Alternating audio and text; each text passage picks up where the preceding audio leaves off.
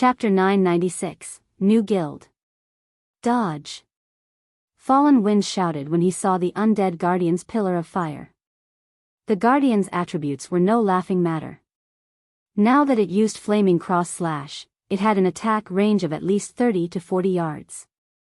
With such an attack range, the Guardian's attacks could reach over half of the team's members. Even after casting Protection Blessing on himself, Fallen Wind doubted he could survive this attack. Even if he did, he would be very close to death. As for his team members, if they didn't have skills that granted invulnerability or damage immunity, they would not be able to survive the attack at all. We're doomed. Everyone felt the threat of death loom over them. Although they tried to dodge the undead Guardian's flaming cross-slash, the chieftain's attack speed was simply too high. By the time they turned to run, the undead Guardian had swung its pillar of fire horizontally. As the pillar was about to devour the team, Shifeng's sacred sword released a brilliant glow. Boom! The massive pillar stopped abruptly as it struck the ground, scorching the earth black and gouging a 2-meter-deep trench. Overall, however, the pillar of fire hadn't damaged the team. Only Shifeng had been thrown like a cannonball due to the impact. He crashed into one of the temple's support pillars before he slid to the ground. The other players gaped at this scene. Despite receiving the undead giant's terrifying attack, Shifeng had only lost around 2,000 HP. When Death Wind had received one of the undead guardian's attacks, the shield warrior had lost over 5,000 HP, yet despite receiving a far more powerful skill, Shifeng had only suffered minuscule damage. Although most of the players hadn't seen exactly what had happened, Fallen Wind had. As the undead guardian's attack had descended, Shifeng struck at the chieftain's greatsword, sliding the blades along each other and altering the weapon's trajectory slightly. In doing so, he forced the chieftain's skill to an abrupt end. Not only had he managed to save half of the team from instant annihilation, but he had also reduced the impact on himself significantly. However, this feat was easier said than done. The undead guardian had immense strength and top-class attack speed and reaction speed. Finding the perfect location to strike against such a powerful monster's attack was harder than threading a needle. Shifeng's counterattack had been far from risky. Had he deviated in the slightest, he would have failed to save his team members and paid for his mistake with his life. While Fallen Wind was confident in achieving a similar feat, he wouldn't have been able to do so as easily as Shifeng. So, that is the rumored flowing water realm? After seeing Shifeng's powerful deflection technique, a flash of inspiration struck Fallen Wind. Shifeng's attack had also blown away the roadblock that had hindered his progress. When Shifeng had executed Sword's Orbit, Fallen Wind could only tell how powerful Shifeng's combat technique was. He could not understand the technique's underlying principles. However, the technique Shifeng used to counter the undead giant's attack had fully displayed the properties of the flowing water realm, which helped Fallen Wind finally understand why he had been stuck in the refinement realm all this time. Reaching the refinement realm required precise control of one's body. The flowing water realm, on the other hand, required precise control over the opponent's body. Until now, Fallen Wind had focused too much on his own body, so he hadn't truly observed his opponents and understood them. However, after seeing Shifeng effortlessly deflect the undead giant's sword, he finally understood that he didn't have to spend so much energy on his own movements. Rather, he needed to put that energy and focus into his opponents. Although this situation had only changed his views slightly, Fallen Wind's aura began to change rapidly. Unlike his previous battle-ready state, his aura relaxed, contained. "Commander, be careful." Autumn Goose shouted a warning as she noticed Fallen Wind slipping into a daze. There was still an undead guardian looming before Fallen Wind. If the guardian knight did not deal with the chieftain properly, it was very likely to kill him. Just as the undead guardian before Fallen Wind swung its great sword, the guardian knight lifted his massive tower shield. Pung! The descending greatsword slid across the shield smoothly before smashing into the ground. Although the blade had scored a deep trench in the ground, Fallen Wind had only been forced back a step, a damage of over -2,000 points appearing above his head. The impact had only taken 1/10 of his HP. Commander. You. Did you? Autumn Goose's jaw dropped in shock. She couldn't believe her eyes. Although it wasn't as refined, Fallen Wind had used almost the same defense technique that Shifeng had employed. Seeing Shifeng easily handle his undead guardian in the distance, Fallen Wind bitterly commented, "Sure enough, it's difficult. However, the flowing water realm really is something. It's no wonder why I couldn't defeat one sword. This is the most I can handle for now. I'll have to adapt to this new sensation." Now, he could barely estimate the undead guardian's attack trajectory to defect it. Even so, it made his fight against the chieftain a lot easier. Fallen Wind's sudden rise in strength alleviated the healer's burden slightly. They could now shift more focus to keeping Deathwind alive. Meanwhile, the rest of the team launched their attacks against Shifeng's guardian. As the seconds ticked by, the undead guardian's HP decreased. 70%. 60%. 50%. No matter how much the undead guardian retaliated, Shifeng neutralized one of its attacks after another. Finally, after a pained shriek, the undead guardian, which had 2,400,000 HP, exploded into a blood mist and vanished from the large temple. The players released sighs of relief. After the undead guardian disappeared, Icarus's heart absorbed a large amount of life force, climbing from 0 accumulated units up to 30. Although we won't find any loot or gain any EXP here, this is a good place to collect life force. Shifeng was somewhat surprised when he saw his stored life force. After Icarus's heart had risen to epic rank, its description no longer stated whether life force could be collected from players or monsters. It simply stated that it was capable of storing life force. In other words, he should be able to gain life force from both. Unfortunately, it was unlikely that he would gain anything from lower-level players and monsters. Learning that the undead guardians would provide so much life force, it would be a waste if he did not take advantage of this situation to farm them properly. Following which, Shifeng rejoined the battle and dealt with the remaining undead guardians gradually. Unknowingly, 2 days passed outside the trial. The team finally defeated all of the undead guardians and arrived at the top of the staircase. "We're finally here." Shifeng breathed a deep sigh of relief. Contrary to expectations, the temple's undead guardians could respawn. A few new ones would appear every once in a while. The team had fought day and night, afraid that they wouldn't keep up with the chieftain's respawn rate. Only after 2 days did they finally reach the top of the staircase. Unknowingly, Shifeng had also filled his life force storage. Once he returned to the Candlelight trading firm, even forging the magic light set equipment would be a trifling task. Meanwhile, God's domain had undergone massive changes. Particularly in Starmoon Kingdom, something had happened that had shocked the entire kingdom. The first-rate guild Ouroboros officially disbanded, and a new guild had absorbed its members. This new guild was called Blackwater. Furthermore, as the Blackwater Guild appeared before the public, 4 second-rate guilds and over a dozen third-rate guilds merged with Blackwater. Blackwater had also formed a strategic alliance with Heaven's Burial and declared all-out war against Zero Wing. Chapter 997, Cast Steel Armor Kit. The alliance between Blackwater and Heaven's Burial had a huge impact on Starmoon Kingdom's players. Originally, Heaven's Burial's influence in Starmoon City rivaled that of the Star Alliance. Now that it had joined hands with Blackwater, who had annexed Ouroboros, it took control of Starmoon City. Even the Star Alliance would not dare to challenge Blackwater and Heaven's Burial. Almost all of the high-resource maps within the Starmoon City region had fallen under the two guilds' control. If anyone unaffiliated to these guilds trespassed in these maps, regardless of whether they were there for monsters, field bosses, or herbs and ores, they would run the risk of falling prey to these guilds' players, dying upon discovery. As a result, the other guilds now struggled to survive in Starmoon City. U.P. dated by novel full. Com to independent players, though, nothing much had changed. To begin with, they never visited high-resource areas as these maps always belonged to some guild.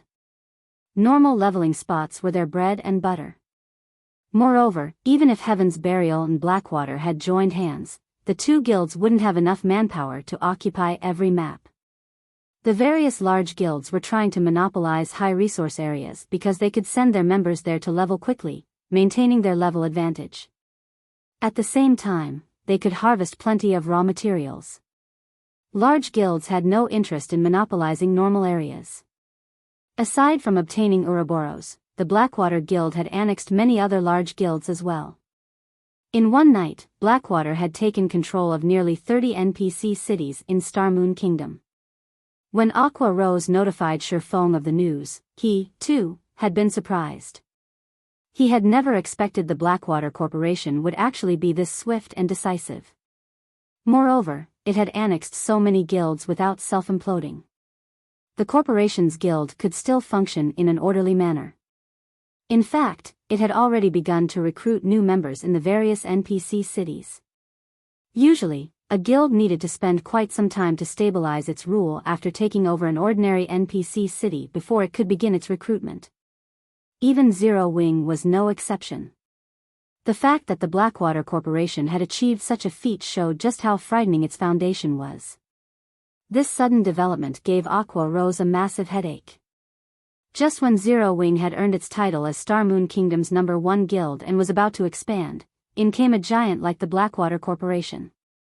Blackwater even publicly declared war on Zero Wing, stating that it would not rest until only one of their guilds remained. Sadly, this was only the beginning.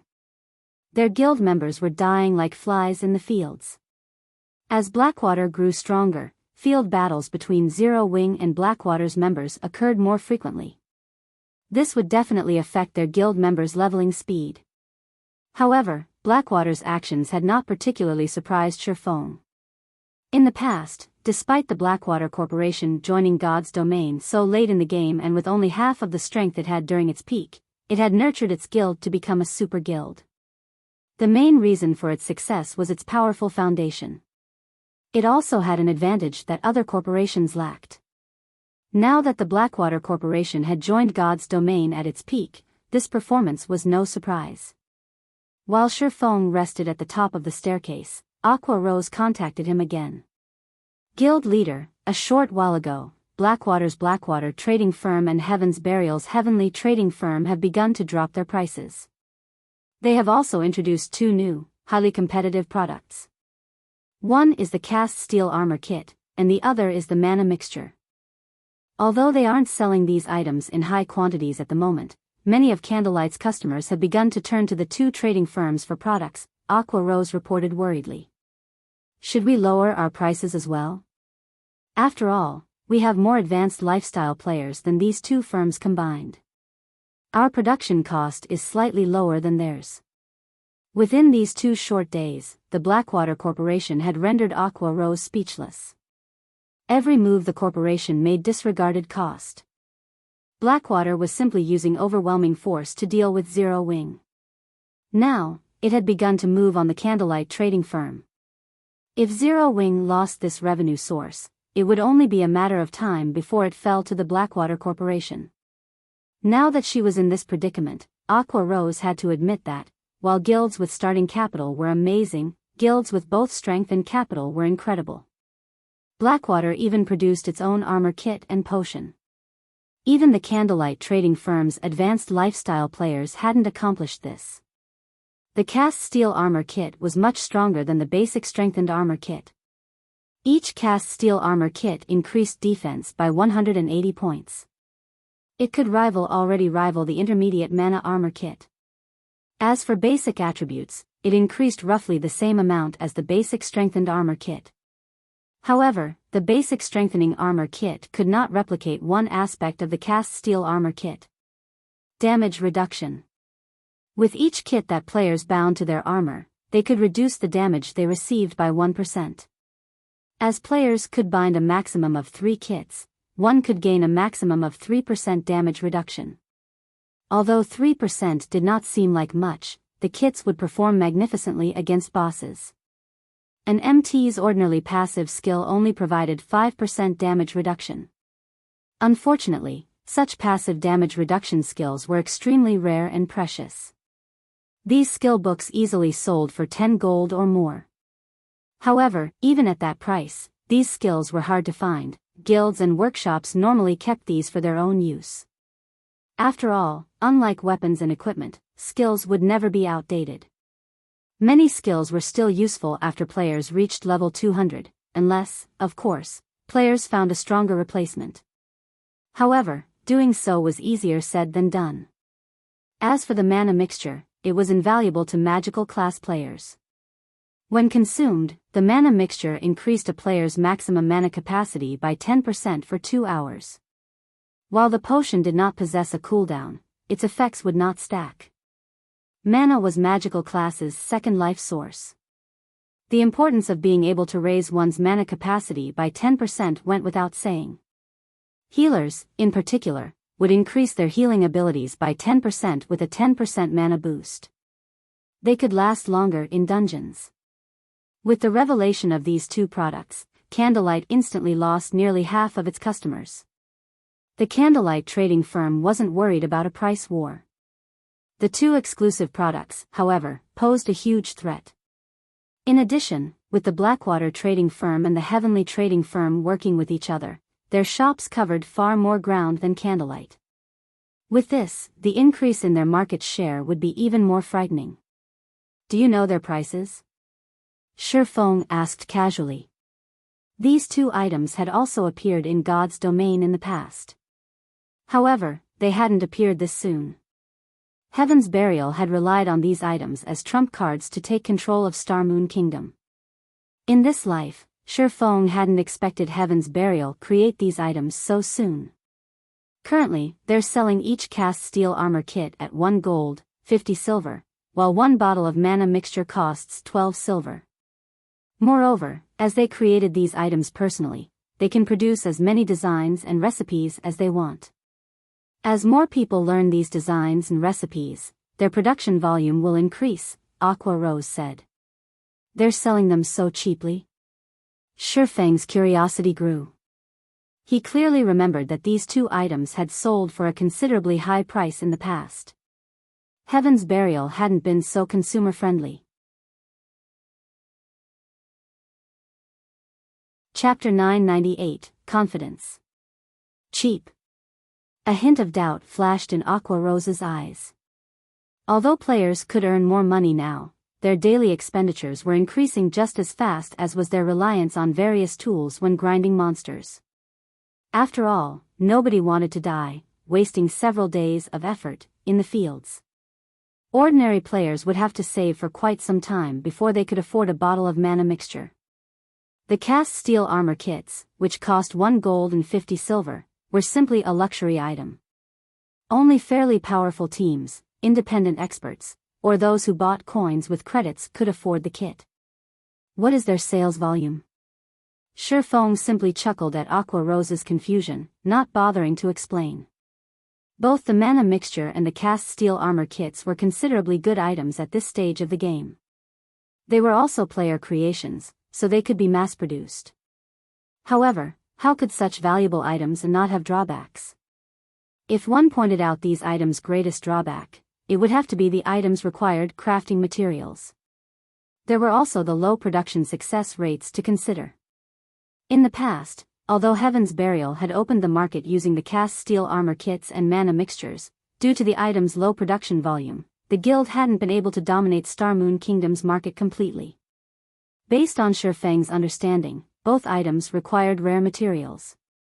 With the few materials available in Starmoon Kingdom, it was impossible to produce large quantities of these items.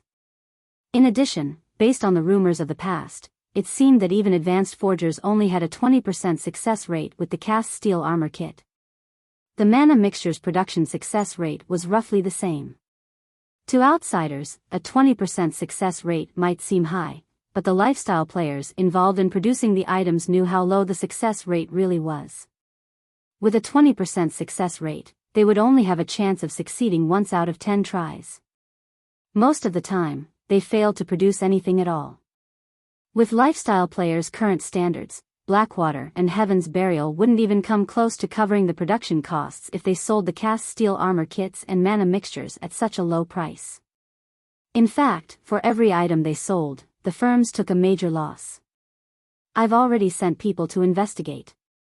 Currently, they're selling roughly 10 cast steel armor kits in minor cities, while there are roughly 30 to 40 kits available in each major city. It's the same case for the mana mixture. Aqua Rose gave Shifeng a rundown of the situation after glancing through the investigation reports she had received. Based on these numbers, it was obvious that these two items were not easy to produce. Either that, or the guilds had very few people who could produce them. Since they want a price war, we'll play along. Reduce the price on everything except for the light stones. Lower our prices to match theirs. Shifeng chuckled. Although the Candlelight trading firm had earned plenty from the basic strengthened armor kits and mana armor kits, the light stones, which were essential items that could be produced in large quantities, were the main reason for Candlelight's position as Star Moon Kingdom's #1 trading firm. The total profits from their other items was just slightly more than what the firm earned from the light stones. Meanwhile, the designs for light stones mainly dropped around the level 50 large-scale team dungeon, the Towers of Death. Current guild players had not reached that area yet, so no one else had gotten their hands on the light stone forging designs. Due to its affordability, the light stones had a competitive edge. Unless the two trading firms got their hands on the light stone forging design or an exclusive product that they could mass produce, Candlelight's position would be hard to shake. Furthermore, the Candlelight trading firm was no longer Zero Wing's main revenue source.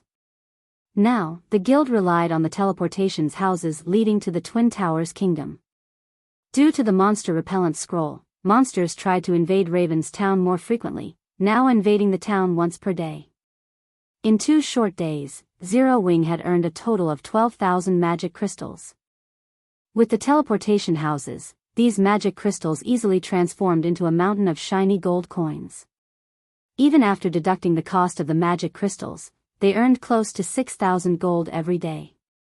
The Candlelight trading firm's current income was nowhere near to catching up with the teleportation houses. I understand. Also, guild leader, when will you be returning? I've already found several companies who wish to meet with you to discuss our cooperation. After all, you are asking for a large investment. They could easily establish their own guilds or invest into multiple large guilds with that kind of money. They're also not very optimistic about Star Moon Kingdom's current state of affairs. Now that Stone Forest Town's protection period has ended, other guilds could attack and capture it at any time. They have expressed their concerns, and they hope that you can provide some assurance. At the moment, they are only willing to consider your offer until they have a clearer view of the situation. When the Sun and Moon Group had taken the lead, many major companies were desperate to cooperate with Zero Wing, even after hearing Shifeng's conditions. However, due to the Blackwater Corporation's sudden appearance and Stone Forest Town's protection period ending, these companies had become cowardly. At this point, she could only name a few companies that were willing to work with Zero Wing. Moreover, this was only due to the revelation that the Sun and Moon Group had joined hands with the guild, insinuating that there were profits to be gained. Otherwise, these companies would have long since ghosted them. They want assurance? Shifeng smiled disdainfully. Sternly, he commanded, tell them this. If you want me to reassure you, sure, but you must sign the cooperation agreement first. Otherwise, don't bother. The Star Moon Kingdom's city building order was a core secret. Aside from himself, only Aqua Rose knew of its existence.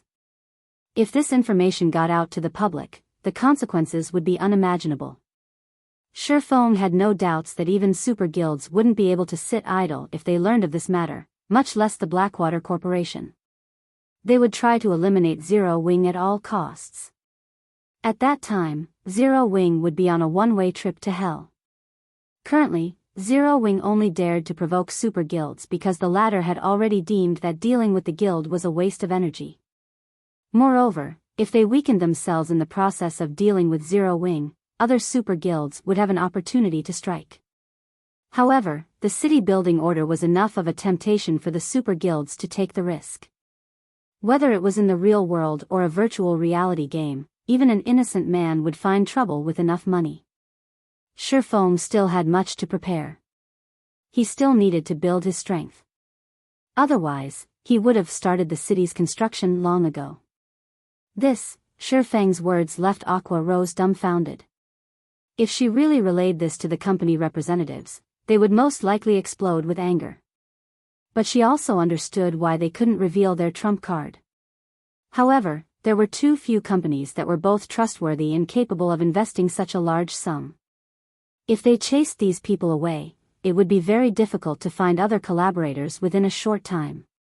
After all, Star Moon Kingdom's situation had changed. Don't worry about it. Just tell them, Sherfong said, shaking his head. If it didn't work out, he'd find someone else to work with. All right, then. I'll contact them right away, Aqua Rose said, sighing. She had to admit that Blackwater's timing was truly horrendous. Had the corporation established its guild a few days later, Zero Wing would be in this predicament. Following which, Aqua Rose contacted the representatives of the several major companies. Inside a certain high-class restaurant's VIP room. Miss Aqua, our companies understand your current predicament, hence we have thought of another method. If Zero Wing is willing to hand over 60% of its shares to our management, our companies will invest 2 billion credits. What do you think? A tall, thin man proposed. The upper echelons of the other companies nodded their agreement. With the Blackwater Corporation's sudden appearance, Zero Wing wasn't as attractive as it had been. Regardless, it was Star Moon Kingdom's #1 guild, so it still had some value. Aqua Rose was stunned. She had not expected these companies to change their minds so quickly and try to strike at Zero Wing while the iron was hot. 2 billion credits was a lot of money. It was enough to purchase prime corporate real estate in a major city center in the real world. One could even establish a large guild with plenty to spare. However, Zero Wing was no ordinary large guild. It was a large guild capable of challenging super guilds. Currently, its foundations and number of lands were only slightly inferior to first-rate guilds.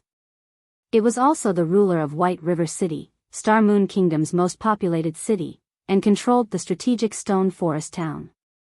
Zero Wing was worth far more than 2 billion credits. Including its potential, even an offer of 20 billion was an insult. I think you have misunderstood something. Zero Wing is not selling any of its shares. Here is our previous proposal. If you are not willing to sign it, Zero Wing won't force you. If that is all, I'll be taking my leave, Aqua Rose said, smiling. After placing the agreement on the table, she turned and left the VIP room without hesitation. Aqua Rose's extraordinarily calm performance stupefied these company representatives. The Blackwater Corporation had already allied with Heaven's Burial to deal with Zero Wing. Just where did Zero Wing find the confidence to speak to them like this? Aqua Rose's behavior is out of line. She dares to treat us like this. Has she forgotten that she approached us, not the other way around? Now, she isn't even willing to offer any guarantees. Does she think Zero Wing is a super guild? Humph. I want to see just how long Zero Wing will last. Once Zero Wing's funds run out, it will come running back to us. That's right. We're not in a rush.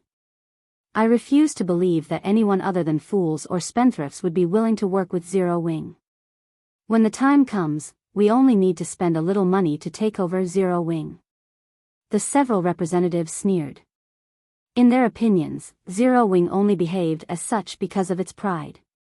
Once the Blackwater Corporation gave Zero Wing a beating, the guild would crawl back to them, begging for help. Chapter 999, Divine Treasure Chest. Star Moon City. After dismissing Ouroboros, Blackwater took over the guild residence. Compared to Ouroboros' residence, Blackwater's was far more lively. Among the players moving about the residence, quite a few were only between level 10 and level 20. However, not a single person looked down on these low-level players.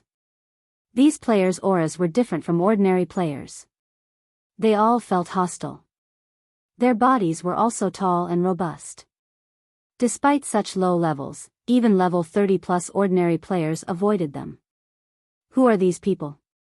They've just joined the Blackwater Guild, yet despite such low levels, they have been inducted into the Guild's Blackwater Legion, which the Guild has been heavily cultivating. You might not know this since you've just joined Blackwater, but they are all experts from the Blackwater Corporation. Although their levels are low, their combat standards are very high. A few elite members even challenged them to a level-adjusted match. In the end, these people defeated the elites in 2 or 3 moves. A few of them are even stronger than Ouroboros's original experts. What? They're actually stronger than Ouroboros's experts? Of course. In Ouroboros, I was also an elite member. To convince us that joining the Blackwater Guild was the right decision, the Blackwater Corporation had allowed Ouroboros's experts, who were displeased by the change, to challenge its experts. In the end, Blackwater's experts won every match. Afterward, Ouroboros's experts were demoted from core members to elite guild members. Elite members like myself were demoted to normal members. If we want a promotion, we have to take Blackwater's new test. And here I thought that the Blackwater Guild lacked experts after forcefully taking over Ouroboros. I never thought that it would have so many experts so soon. Once these experts catch up in levels, won't the Blackwater Guild easily become the #1 guild in Starmoon Kingdom? I know, right? Initially, I had been rather worried about the sudden change. Now, however, it seems that remaining in the guild was the right decision. Blackwater has more potential than Ouroboros ever did. Even the Star Alliance's members avoid us in the fields. Many Blackwater members discussed their guild situation as they relaxed in the residence. They were quite confident about Blackwater's future. Blackwater's residence, Guild Leader's office. Entering the Guild Leader's office, the bald, middle-aged man greeted Abandoned Wave respectfully before reporting, "Guild Leader, there's movement in Zero Wing. Aside from the light stones, they've lowered their prices to match ours. Moreover, not long ago, I've received news that discussions between Zero Wing's Vice Guild Leader, Aqua Rose, and several major companies have failed. With this, Zero Wing won't receive any major funding. Only the Sun and Moon Group remains a problem. There is nothing to worry about with the Sun and Moon Group. They have their hands full with Twilight Echo. Furthermore, now that more players are reaching level 40, guilds are in urgent need of funds to supply their members with mounts. Sun and Moon doesn't have much to spare for Zero Wing. What we need to focus on now is exhausting Zero Wing's funds and forcing the guild to take the first swing. After that, we will deal Zero Wing a fatal blow," Abandoned Wave laughed. He then asked, "How is the material delivery going?" "The Dragon Phoenix Pavilion has already sent the materials. They will last us a relatively long time. In addition, the pavilion sent an additional 20 advanced lifestyle players, stating that these people can help us mass-produce the cast steel armor kits and mana mixtures." "Should I reject their offer?" the bald man asked. "No need. Isn't it just a few designs and recipes? They can have them. It won't affect our operations in any way. In fact, I have been trying to figure out how to obtain more advanced lifestyle players. Blood Dragon is simply helping the Blackwater trading firm. With this, it will be much easier for the Blackwater trading firm to corner more of Starmoon Kingdom's market." Abandoned Wave shook his head and laughed coldly. "However, we can't let the pavilion learn those designs and recipes for nothing. Have the pavilion sign an agreement. After learning the designs and recipes, they have to remove Zero Wing's branch guild from Lake Heart City immediately. I don't want Zero Wing to have any chance of making a comeback." "Understood. I'll get it done right away." The bald man bowed before leaving. Inside the Trial of God's Temple, Shifeng and the players from Wind God's Spear were trying to think of a way to deal with the undead commander that had suddenly appeared before the 7-colored treasure chest. The undead commander wore exquisite golden armor. 2 long swords radiating cold area hung from the commander's waist.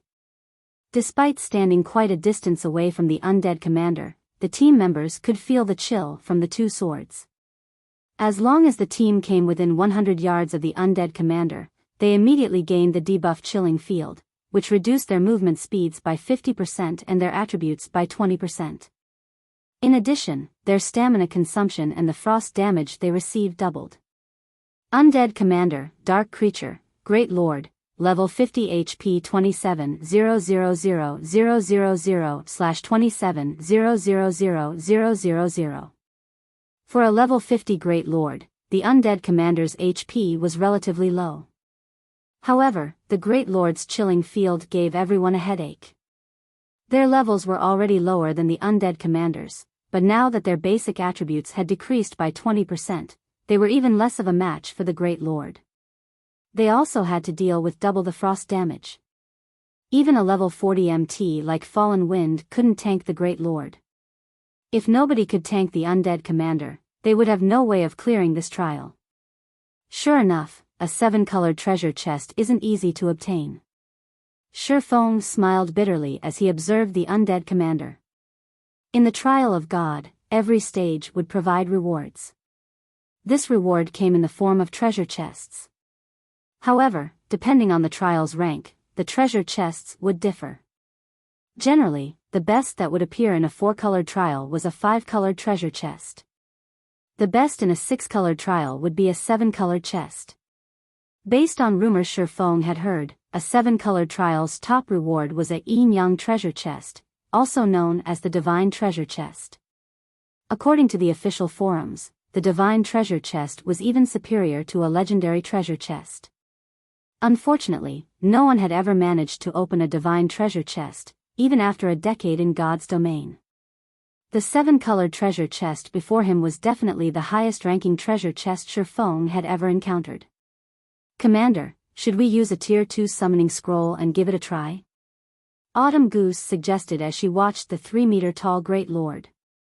No matter how she thought about it, they could not handle the Undead Commander without a Tier 2 summoned creature. With their current level, the Tier 2 creature they summoned would also be level 50. In other words, they would have a level 50 Lord tank. Although she did not think that a Lord could survive against the Undead Commander for long, they had 4 Tier 2 summoning scrolls.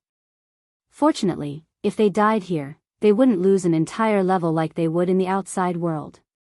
Like dungeons, they would only lose 10% experience if they died in the trial of God. They could afford to try.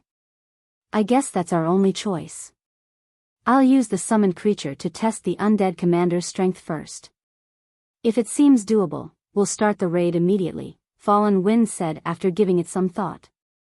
Otherwise, they would have to give up on the trial and pray for a lenient punishment. Chapter 1000, Near-invincible Skill. May I know what Brother Yifeng thinks of this plan? Fallen Wind turned to ask Shifeng, who quietly observed the Undead Commander. Although they hadn't spent much time together, the strength and leadership abilities Shifeng had displayed during the past 2 days had earned him Fallen Wind's respect. If not for Shifeng, they wouldn't have reached this point. They might have been forced to use up their summoning scrolls against the undead fanatics. Hearing Fallen Wind's query, Wind God Spear's members stared in shock, looking like they had seen a ghost. What? The commander actually knows how to ask others for their opinion? After joining the Wind God Spear, everyone learned that their commander, Fallen Wind, would never ask for someone else's opinion, regardless of whether they were raiding a dungeon or adventuring in the fields. He always found a solution by himself.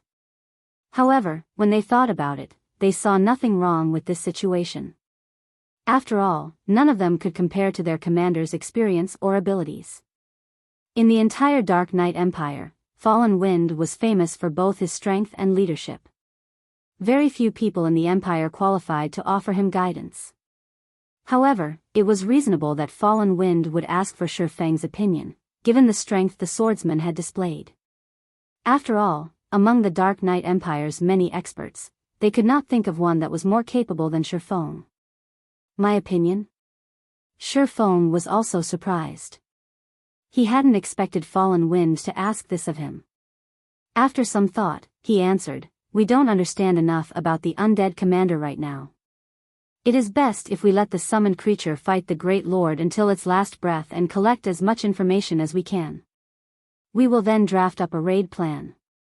In any case, the trial of God doesn't have a time limit. Unfortunately, by doing so, we will be wasting a Tier 2 summoning scroll. The team members had mixed feelings about Shifeng's suggestion. After all, a Tier 2 summoning scroll was incredibly precious. Moreover, a Tier 2 summoned creature would be helpful during the fight against the boss. Alright, let's do that, then. Everyone, step back, Fallen Wind said. While Fallen Wind also understood the value of a Tier 2 summoning scroll, his team members lacked leadership experience. Their considerations were short-sighted. They usually looked out for themselves and ignored the team's overall situation. They were not in a team dungeon. They could not afford to lose. If they disregarded the team's survival for a single Tier 2 summoning scroll, they might throw away their chance of clearing this stage. Although taking a risk and dying once might seem inconsequential, everyone had forgotten about a particular death penalty. The loss of equipment durability. They were trapped in the trial of God. Who knew how long they had to fight to clear the trial? The more deaths a player suffered, the faster their equipment's durability would run out.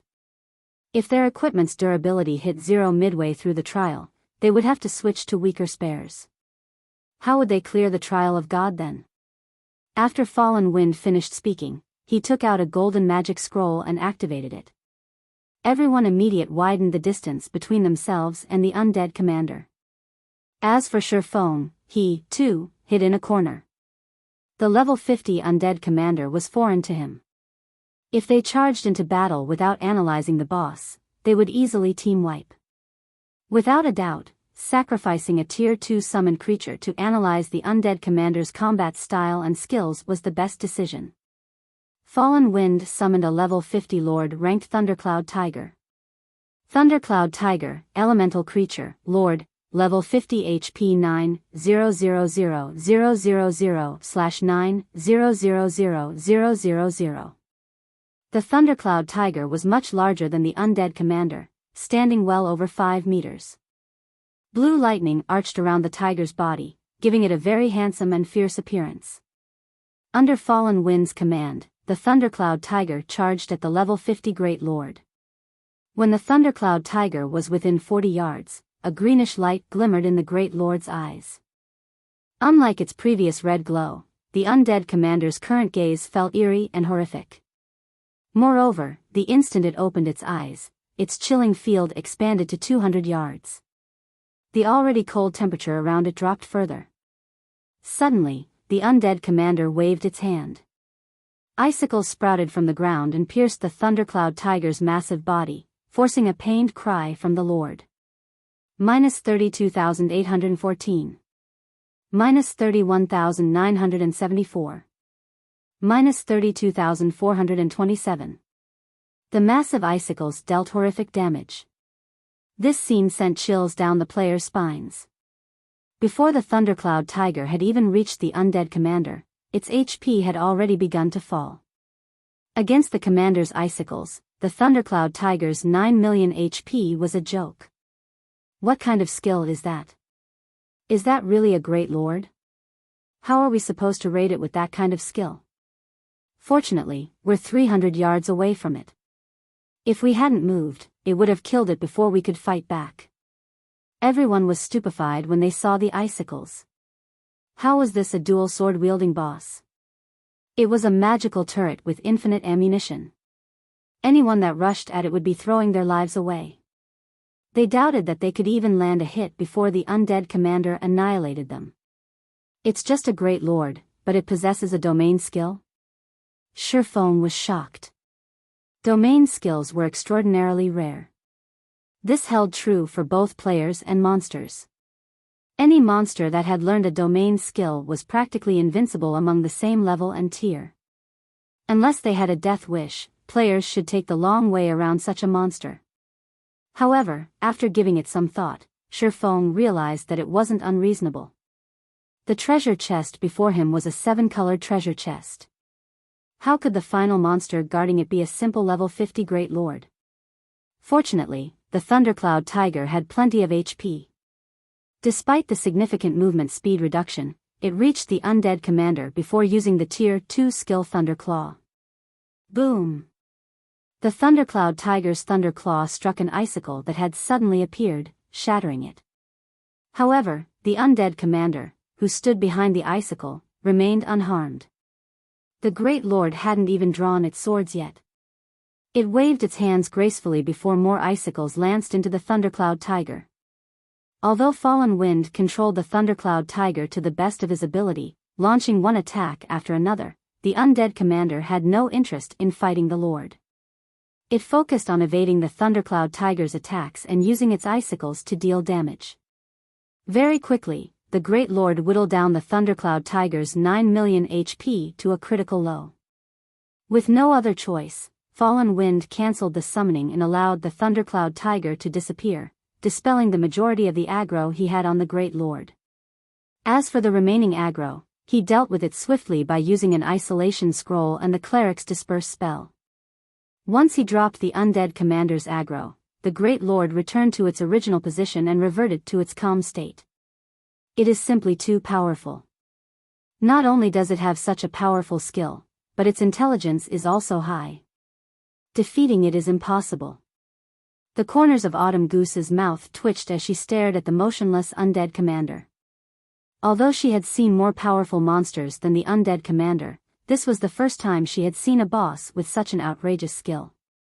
If they did not have an appropriate method to cope with these icicles, they would have no hope of defeating the undead commander. Everyone began to consider giving up on the trial. Big Brother Yifeng, do you have any ideas? Are we really going to just give up? Blue Bamboo turned to Shifeng, who was in deep thought. Chapter 1001, Monster Grades. In Blue Bamboo's opinion, the undead commander was terrifyingly powerful. However, for reasons unknown, she felt an indescribable sense of security whenever she stood beside Shifeng. She always felt like Shifeng had some sort of solution to her problems. The undead commander's fighting style resembled the kiting method that players commonly used. It was simply toying with players as if they were random monsters. This was the first time she had seen a monster use such a combat method. Hearing Blue Bamboo's question, the other team members shook their heads and laughed. Not one among them was an ordinary player. In a large guild, they would be top-class experts. They had faced plenty of powerful bosses before. However, the undead commander before them was, without a doubt, the most powerful Great Lord they had encountered so far. Unlike other Great Lords, which were strong in terms of attributes, the undead commander was strong in terms of combat techniques. Fallen Wind had controlled the Thundercloud Tiger personally.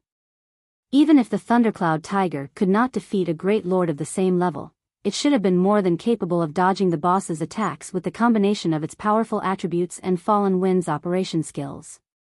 However, even a Thundercloud Tiger under the control of Wind God Spear's #1 player had been helpless against the undead commander's icicle attacks. At this point, even Fallen Wind felt helpless against the undead commander. Nobody knew more about undead commander's power than him. The undead commander was strong in both attributes and skills. Unfortunately, its combat techniques were even more frightening. Despite him having already reached the flowing water realm, even if he couldn't control the Thundercloud Tiger as smoothly as his own body, the tiger's combat standards should be significantly stronger than most of the team's experts, yet the undead commander had predicted his moves. The icicles had been able to adjust their attack trajectories as if they were alive. Originally, Fallen Wind had thought he had misunderstood. However, after numerous attack and dodge attempts, he was certain that the undead commander had definitely reached the refinement realm. He had never encountered a situation like this before. When he realized this, goosebumps had covered his body. Aside from cooperation between players and targeting bosses' weaknesses, the reason that players could defeat monsters with far superior attributes was their application of combat techniques. With combat techniques, players could display their true power, something that monsters were incapable of doing. Yet, the undead commander's combat techniques were stronger than the majority of God's Domain's expert players. The boss this team faced was like a refinement realm expert with the attributes of a level 50 Great Lord. With such a huge difference, even a team of 1,000 level 50 players would be child's play for a monster like this, not to mention their team of 21. Even someone monstrously strong like Shifeng couldn't contend with the undead commander. Unless they were all promoted to their tier 2 classes right now, they had no chance of defeating the undead commander. While I do have a plan, executing it is a little too costly, Shifeng said, frowning at the undead commander. To God's Domain's current players, a monster with the combat standards of a refinement realm expert might be inconceivable, but Shifeng had long since grown accustomed to such things. The monsters and NPCs in God's Domain were different from those in other virtual reality games. The higher tiered and level the monster or NPC was, the more profound their combat techniques would be. Otherwise, once players gained their tier 3 classes, wouldn't defeating great lords of the same level be too easy? However, the reality was that, even after obtaining their tier 3 classes, many players were no match for great lords of the same level. Some players even struggled to take down lords of the same level. As their levels increased, monsters' combat standards would improve. Hence, players' combat techniques were extremely important in God's Domain. This was also the reason that Shifeng was in a hurry to establish Zero Wing's own training center. Without a sufficient number of experts, even raiding team dungeons would be a massive problem, not to mention gaining better equipment. However, encountering a level 50 boss that had reached the refinement realm was a first even for Shifeng. Generally, ordinary guilds only had one option when they encountered such a boss: give up. There were no other options. If one were weaker in both attributes and combat techniques, what could they expect? As for large guilds, aside from Zerg tactics, using a magic barrier was the most common method of dealing with a boss like this. After suppressing the boss with a magic barrier, guilds would bombard the boss with all sorts of precious tools. Brother Yifeng, do you have a plan? Fallen Wind turned to Shifeng, shocked. He even wondered if he had heard wrong. A 6-colored trial of God's punishment was no laughing matter. He would rather give up his treasures than submit his people to the system's punishment. In response, Shifeng nodded and asked, "Yes. May I know how many Tier 2 magic scrolls you have?" Tier 2 magic scrolls? Fallen Wind quickly counted the magic scrolls he and his teammates had brought with them. Proudly, he answered, "Altogether, we have a total of 52 Tier 2 magic scrolls. Among them, 3 are summoning scrolls. In God's Domain, the most common magic scrolls were Tier 0. Tier 1 magic scrolls were much rarer, and Tier 2 magic scrolls were even more so. Most top-tier 100-man independent teams were lucky if they carried 10 Tier 3 magic scrolls. 52. After some thought, Shifeng said, "Aside from the summoning scrolls, hand me your Tier 2 scrolls. I'll leave these 9 with you. Once I have the undead commander's attention, use them." Saying so, Shifeng handed 9 9-star polar domain scrolls to Fallen Wind. As an intermediate magic array, the 9-star polar domain could easily suppress a level 50 Great Lord. Although Fallen Wind had no idea what Shifeng intended to do, he handed over all of his Tier 2 magic scrolls, keeping the summoning scrolls. Since they were going to die anyway, they might as well give it a try. If they succeeded, they would walk away with massive profits. However, after Fallen Wind accepted the 9-star polar domain scrolls, he was shocked. Intermediate magic array scrolls. Fallen Wind stared at Shifeng, who gradually approached the undead commander, in disbelief. Even basic magic array scrolls value could rival Tier 2 summoning scrolls. However, unlike Tier 2 summoning scrolls, one needed many copies of a magic array scroll to use it. Even until now, the Wind God's Spear had only collected half a set of basic magic array scrolls. They couldn't use the scroll's magic barrier. As for intermediate magic array scrolls, they weren't even available on the market yet. They were so rare that, until now, Fallen Wind had never seen one. They were no less rare than Tier 3 magic scrolls, yet Shifeng had casually pulled 9 from his bag. They were even identical. Even large guilds couldn't afford to expend so many, not to mention an adventurer group like the Wind God's Spear. The rest of the team was just as shocked, and they saw the intermediate magic array scrolls. Not only was Shifeng so strong of his own right, but he also had such precious tools. Following which, Fallen Wind distributed the 9-star polar domain scrolls to 9 of his team members. He then instructed them to spread out and stand ready. There is no need to be nervous. After I damage the undead commander, you guys need to close in. Once you reach the maximum range, wait for my command, Shifeng said in the team chat after confirming their positions. Understood. The 9 people relaxed when they heard Shifeng's calm and confident tone. Once everyone was ready, Shifeng activated Power of Darkness and Thunder God's Descent. He then transformed into a blur as he dashed towards the undead commander. He was so fast that, before anyone realized he was gone, he was within 50 yards of the undead commander.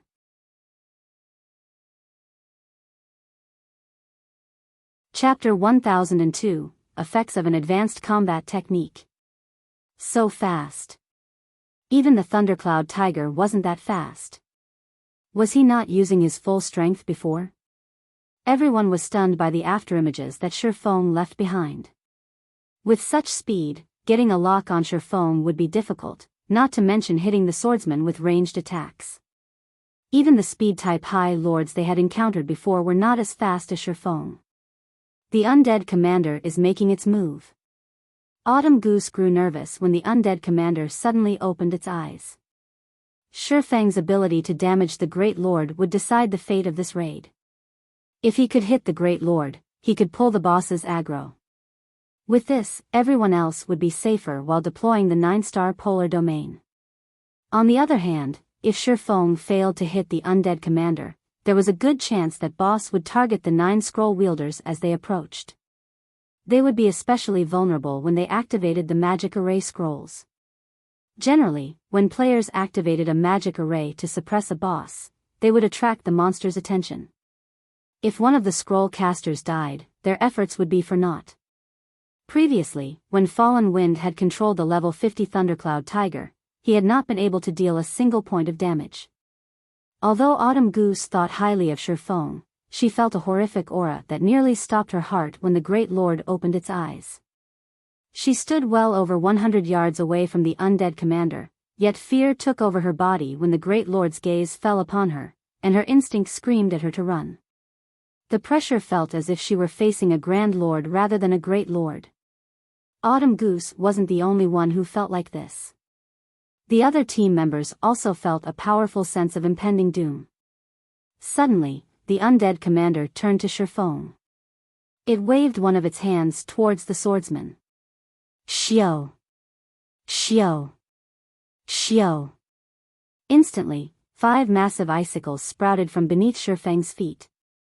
Treating Shifeng's ghostly speed as if it were nothing, the undead commander accurately pinpointed Shifeng's movements. Of the 5 icicles, 3 limited Shifeng's range of activity, while the remaining 2 attacked the swordsman directly. Without suspense, the icicles pierced through Shifeng's body. The entire process happened in the blink of an eye. How is this possible? Fallen Wind couldn't believe his eyes. The undead commander's attacks had not been this accurate when against the Thundercloud Tiger. When it had attacked, it had left plenty of space of the tiger to maneuver. Now, however, Fallen Wind could not find any loopholes in the Great Lord's attack.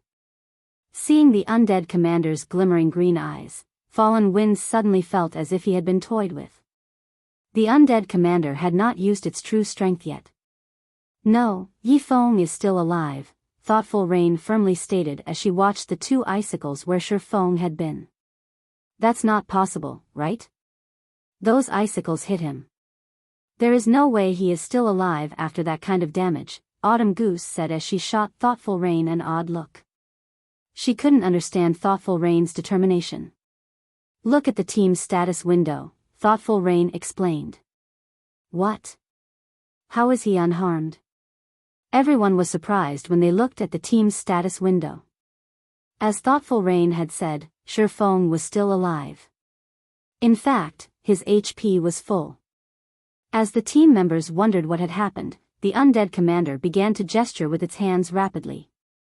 Icicles shot from the ground, one after another. The Great Lord's attack rate much faster than it had been against the Thundercloud Tiger. After a moment, the originally barren terrain had transformed into a forest of ice, yet the undead commander's gestures didn't stop. It was even starting to retreat. "Can anyone tell me what is happening?" Blue Bamboo asked, watching the boss with wide eyes. All she could see is the undead commander launch random attacks, filling the battlefield. She refused to believe that such a powerful boss had suddenly lost its mind. While the other team members wanted to answer Blue Bamboo's questions, they didn't know what was going on either. Brother Yifeng is fighting the undead commander. Only, our eyes can't perceive him, Fallen Wind said uneasily. As they were relatively far away, he couldn't see the battle clearly either. However, based on the undead commander's movements, he could tell that the Great Lord could sense Yifeng. "I get it. He's using void steps," Thoughtful Rain declared. After hearing Fallen Wind's explanation, realization dawned on her. Void steps was a footwork technique that only Zero Wings core members had an opportunity to learn. It was also the specialty technique of Zero Wings guild leader, Black Flame. However, this advanced footwork technique was complex. Even now, she didn't even understand a fraction of the technique. Void steps. Thoughtful Rain's explanation confused the players from the Wind God's spear. Even Autumn Goose felt as if she and Thoughtful Rain lived in different worlds. Hadn't she been the one to guide Thoughtful Rain in the past? Following which, Thoughtful Rain explained the footwork technique as best as she could. What? Zero Wings core members get to learn an advanced technique like that? Wind God Spear's members were flabbergasted. To them, learning combat techniques was a dream. They had no access to that kind of training. And yet, in Zero Wing, the guild's core members were handed the opportunity to learn such powerful maneuvers. Wind God Spear's members suddenly envied Thoughtful Rain and Blue Bamboo. To battle maniacs like them, nothing was more tempting than improving their combat standards. Even legendary weapons and equipment were not as valuable as void steps in their opinion. After all, weapons and equipment were external. As long as one was strong enough, they would, sooner or later, obtain these items. However, combat techniques were a different story. As everyone from the Wind God's spear admired Thoughtful Rain and Blue Bamboo, the undead commander stilled its hands abruptly. It unsheathed the two swords from its waist and appeared to swing one of them at empty air. Boom! Suddenly, the clang of metal on metal echoed throughout the battlefield, the resulting shockwave unbalanced Fallen Wind and the others from over 100 yards away. Meanwhile, a figure appeared where the undead commander had aimed its attack. This figure was none other than Yifeng. Isn't its strength a little too high? Yifeng was inwardly shocked. He had used parry to block the undead commander's attack. Although he had not received any damage, the sturdy stone floor beneath him had shattered. The shock of the impact had also numbed his hands. The undead commander had far more strength than a level 50 Great Lord should have. Based on Yifeng's estimation, it has as much strength as a Grand Lord at the very least. Fortunately, he had activated Power of Darkness before engaging the boss. Without the boosted attributes, he would have been dead on the floor. However, he had achieved his goal. Scram! Yifeng then launched Dragon Breath at the undead commander. A beam of silver light devoured the Great Lord. Caught by surprise, the undead commander failed to evade the attack and received over -30,000 damage. Moreover, he had triggered Dragon Breath's knockback effect, shoving the undead commander back by 10 yards. Following which, Yifeng took a silvery gray, dilapidated magic scroll from his bag. The instant he unfurled the magic scroll, the surrounding mana flow froze. Tier 3 Magic Scroll, Mana Seal.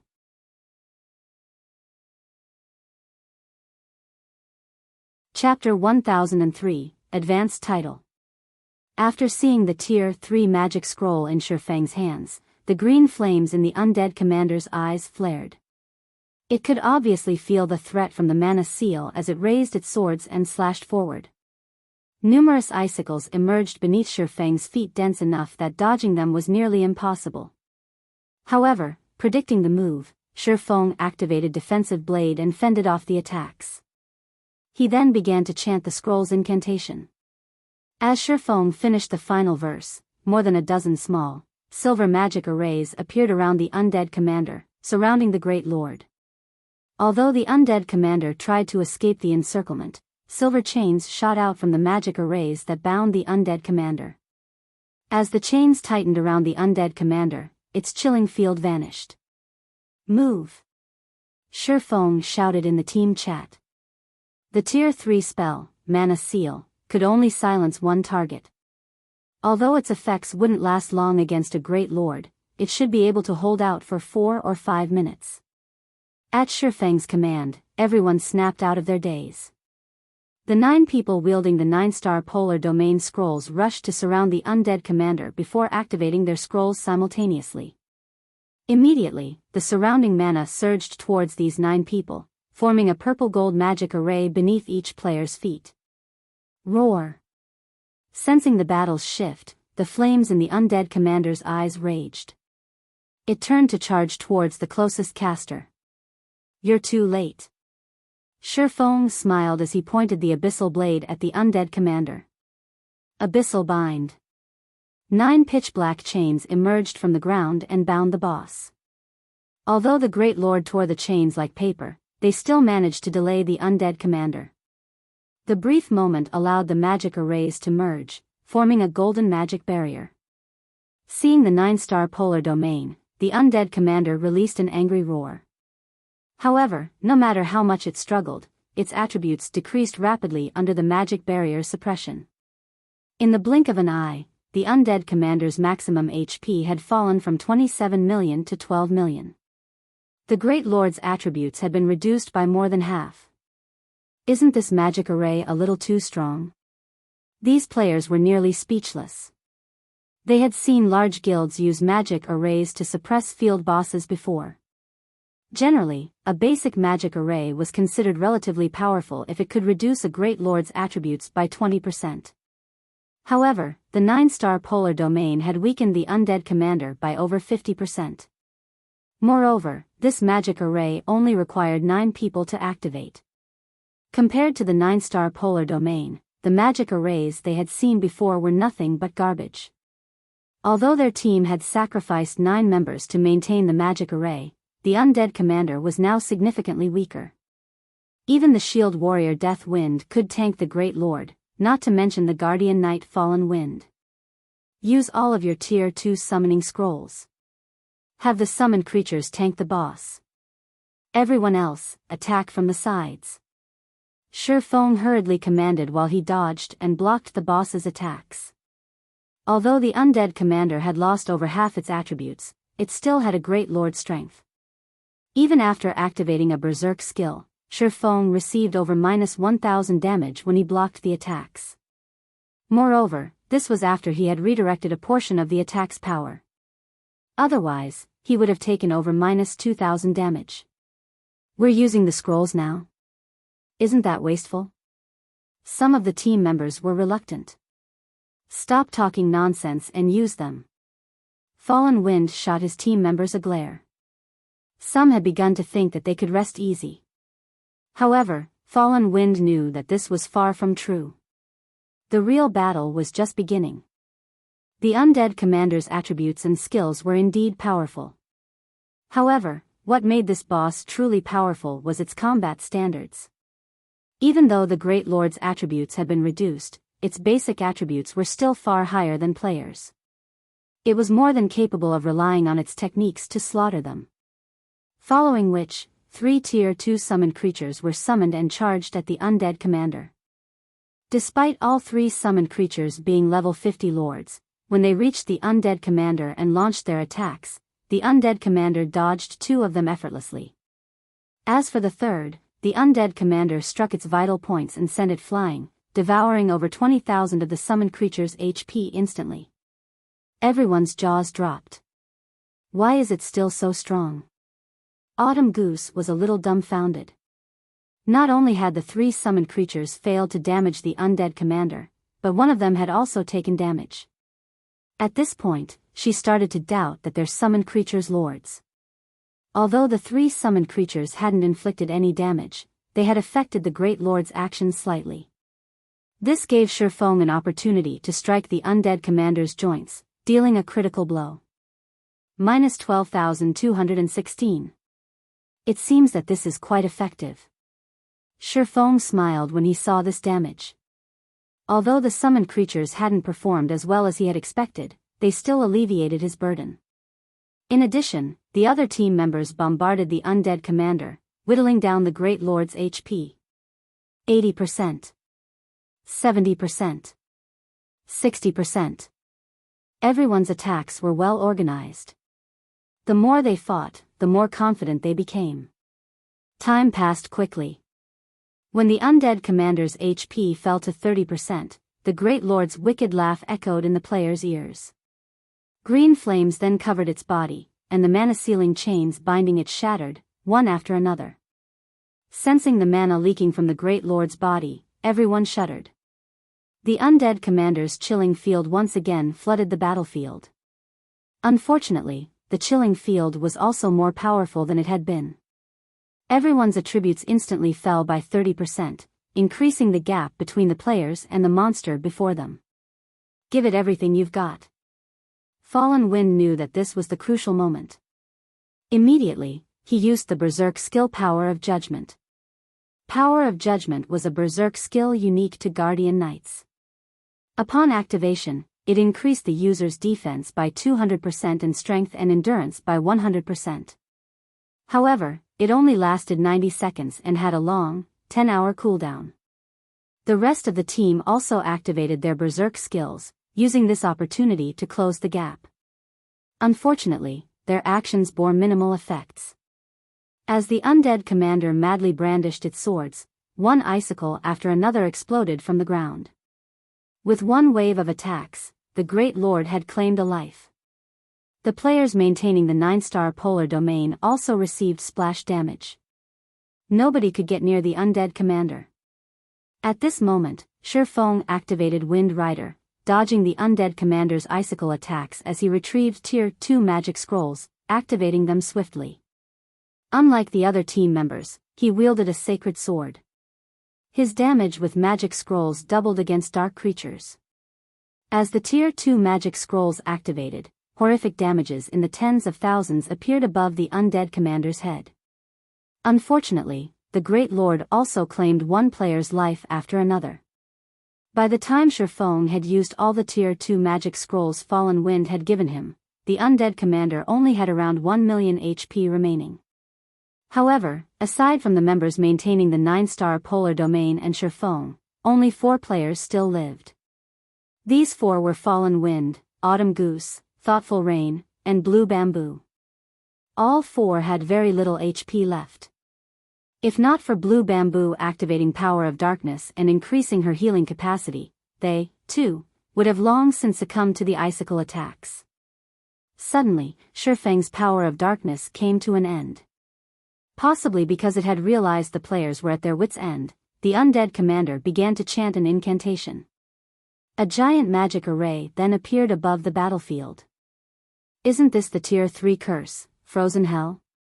Seeing the magic array in the air and sensing its power, Shifeng recognized the undead commander's spell immediately, his expression darkening. Why does it know a Tier 3 curse? When Fallen Wind and the others sensed the magic array's power, they knew that they were doomed. Shifeng then threw caution to the wind as he activated both Heavenly Dragon's power and Blade Liberation. He also activated Instant Strike, appearing before the undead commander and sending a violent blow down on the Great Lord's head. Boom! When the streak of blue light struck, the attack planted the undead commander's face into the floor, creating a small crater beneath it. Minus 126,718. Not only had Shifeng's attack triggered Killing Ray's lightning effect, but his powerful damage had also interrupted the Great Lord's casting. However, Shifeng was far from done. Streak after streak of blue light passed through the undead commander's fallen body.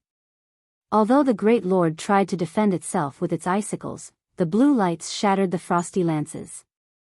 By the time Instant Strike ended, the undead commander had less than 200,000 HP remaining. Die. Lifting Killing Ray high, Shifeng used Flame Burst on the heavily damaged undead commander. 15 dazzling flames devoured the undead commander, burning it until nothing was left except for its suit of golden armor. System, congratulations.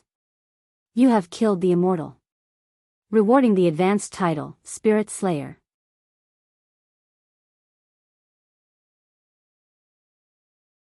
Chapter 1004, 4-star treatment. Is it dead? Is he really a human? He actually gave the undead commander such a violent beating. Everyone stared at the undead commander's ashy remains, astonished. The undead commander was simply too powerful. While inside its chilling field, the team had been forced to deal with the icicle attacks. Although the attacks aimed at them were not as strong or fast as those targeting Shifeng, one mistake could lead to an instant death. They had no leeway to launch their own attacks either, as it had taken everything they had just to stay alive. If not for Shifeng's continuous assault on the Great Lord, none of them would have survived this ordeal. An advanced title? After sheathing his swords, Shifeng stared at the system notification before him in shock. He had intended to save some of his strength to deal with the following trial of God stages. However, he hadn't expected the undead commander's Tier 3 curse. Had he allowed the undead commander to finish the spell, the situation would have been unredeemable. Hence, with no other choice, he had used twofold Berserk, suffering a long period of the resulting weakened state. Now, however, it would seem that it had been worth killing the undead commander with his own two hands. There were all sorts of titles in God's domain, and different titles provided different effects. Titles were also divided into ranks, with basic titles at the bottom, followed by advanced titles, epic titles, and legendary titles. For the majority of God's domain's players, obtaining even a basic title was exceedingly difficult. Even so, many players still sought them because of the convenience they offered. Take the Demon Hunter title for example. It gave Shifeng the perks of a noble in God's domain's major cities. There were also titles like the basic Tyrant title, which increased a player's combat power. If even basic titles provided such useful effects, there was no need to mention advanced titles. Only, obtaining an advanced title was far more difficult. In the past, many large guilds had willingly offered epic items in exchange for clues leading to advanced titles. In Shifeng's previous life, one of the 10 great Grandmaster alchemists, Silent Wonder, had only obtained her unshakable position because of the advanced title, Alchemy Inheritor. Aside from benefiting lifestyle classes, many players had only managed to complete their Tier 4 class change due to advanced titles. When Shifeng had been stuck at the peak of Tier 3, he had similarly sought clues regarding advanced titles. Unfortunately, he never found anything. After all, advanced titles were no less rare than fragmented legendary items. Now that he had just obtained one, how could he not be surprised? Following which, Shifeng clicked to check the Spirit Slayer's information. Spirit Slayer, advanced title, the proof of vanquishing the immortal. When equipped, this title suppresses nearby dark creatures. All dark creatures within 200 yards will fear the holder, preventing weak dark creatures from approaching. Dark creatures within 100 yards will suffer a 20% decrease to their basic attributes. Holder of the title will also enjoy 4-star treatment when interacting with the Adventurers Association. What an amazing title! Shifeng was breathless when he finished reading the title's introduction. It's no wonder why those experts from large guilds were so desperate for an advanced title. The Spirit Slayer's suppression effects against dark creatures was one thing, but the rise in position one enjoyed with the Adventurers Association was over the top. The Adventurers Association's importance to players was self-evident. The majority of the quests players received were from the Adventurers Association. This was especially true for guild players. As players received and completed more quests from the Adventurers Association, they gained more reputation with the association. Only after obtaining 500 reputation points would one be considered an official member of the Adventurers Association. Before this, players were only outer members. Their status with the association, and the way they were treated, was average at best. However, after becoming an official member, players received far more benefits. One of the most obvious changes were the ranks of the quests they could receive. As outer members, players were usually limited to basic quests. Very rarely would they receive advanced quests. It was common knowledge that more difficult a quest was, the greater were its rewards. After becoming official members, players received plenty of advanced quests. This was also why many independent players had been able to manage in God's domain relatively well without joining a guild. Also, after becoming an official member, players activated the Adventurers Association's star rank system. Official members started in the 1-star position. Only after completing a sufficient number of 1-star quests could they challenge the promotion test to become 2-star adventurers. 2-star adventurers were the equivalent of Adventurers Association's elite members. Needless to say, they enjoyed far more benefits. 3-star adventurers were equivalent to core members, while 4-star adventurers were equivalent to the Vice Branch Association Masters, and 5-star adventurers were equivalent to Branch Association Masters in the Adventurers Association. The Branch Association Masters were the equivalent of the War Gods Temple's branch temple leaders and the magistrates in major NPC cities. Meanwhile, the Spirit Slayer title allowed him to enjoy a 4-star position in the Adventurers Association. In the past, the furthest Shifeng had gotten was the 3-star status. After all, gaining a rank promotion in the Adventurers Association took more than completing quests. One also needed to be strong enough to pass the association's test. Now that he was considered a 4-star adventurer, even NPC cities' major nobles would have to treat him with great respect. He could even enter a palace freely. Shifeng was inspired, thinking of new plans for the future. Although he knew many of God's domain's secrets, uncovering these secrets required sufficient standing and special conditions. Now that he had the Spirit Slayer title, he could do more. As the battle with the undead commander came to an end, Blue Bamboo and the other healers began to resurrect the dead. In the trial of God, players would not be sent out of the trial upon death. If no healers were available to resurrect them, the system would respawn them at the trial starting point after 30 minutes. While Shifeng carefully considered his future plans, Blue Bamboo walked over and asked eagerly, "Big brother Yifeng, we've mostly recovered. Should we activate the treasure chest now?" Now that the guardian boss was dead, the magic barrier protecting the 7-colored treasure chest had vanished. After the long fight to defeat such a powerful boss, the team was eager to learn what rested in the treasure chest that this boss guarded. Shifeng had contributed the most to the boss's defeat. The team had also relied on Shifeng to get this far. Hence, the honor of opening the treasure chest fell to Shifeng. No one disagreed with the decision. "I'll open it, then," Shifeng laughed. In reality, it did not matter who opened the treasure chest as the trial of God tested all of them. Unlike ordinary treasure chests, which only provided a few items that players were required to share, the treasure chests at the end of each stage rewarded each player based on their contribution. Following which, Shifeng approached the 7-colored treasure chest and slowly lifted its lid. A golden light escaped the treasure chest. A 7-colored stone tablet then floated up from the chest. As the golden brilliance dissipated, words appeared on the 5-meter-tall, 7-colored tablet. This tablet would evaluate players' performances in the stage. Everyone stared, entranced, as the first name appeared on the stone tablet. Team Leader, Fallen Wind Evaluation, B-Rank Reward, 1 Basic Strength Fruit, 1 Secret Silver Mastery Book, and 1 Fine Gold Treasure Chest.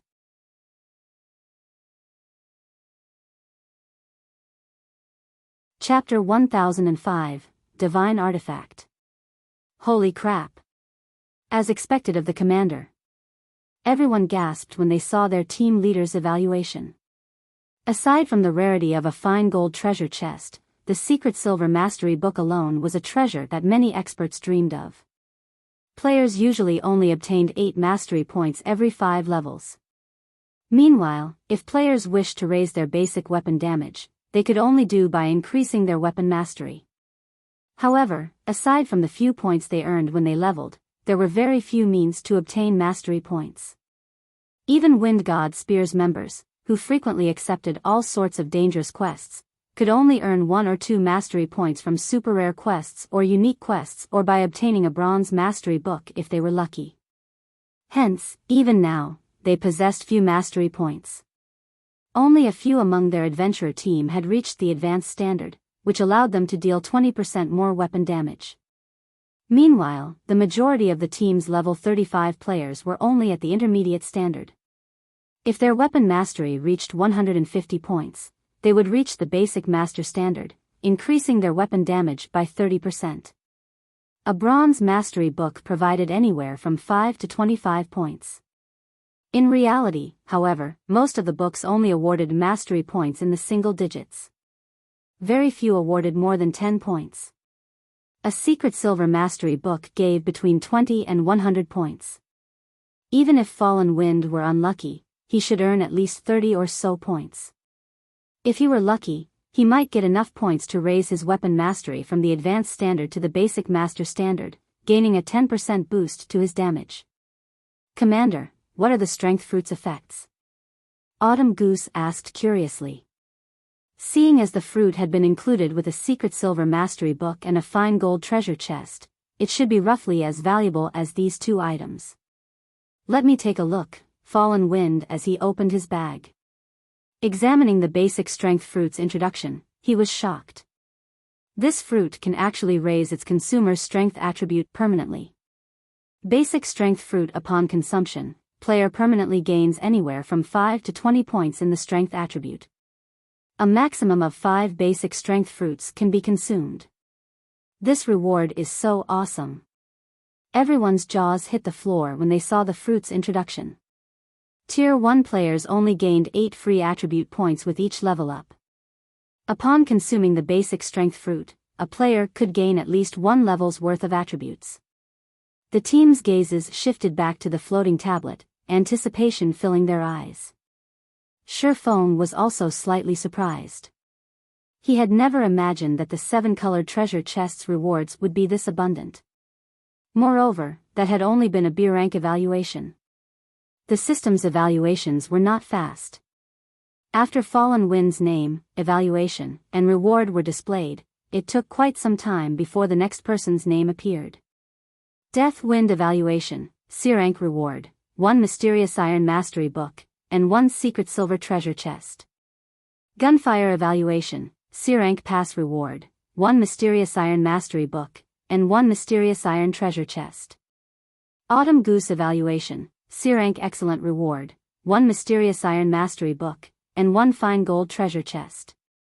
Thoughtful Rain evaluation, C rank peak reward, 1 basic intelligence fruit, 1 mysterious iron mastery book, and 1 fine gold treasure chest. The system was quite meticulous in its evaluations. The majority of the team's players only received C rank pass evaluations. Among the 20 players who had been evaluated thus far, only 2 had received fruits. Although these players were slightly disappointed by their evaluations, they still watched the stone tablet. Currently, only Shurfeng's evaluation remained unknown. However, even after a long time, the system still evaluated his performance. With his performance, he should get an A rank evaluation at the very least, right? That is my guess as well. He might get an A rank excellent or even peak. I wonder what kind of rewards he will get. If the reward for B rank is a fine gold treasure chest, the reward for A rank should be a dark gold treasure chest. Ever since I started playing God's Domain, I've never seen a dark gold treasure chest. I have heard that dark gold treasure chests have a chance of containing epic items. If I had an epic item, I could brag to my friends in the real world for an entire year. Everyone looked forward to seeing Shurfeng's evaluation and rewards. Finally, after 5 minutes, the stone tablet displayed the name Yifeng. Yifeng evaluation, S rank peak reward, 1 rainbow fruit, 1 dark gold mastery book, 1 epic treasure chest, and 1 skill book for the tier 4 Shurkill skill, Chilling Field. S peak. What? An epic treasure chest? I actually got to see the rumored epic treasure chest. This is too much for my heart to take. The rewards Shifeng had earned stupefied everyone. In their opinions, an A-rank evaluation was already out of their reach. They had never dreamed that Shifeng's performance would earn an S-rank evaluation.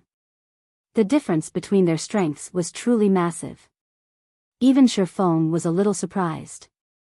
He had heard of S-rank evaluations before. However, he never imagined he would, one day, obtain such an evaluation.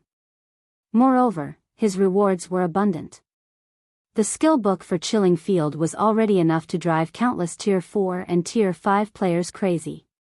After all, domain skills could only display their true potential at Tier 4. Meanwhile, the domain skill Fire Dance had learned was not even close to Tier 4. It was only considered a half-baked domain skill. Moreover, Shifeng had personally experienced just how powerful the Chilling Field skill was.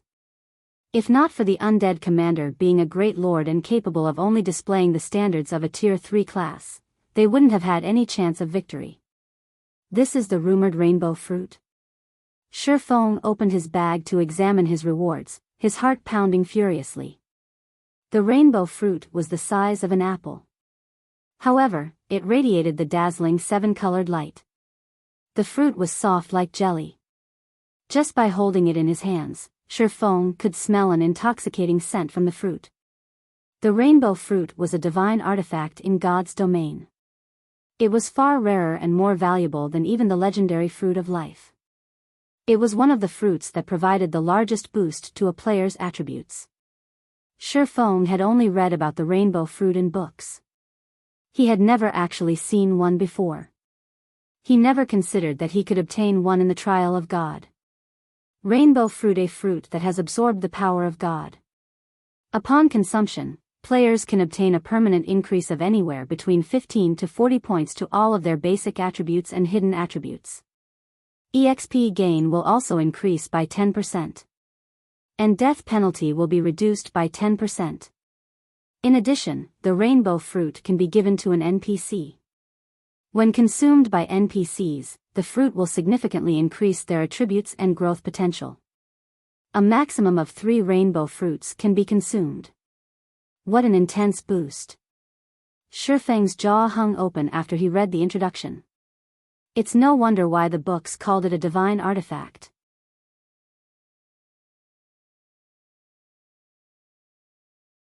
Chapter 1006, Attack-type Domain Skill. When Shifeng retrieved the rainbow fruit from his bag, he had not bothered to hide its attributes. The fruit's fragrance immediately drew everyone's attention. After the team members read the rainbow fruit's description, they were rendered speechless. Compared to the rainbow fruit, the fruit's fallen wind and thoughtful rain had obtained were nothing. In God's domain, there were other items capable of permanently increasing a player's basic attributes as well. However, even now, none of them had ever heard of items that could permanently increase a player's hidden attributes. Players could not put points into the 4 main hidden attributes by simply leveling up. Yet, the 4 main hidden attributes happened to be extremely important to expert players. The Wind God's spear had gathered in Lake Heart City because of a dangerous quest that might reward a weapon or piece of equipment that would increase a hidden attribute. I'm afraid that even an above-average epic weapon won't be enough for this rainbow fruit. What are you even saying? If I had a rainbow fruit, I wouldn't trade it for an entire set of epic equipment. Those are hidden attributes we're talking about. Moreover, that fruit can increase anywhere from 15 to 40 points. Who knows how many quests we'd have to complete to get that many? Giving the fruit to a personal guard wouldn't be a bad decision either. NPCs are far more powerful than players of the same level and tier. If you can increase an NPC's growth potential to Dark Gold rank, you'd basically have a boss monster that could grow. Wouldn't that be even more awesome? Promoting your class to the next tier is always going to be more difficult than the last. For the sake of one's future, no matter how I think about it, one should consume the fruit themselves. After all, if you are strong enough, would you ever need to worry about getting good items in the future? The team discussed the rainbow fruit enviously. Using the fruit on oneself or giving it to their personal guard were both good options. If they tried to claim that they weren't jealous, they would be lying. However, Shi Feng had already proven that he qualified to own the rainbow fruit. Following which, Shi Feng stored the rainbow fruit. He had no intentions of deciding how to use the fruit right now. After all, he was still in the trial of God. Clearing the trial of God was still a problem. On the off chance that they failed, wouldn't he have wasted the rainbow fruit? As for the epic treasure chest he had obtained, it was locked. He couldn't open it right now as it required 21 magic stones. As for the Dark Gold Mastery book, Shi Feng had no intentions of using it right now either. Even if he used it, he wouldn't gain anything. The Dark Gold Mastery book provided anywhere from 50 to 300 mastery points. Unless he gained over 100 mastery points from the book, he couldn't upgrade his one-handed sword mastery from the basic Sword King standard to the intermediate Sword King standard. The only item left was the Tier 4 Shurkill skill, Chilling Field. Shi Feng had no idea what sort of dangers awaited him. Meanwhile, Chilling Field could increase his combat power significantly, far more than what the rainbow fruit right now. After all, the hidden attributes would only be useful in the long term. They provided very little short-term gains. Following which, Shi Feng clicked to learn Chilling Field.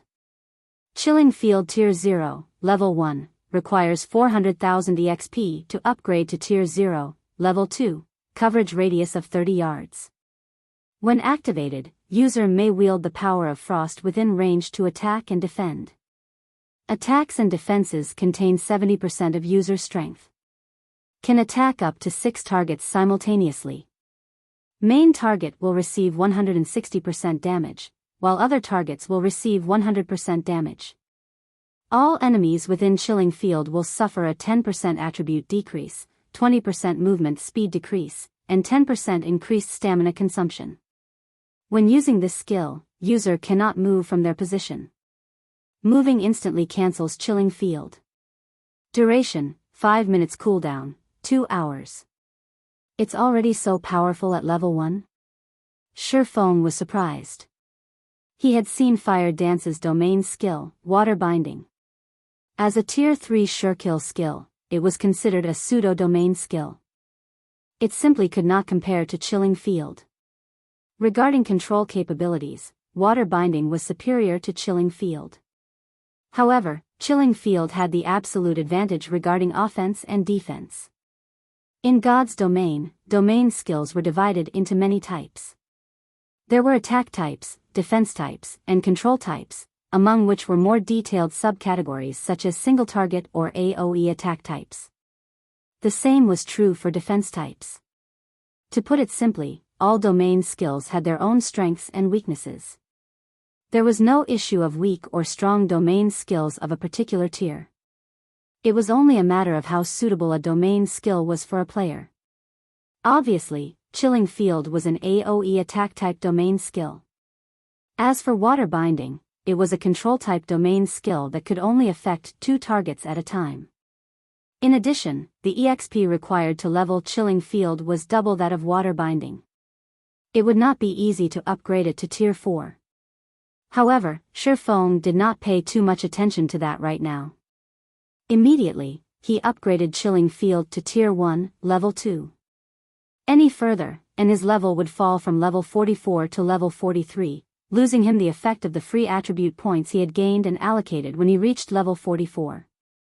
When a player's level decreased in God's domain, they would not lose the free attribute points they had gained and allocated from leveling up. Instead, the points would be temporarily inactive. Only after said player recovered the level would the points become effective again. They would not gain new free attribute points when they reached the level for a second time. After upgrading Chilling Field to Tier 1, Level 2, the skill's attributes underwent an earth-shattering change. Chilling Field Tier 1, Level 2, requires 400 million EXP to upgrade to Tier 1, Level 3, coverage radius of 50 yards. When activated, user may wield the power of frost within range to attack and defend. Attacks and defenses will contain 90% of user strength. Can attack up to 6 targets simultaneously. Main target will receive 260% damage, while other targets will receive 150% damage. All enemies within Chilling Field's range will suffer a 15% attribute decrease, a 30% movement speed decrease, and 20% increased stamina consumption. When using this skill, user cannot move from their position. Moving instantly cancels Chilling Field. Duration, 5 minutes cooldown, 1 hour, 30 minutes. As expected of a domain skill. With this skill alone, no player of the same tier and level will be my match in a one-on-one. Shifeng was speechless after reading the skill's description. Only now did Shifeng understand why players who had learned domain skills in the past were practically peerless among the same tier. Players of the same tier without their own domain skill had no way of coping with such a skill. One would only have a chance of winning if they had an overwhelming advantage in terms of attributes. If one could upgrade a domain skill to tier 4, even escape would be difficult. Shifeng had experienced this himself. After all, domain skills would no longer restrict the player's movements after reaching tier 4. After Shifeng learned the domain skill, he instructed the team to rest for a few hours. In any case, the trial of God didn't have a time limit. He could also use this opportunity to recover from the weakened state he had earned from activating twofold Berserk. After the team recovered and had prepared to challenge the next stage, they approached a massive teleportation array in front of the stone altar. Suddenly, they heard the sound of a system notification. System, you have completed the first stage. Do you wish to leave the trial of God? If you leave, you will be teleported out of the trial and will not incur any punishment. If you continue, you will be teleported to the second stage's individual challenge.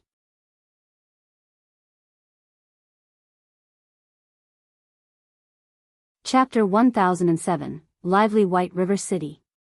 Hearing the system notification, everyone was stunned. What's going on? Isn't this the trial of God? Didn't the information say that we won't be able to leave without clearing all of the stages? They had found a lot of information on the trial of God on the official forums. Until now, every person that had challenged the trial of God had only had 2 options to leave the trial. Either they gave up, or they cleared it. This sudden development made everyone wonder if this were a trap set by the system. They could not help but hesitate in making a decision. Big Brother Yifeng, do you think this is a trick? Blue Bamboo asked Shifeng instinctively. In her opinion, there was nothing in God's domain that Shifeng did not know about. Thoughtful Rain also turned to Shifeng. Generally speaking, the game didn't use system notifications to set up a trap for players. However, for reasons unknown, she felt as if only Shifeng's answer would assure her of this. Seeing Thoughtful Rain and Blue Bamboo's hopeful gazes, Shifeng smiled bitterly as he said, God's domain system notifications will not lie to players. We were also transferred into the trial of God forcefully rather than through the normal procedures. This is probably why the system is allowing us to leave halfway through the trial. In reality, when Countess Katie Green had teleported them into the trial of God, Shifeng had been shocked. The trial of God was like an otherworld. Moreover, the gods had created this otherworld. Even demigods could not transfer players into the trail forcefully, much less an empire's countess. Normally, players could only enter the trial of God through a spatial connection point. Moreover, this spatial connection point was unstable. Not only did it appear randomly, but it would also disappear after a certain amount of time, regardless of whether or not players had entered. Only gods could transport a player into the trial of God by force.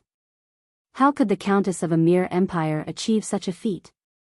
According to Shifeng's conjecture, the Countess must have used some kind of item. Take the Bible of Darkness for example. The Bible could activate a gate of darkness, allowing players to travel to the Dark Denver. However, such an item should have some flaws. For example, they could leave the trial of God after completing one stage. Commander, do we leave? Or continue?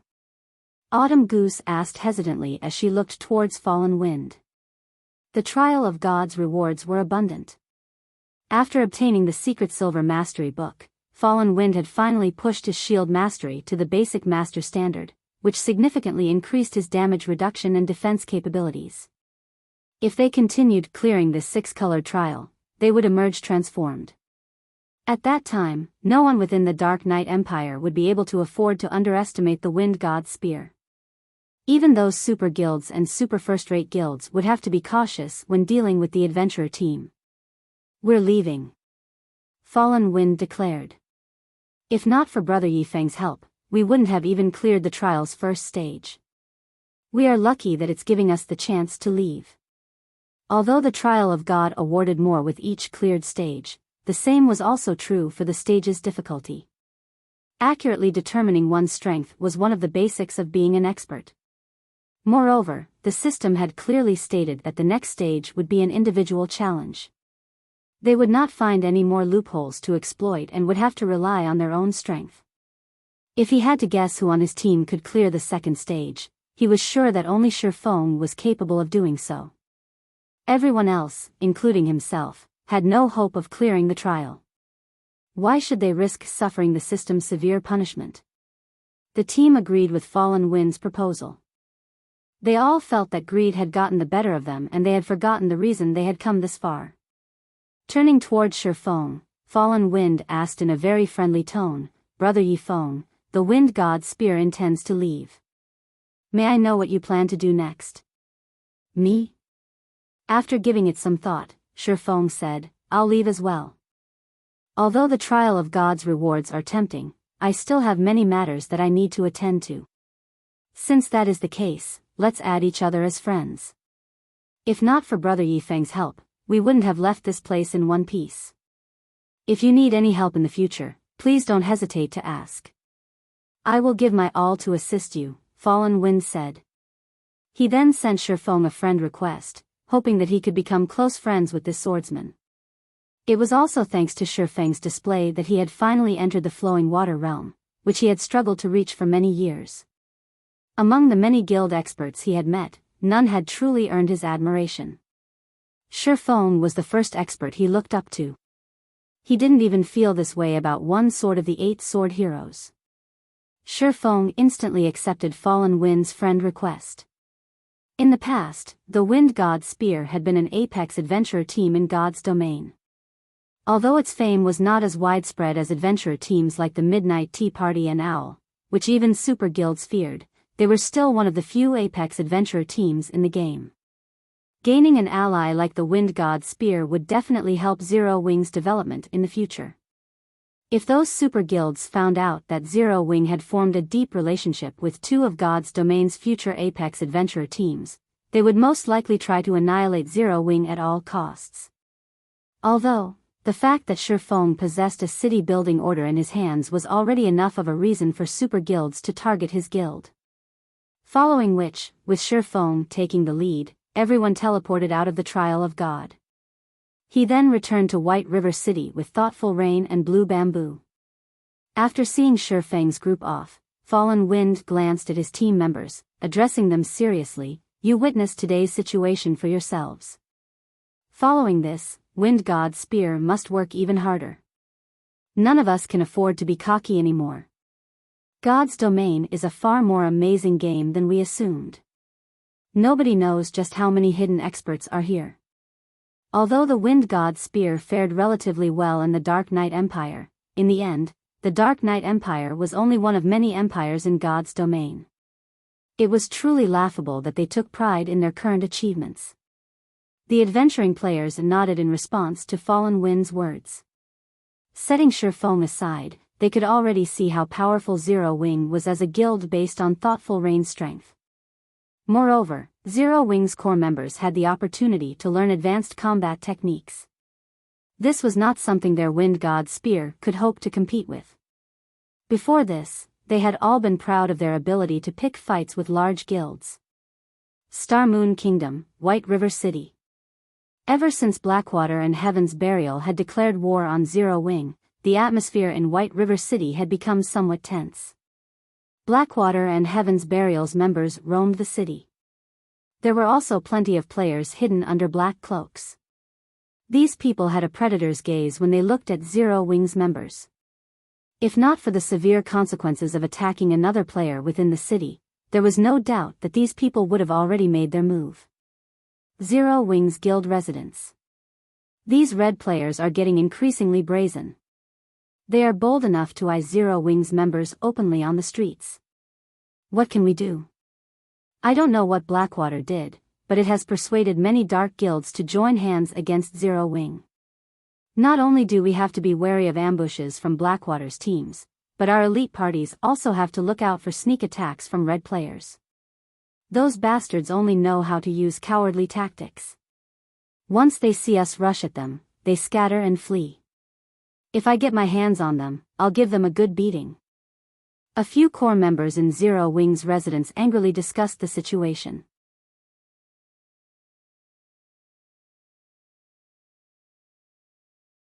Chapter 1008, Different Playstyle. After leaving the Trial of God, Shi Feng returned to Zero Wings residence in White River City. Originally, Shi Feng had intended to pay Countess Katie Green another visit. However, after recalling what the Countess was capable of, he decided against it. He did not have the time or energy to risk getting sent into the Trial of God once more. In any case, if the Countess didn't expect his return, she wouldn't have a reason to flee. Moreover, both Blackwater and Heaven's Burial had declared war on Zero Wing. He needed to resolve this matter as soon as possible. Upon returning to the guild residence, however, Shi Feng was greeted by a depressing atmosphere. The residence's main hall was far less lively than it had been. There were also fewer players around the quest boards. The former vigorous atmosphere that surrounded the guild residence was gone. It was hard to imagine that Zero Wing had fallen so far in just a few short days. One could see how powerful the Blackwater Corporation's foundations were. Fortunately, White River City was Zero Wing's territory. There were a large number of the guild's members here. It was not easy for Blackwater to deal with Zero Wing in the field. After all, Blackwater needed a lot of manpower to develop the many cities under its rule. The most it could afford was to send the guild's top experts. In a war, both sides needed to spend plenty of coins on rewards and remunerations. A guild's top experts were strong, so their chances of dying were much lower. They were also more capable of killing more enemy players. This was one of the most common methods employed in wars among guilds. In the end, each guild's resources would determine the outcome. Whoever lasted longer would be the winner. In the past, this method had destroyed many small guilds. Large guilds had more resources and funding. They also had more experts. Small guilds could not afford such a taxing war. The Blackwater Corporation really is impressive. In just a few days, they have won over so many of Star Moon Kingdom's dark guilds. Shi Feng could not help but frown as he overheard various conversations as players loitered in the main hall. It seems that I can't let the Dark Gods Legion continue its expedition in the Undead Gorge. Are those dark guilds very strong? Thoughtful Rain asked curiously. The Dark Gods Legion was Zero Wing's strongest legion. If he recalled the Dark Gods Legion, it would impact the legion's development. Wars between guilds generally lasted a very long time. Having the Dark Gods Legion waste its time on skirmishes around White River City wasn't a good idea. They're very strong. Unlike regular guilds, dark guilds have an abundance of battle maniacs who love PvP and plundering weapons and equipment from other players. They are very familiar with field battles. Moreover, the skills they learn, the weapons and equipment they wear, and the techniques they possess all focus on PvP. Most importantly, the conditions to join a dark guild are far stricter than regular guilds. To join a regular guild, you only need to pass the guild's test. However, dark guilds are different. Not only do you need to pass the guild's test, but you also need to complete the systems test. The systems test? Thoughtful Rain was even more confused now. This was her first time hearing about such a thing. The systems test to join a dark guild isn't exactly difficult. You are only required to kill 10 players who are no more than 3 levels lower than you. However, remaining in a dark guild is far more difficult. The system will periodically task you with killing a certain number of players and NPCs. By doing so, you will gain a large amount of EXP in various weapons, equipment, and tools. If you fail, however, you will be expelled from the Dark Guild. Because of that, players who remain in the Dark Guilds are incredibly strong. In addition, unlike regular players, Dark Guilds members are very discreet. They are not easy to deal with. This is also why regular guilds usually avoid provoking them, Shifeng explained slowly. In the past, many guilds had been forced to disband because they had provoked powerful Dark Guilds. Unlike regular players, Dark Guild players did not kill monsters to earn EXP, weapons, equipment, money, and other necessities. Instead, they earned EXP from the players they killed.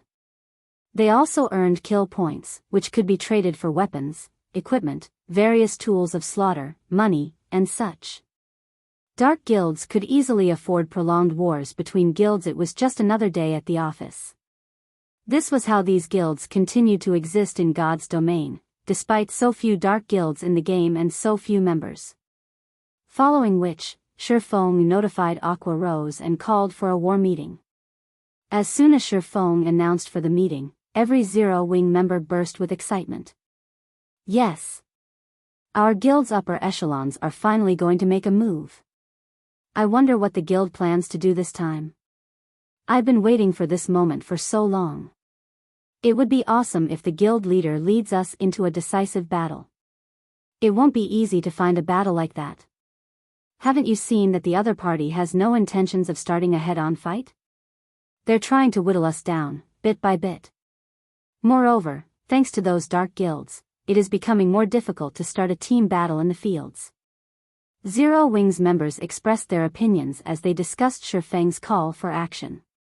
Some were hopeful, while others worried.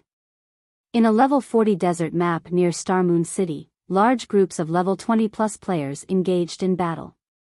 Every one of these players wore the Blackwater emblem. Surrounding these level 20+ players was over 100 level 35+ players. Currently, roughly 30 level 35+ MTs stood side to side, blocking an advance of demonic ants and great demonic ants. At the rear, groups of elementalists, cursemancers, and summoners launched AoE attacks at the monsters. The scene was spectacular. Demonic ant, common. Level 45. HP 50,000/50,000. Giant demonic ant, special elite. Level 46.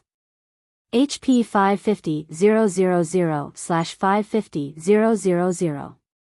One demonic ant was not much of a threat.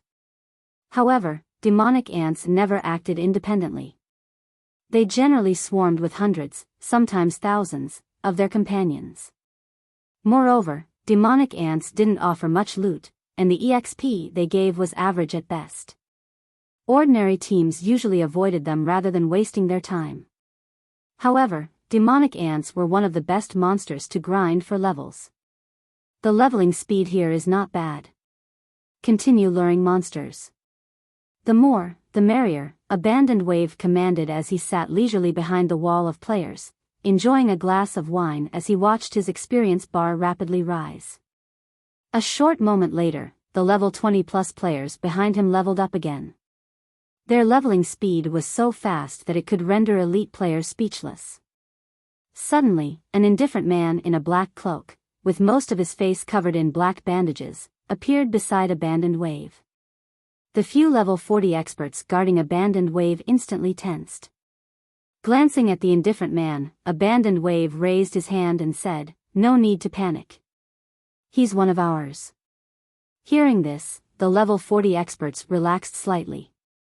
However, fear filled their gazes as they looked at the indifferent player. After all, none of them had sensed the man before he revealed himself. If he had come here with ill intent, the consequences would have been unimaginable. "Why are you here?" Abandoned Wave asked the bandaged man curiously. "My side's preparations are almost complete. I'm here just to give you these items. When the time comes, your men won't need to worry about friendly fire."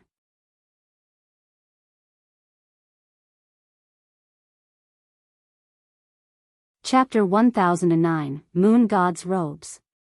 A large group of independent players had gathered before Heaven's Burial's majestic guild residence in Starmoon City, everyone quietly waiting to take the guild's entrance exam. In the past, such a situation would have been unthinkable for Heaven's Burial. Now, however, this had become a regular scene, and the city's inhabitants were used to it. Suddenly, these waiting players heard loud neighing. Everyone turned towards the sound.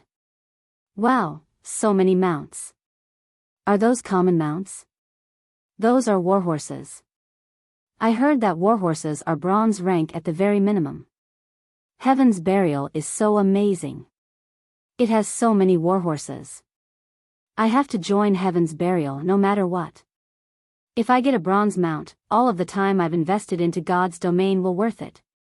In the next moment, over a dozen players atop various kinds of warhorses entered Heaven's Burial's residence, arousing the crowd's envy. Particularly, the sight of the valiant, heroic beauty leading the group etched itself into everyone's minds. Not only was this beauty fully geared with top-tier equipment, but her white warhorse also wore a set of silver armor. She looked like a war goddess as she rode into the residence. All throughout Starmoon City knew this goddess's name. The Ice Witch, Daybreak Fog. Daybreak Fog had earned this title by defeating one of the Star Alliance's 100-man elite teams in front of a dungeon by herself. The Star Alliance had sent many experts to deal with her, including Red Feather, a player on the God's Domain's experts list. In the end, however, Daybreak Fog had defeated all of these experts single-handedly, even Red Feather. While she killed the Star Alliance's members, she had displayed her exceptional technique with ice-type spells. She had transformed the dungeon's entrance into a winter wonderland with an ice-type, large-scale destruction spell. After she used the spell, not one player, aside from herself, had lived to see that snowy world. As a result, some players had started calling her the Ice Witch. Over time, as the tale of that battle had been retold, all of Starmoon City's players had begun to refer to her as the Ice Witch. She's too beautiful. If I get into Heaven's Burial, I want to work under my goddess. Keep dreaming. Lady Fog is the commander of Heaven's Burial's Ice Fog Legion. Only the elites among elites are allowed to join that legion. It's not even certain that you'll be accepted into the guild with your standards, much less joining the legion. Among the many independent players crowded before the residence, many only sought to join Heaven's Burial because they had been captivated by Daybreak Fog's charm. Otherwise, they would have joined Blackwater instead. After all, Blackwater's guild was backed by the famous Blackwater Corporation. Upon entering Heaven's Burial's meeting room, Daybreak Fog directed her gaze towards Singular Burial, who sat in the guild leader's seat, and asked curiously, "Guild leader, why have you recalled us so suddenly?" Many of the guild's upper echelons were also present in the meeting room. Aside from the several lifestyle class masters, these members were mostly level 40. If an ordinary player were here, they would tremble with fear. Among the level 40 experts present, every one was considered a top tier in Starmoon Kingdom. Even the guild leaders of other large guilds had to treat them with respect. "Take a seat. I'll explain soon," Singular Burial said as he pointed towards the vice guild leader's seat. Hearing Singular Burial's words, Daybreak Fog's confusion grew. Practically every upper echelon was here, only a few preoccupied members were missing. Yet, Singular Burial's comment seemed to suggest that they were waiting for someone. What's going on? When Daybreak Fog reached her seat, she noticed an additional, empty seat beside Singular Burial. This seat had been placed parallel to the guild leader's seat. Daybreak Fog wasn't the only person who wondered. The rest of the upper echelons were also curious.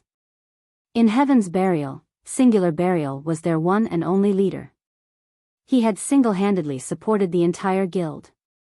No one sat as his equal. That hadn't even changed when Blackwater's guild leader, Abandoned Wave, had visited. After waiting for a little over 10 minutes, the meeting room's heavy doors swung open. Who is she? Everyone turned towards the doors, discovering a peerless beauty. The dazzling young woman wore a set of luxurious purple robes that reached the ground, vividly highlighting her graceful curves. The girl had silky black hair that reached her willowy waist. Every step she took felt as if she were stepping on their aspirations, inadvertently driving their gazes to the floor. How does such a person exist in this world? Daybreak Fog's eyes widened in shock. She had never dreamed of this world having such a beautiful girl. Even Daybreak Fog acknowledged that she was no match for the girl's beauty, and she could not help herself from being captivated. The instant this young woman appeared, she had become the center of attention. "Is she wearing the moon god's robes?" the cleric Flame Blood commented, shocked, when he saw the young woman's luxurious, purple robes. When everyone else heard the comment, they were also shocked. Ordinary players might not know what the moon god's robes were, but the equipment was relatively famous in Blackwing City's high-class auction house. As epic-ranked mage robes, the starting bid was already a whopping 4,000 gold. Its price could already rival that of an epic weapon. In the end, however, a mysterious player had purchased it for 7,600 gold.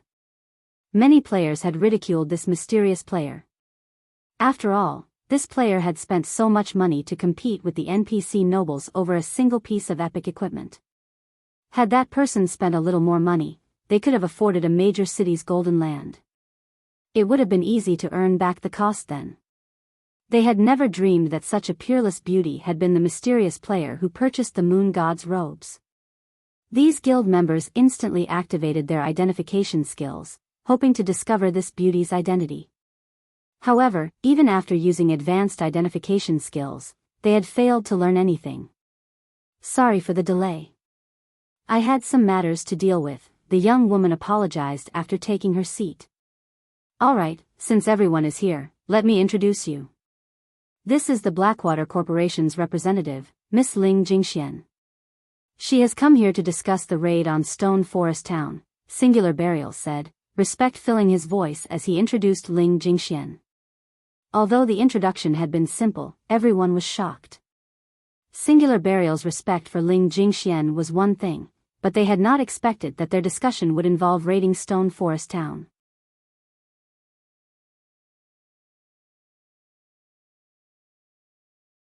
Chapter 1010, High-Profile War Declaration. "Guild leader, are you really planning to do this?" Flame Blood asked, slightly confused. There were no NPC towns close to Stone Forest Town. If they attempted to raid Stone Forest Town, they wouldn't be able to dispatch reinforcements quickly. On the other hand, Zero Wings members could utilize the guild transfer scroll to reach the town in an instant. Even when they died, they would revive inside the town. To put it simply, this town was easily defensible. Although Stone Forest Town's protection period was over, players could hire NPC guards. Although the levels of the enlisted NPCs would not be as high as the level 150 NPC guards hired during the protection period, recruited NPCs were still 10 to 15 levels higher than current players. With Stone Forest Town being one of Zero Wing's primary revenue sources, after its protection period had ended, Zero Wing had hired 500 level 50 and above Tier 1 NPC guards to defend it. In addition, many of Zero Wing's members were garrisoned in the town. Zero Wing had also constructed basic mana pulse cannons, which the guild had used in its war against the Star Alliance, around the town. In the last war, Zero Wing had introduced everyone to the weapon's attack range and destructive power. Hence, raiding Stone Forest Town would not be easy. It was likely that they would have to sacrifice a significant number of players to take the town. The other Heaven's Burial members also turned to Singular Burial, wearing confused expressions.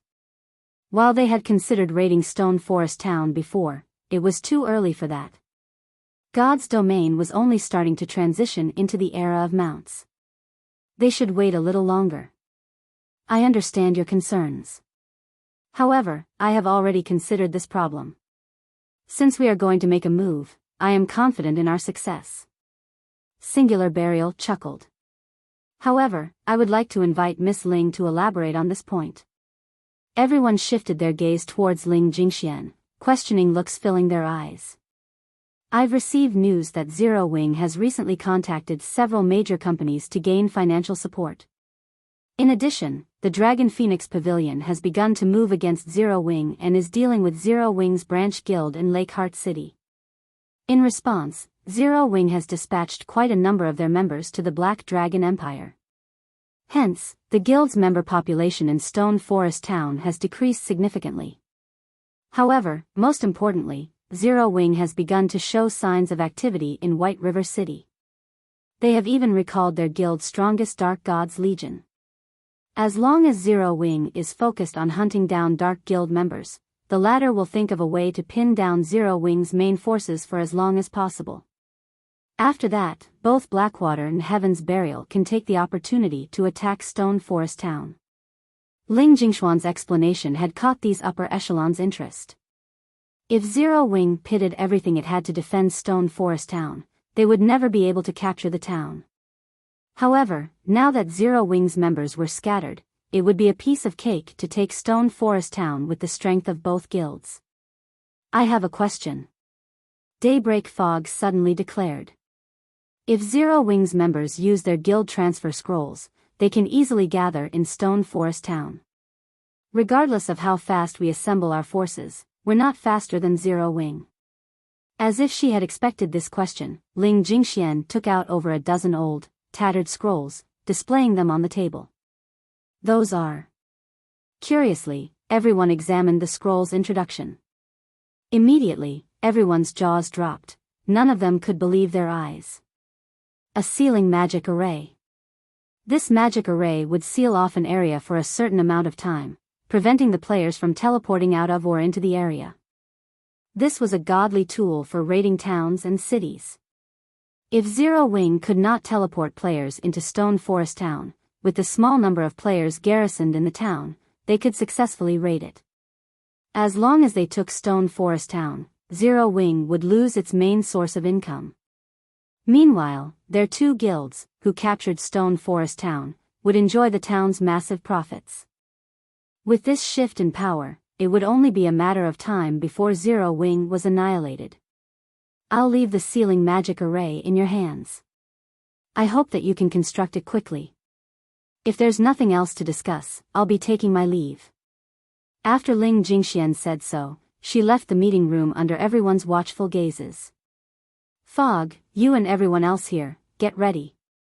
I've already arranged for the advanced lifestyle players that will be required to construct the sealing magic array. You will protect them until they have finished their work. Do not let anyone disrupt them. Singular Burial commanded sternly. Guild leader, leave it to us, everyone excitedly replied. The sealing magic array was powerful. However, it possessed major flaws. Players needed to construct the magic array's cores in various locations of a map. Moreover, the magic array cores would disturb the surrounding mana, which would, in turn, cause nearby monsters to gather and attack the cores. Hence, players were needed to defend the cores. This was why Singular Burial had called Heaven's Burial's upper echelons back. To seal a map as large as Stone Forest Towns, they needed to construct at least 14 magic array cores. In other words, they needed to defend 14 separate locations. If they mobilized too many players at once, it would attract Zero Wing's attention. Hence, dispatching experts to defend these locations was the best option. When the time came, they simply needed to replace these experts with a large number of elite players. Meanwhile, inside Zero Wing's residence in White River City, after Shifeng recalled the Dark Gods Legion, he had fired Dance Rally the guild's experts and elites, officially announcing their crusade against the dark guilds in Star Moon Kingdom that targeted their guild. Every player in Star Moon Kingdom noticed this sudden announcement. In a few short minutes, Shifeng's post rose to the very top of Star Moon Kingdom's official forums. This is insane. Zero Wing has gone insane. Zero Wing is awesome. It has openly declared a crusade against Star Moon Kingdom's dark guilds. With their temper, these dark guilds won't let this rest. All hail Zero Wing. Zero Wing's latest declaration dazzled God's Domain's ordinary players. Not only was Zero Wing at war with two of the kingdom's giants, but it had also declared war on the dark guilds, which most players tried to avoid. Only a lunatic would make a move like this.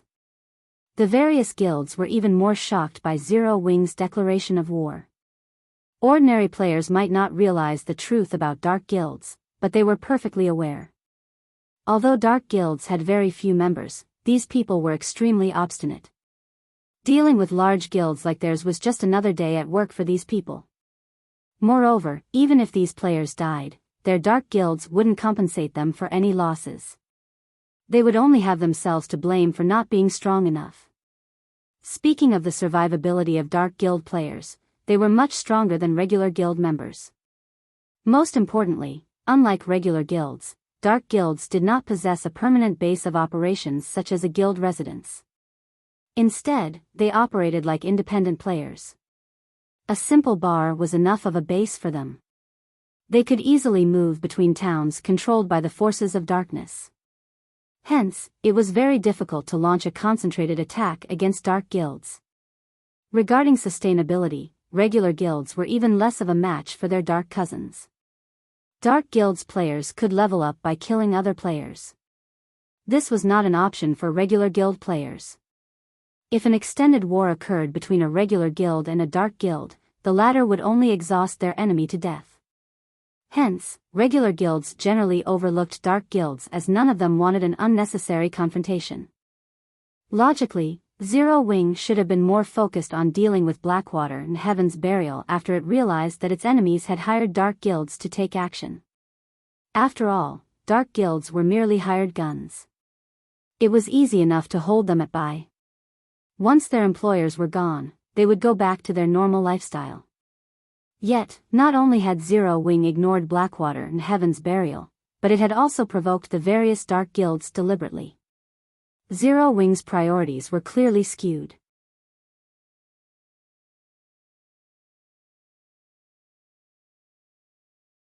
Chapter 10-11, High Alert Mode. A measly guild like Zero Wing dares provoke all of our dark guilds. They must be tired of living. If we don't annihilate Zero Wing, the other guilds will start to think that we're weak. I had only planned to humor the Blackwater Corporation. However, now it's personal. Our dark guilds will not rest until Zero Wing's name has been erased from Star Moon Kingdom. Shortly after Zero Wing announced its crusade, the various dark guilds' upper echelons issued their response. Originally, there hadn't been many dark guild players in White River City. However, after Zero Wing's declaration, cloaked players began to flood into the city. Moreover, Zero Wing's members experienced more ambushes in the fields around White River City. Guild leader, now that the members from the various dark guilds have gathered, our guild's parties can't leave the city. Only larger teams have any sense of safety in the fields. Some of those dark guilds have even begun to boldly stalk our guild residence's entrance, trailing anyone who leaves and finding an opportunity to ambush them, Aqua Rose reported, frowning. She didn't understand what Shifeng was trying to do. They could deal with a single dark guild. Now, however, members from over a dozen dark guilds had gathered in White River City. The city was practically a hub for red names now, yet Zero Wing couldn't do anything about it. As long as these red players wore cloaks and disguised themselves with various items, they could easily trick the NPC guards. Even if they were discovered, as long as they escaped to the fields, they would vanish without a trace. Although she had dispatched Zero Wing's core members to kill some of these dark guild players, they barely made a scratch. If they continued this war of attrition, these dark guilds would wear Zero Wing down. Furthermore, Blackwater and Heaven's Burial were watching their guild closely. They've gathered in White River City? Nodding, Shifeng smiled and said, "We should celebrate. With this, we won't have to waste time looking for them." Aqua Rose was confused.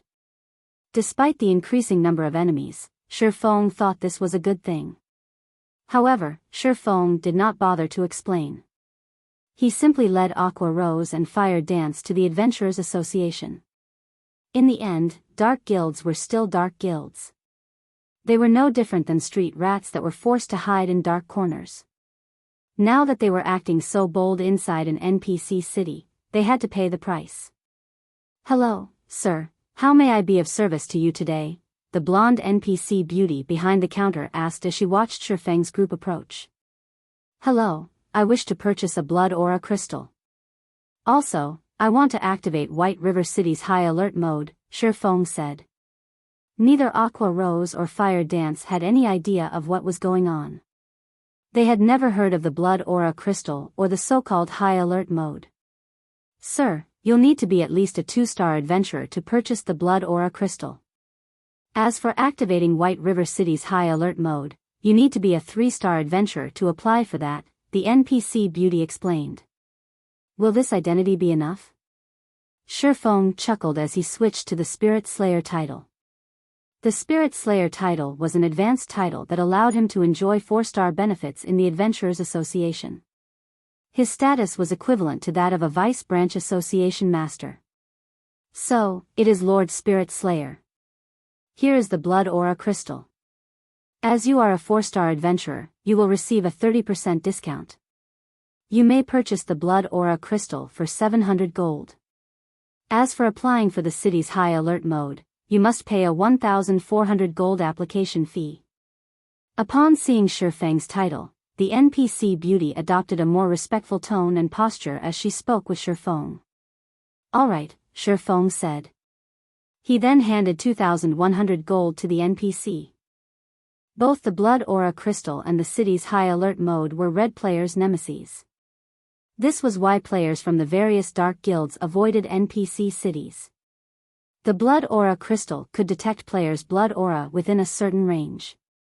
Only players who had killed other players or lawful NPCs had a blood aura. It was similar to PvP players' red names. It also took a long time for a player to get rid of their blood aura. In the past, the Blood Aura Crystal had been commonly used to target dark guilds. Only, current players had not discovered this yet. The Blood Aura Crystal was also very expensive, and only 2-star adventurers could purchase and use it. As for the high alert mode, to put it simply, it would prevent all players within White River City from equipping black cloaks to hide their identities. The patrolling NPCs would also wield an advanced detection stone that would pick up on dark creatures' auras and red players' blood auras. At the same time, players within the city would not be able to use teleportation items. With this mode, there were only 2 ways to leave the city: the teleportation hall and the city's entrance. However, high-tiered NPCs guarded both locations. Without the black cloak to hide their identities, red players had no escape. Lord Spirit Slayer, your application has been approved. High alert mode will last for 3 natural days. You will have to wait another week before you can reapply for this mode, the NPC beauty respectfully informed Shifeng. After the NPC finished speaking, a system announcement rang throughout White River City. White River City system announcement: the city has temporarily entered high alert mode. All teleportation tools will no longer function within the city. The system announcement repeated 3 times, dazing White River City's players. What's this high alert mode? Did somebody trigger a special quest? As the city's players wondered about the system announcement, every player wearing a black cloak was revealed. What's going on? Why isn't my black cloak working? The Dark Guild players camping outside Zero Wing's residence panicked at this sudden development. Without their black cloak's hide effect, the high-tiered NPCs would easily see through their disguises. As red players, they were as good as dead if they were caught inside an NPC city. Guards are coming. Don't worry. They're only patrol guards, not high-tiered NPCs. We just need to be careful. Once this high alert mode ends, we can leave the city safely. You're right. Only advanced identification skills can see through our disguises. Just as these red players started to relax, the patrol guards over 200 yards away charged towards them.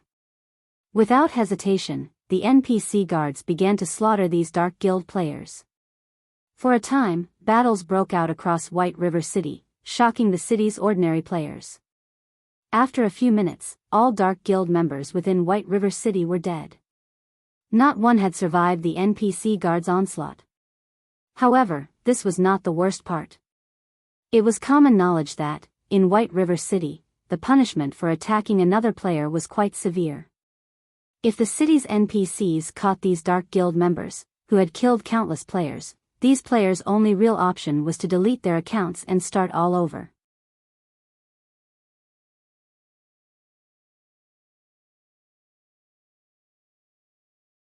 Chapter 10-12, Profitable Investment. Ha ha ha. Now that Zero Wing has provoked so many dark guilds, I can't wait to see how the guild gets out of this.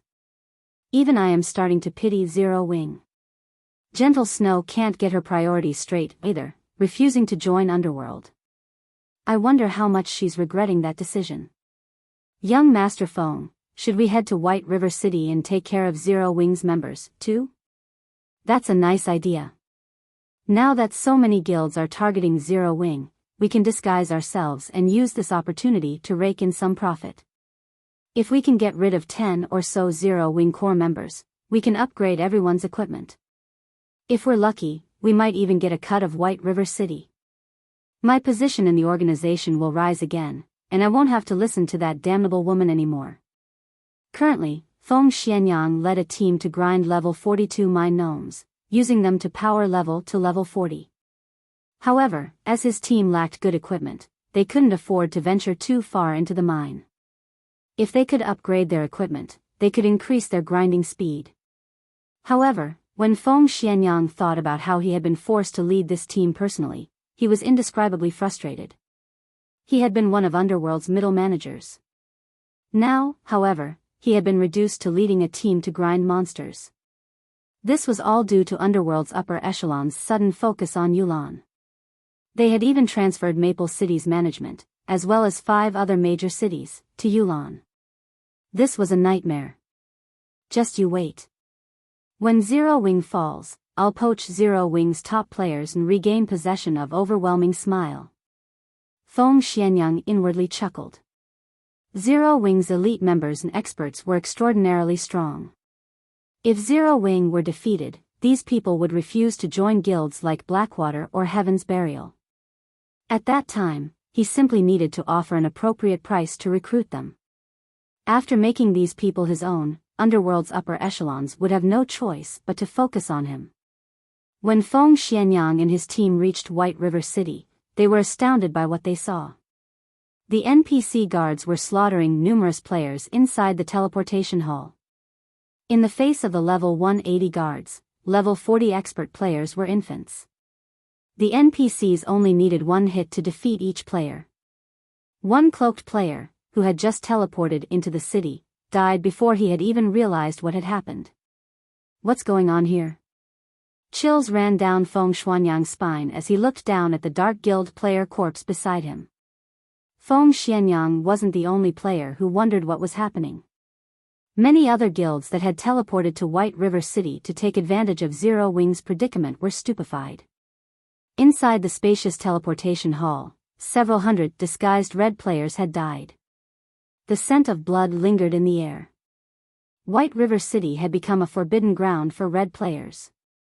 Previously, everyone had thought that these Dark Guild players were too arrogant in the city. Now, however, they pitted these players. Any red players the NPC guards killed would be jailed in White River City's confinement room to await their punishment after they resurrected. With the crime values these Dark Guild members possessed, it would be a miracle if they were not locked up for over a month. Rescuing these players from White River City's confinement room was nothing more than a dream. Level 200, Tier 3 NPCs guarded that room, and they would instantly kill any and all players that didn't belong. However, if these players weren't rescued, mainstream players would have long since surpassed these players' levels and equipment by the time their prison sentence was over. It would be very difficult to catch up. At the very least, they would need to spend several months grinding endlessly. As for deleting their accounts and starting all over again, although they could level up quickly if high-level players power leveled them, they would never catch up to mainstream players in a month without some leveling secret. Of course, regaining their levels was one issue, but what about their reputation? What about their weapons and equipment? What about the wealth they had accumulated? Young Master Feng, are we still going to take on Zero Wing's members? South Wolf, who was currently level 38, asked hesitantly. Zero Wing was definitely involved in White River City's sudden development, and anyone that said otherwise was lying. If Zero Wing was already capable of this, who knew what else the guild could do? Let's investigate the situation first. Feng Xianyang felt somewhat unsteady at this moment. He could not forget the level 40 expert who had teleported in beside him dying after a single strike. Elsewhere, the various dark guilds' upper echelons were dumbfounded when they heard the news of this sudden development. Can someone tell me what is going on? Why are White River City's NPCs slaughtering our members like madmen? This was the first time these dark guilds had encountered a situation like this. The NPC city that they had been able to move through freely was now a forbidden land. Over half of the members they had dispatched to White River City were dead. Only a small minority were still active in the fields near White River City. This was an unprecedented blow to their dark guilds. The death of their members was nothing to them. However, if their members were confined for over a month, this would severely wound their guilds. Damn it. Zero Wing set us up. Contact the other dark guilds immediately. From now on, we cannot let anyone from Zero Wing survive. If they show themselves, kill them all. Starmoon Kingdom's various dark guilds swore to fight Zero Wing until the bitter end. What did you say?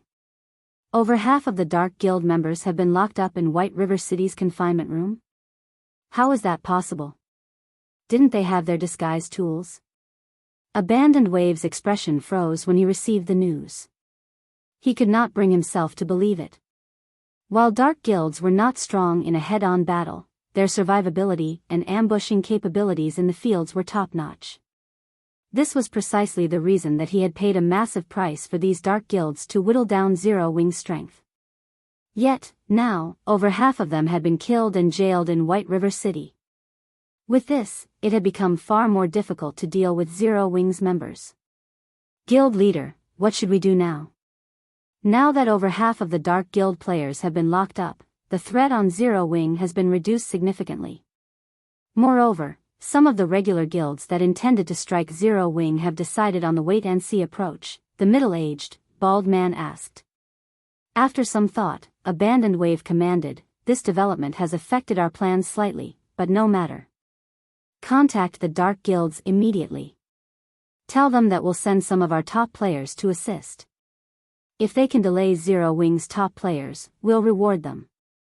Heaven's Burial had already begun to construct the sealing cores around Stone Forest Town. If they could not pin Zero Wing's core members down in White River City, taking Stone Forest Town would become far more troublesome. Understood.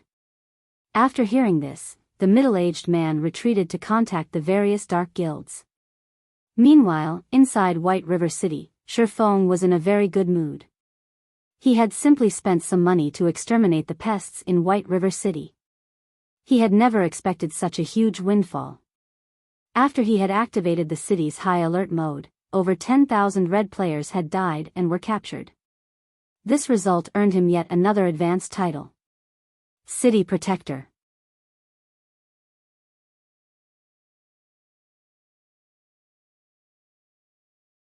Chapter 1013, Epic Personal Guard Quest. When Shifeng heard the system notification, he was dazed for a long moment. He had never thought that he could obtain an advanced title like this. It was already difficult to obtain a basic title, let alone an advanced title. Now, just by spending 1,400 gold, not only had he dealt with the eyesores in the city, but he had also earned himself an advanced title. No one would believe this. In the past, many large guilds had willingly spent over 10,000 gold for an accurate clue that led to an advanced title, not to mention the method of obtaining one. City Protector. While Shifeng was relatively familiar with the basic titles throughout God's domain, his understanding of advanced titles was quite shallow. After all, advanced titles were extraordinary. Nobody would casually reveal information about them. City Protector, advanced title, a hero that has protected the city from the dark forces' influence. Wielder enjoys the benefits of a major noble in every human city. At the same time, personal guards can accept one epic quest per week. In addition, personal guards receive a 5% increase to quest success rate. As expected of an advanced title, it actually allows my personal guards to pick up one epic quest each week. Shifeng could not help his surprise. Personal guards' development speeds depended on the quests they accepted from the Adventurers Association. The higher the quest's rank was, the better the EXP and items it would award. However, there were not many personal guard quests to choose from in the Adventurers Association. Even Dark Gold quests only appeared about once a week, much less epic quests. One would be extremely lucky if they picked up an epic quest once a month.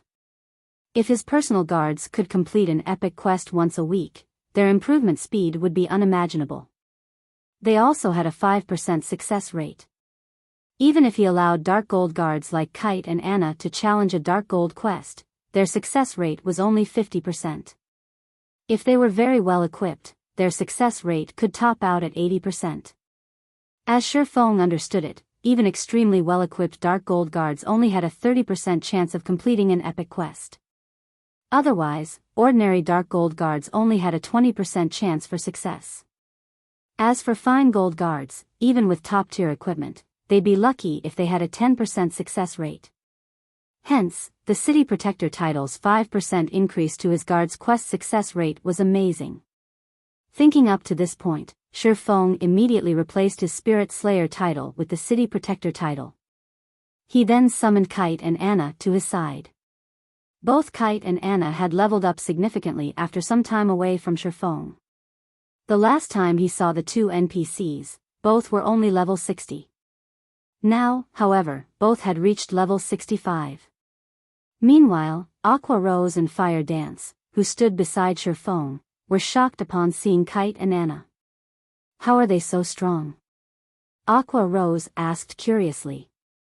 She had long since become a Viscount of White River City and could recruit her own personal guard. After mobilizing the guild's strength and Shifeng's guidance, she had managed to recruit a fine gold guard. Moreover, this fine gold guard was a guardian knight, which was an excellent match for her class. She had been overjoyed when she found this personal guard. After that, she had spared no effort to nurture her personal guard, helping the NPC accept all sorts of high-ranking quests. Her personal guard had only recently reached level 60. Who knew how many more quests the NPC had to complete to reach level 65? However, the NPC was already considered very high level. After all, the personal guards that other guilds' upper echelons recruited were usually around level 55 to 58. In terms of strength, those personal guards were nowhere near a match for hers. Yet, right now, not only had both of Shifeng's personal guards reached level 65, but the NPC's auras felt like that of two level 65 great lords. Aqua Rose felt as if she were suffocating in their presence. After summoning his two personal guards, he spent 200 gold for both of them to accept an epic quest together. The Adventurers Association's epic personal guard quests could be completed by more than one person. Moreover, by forming a party, the guard success rates increased.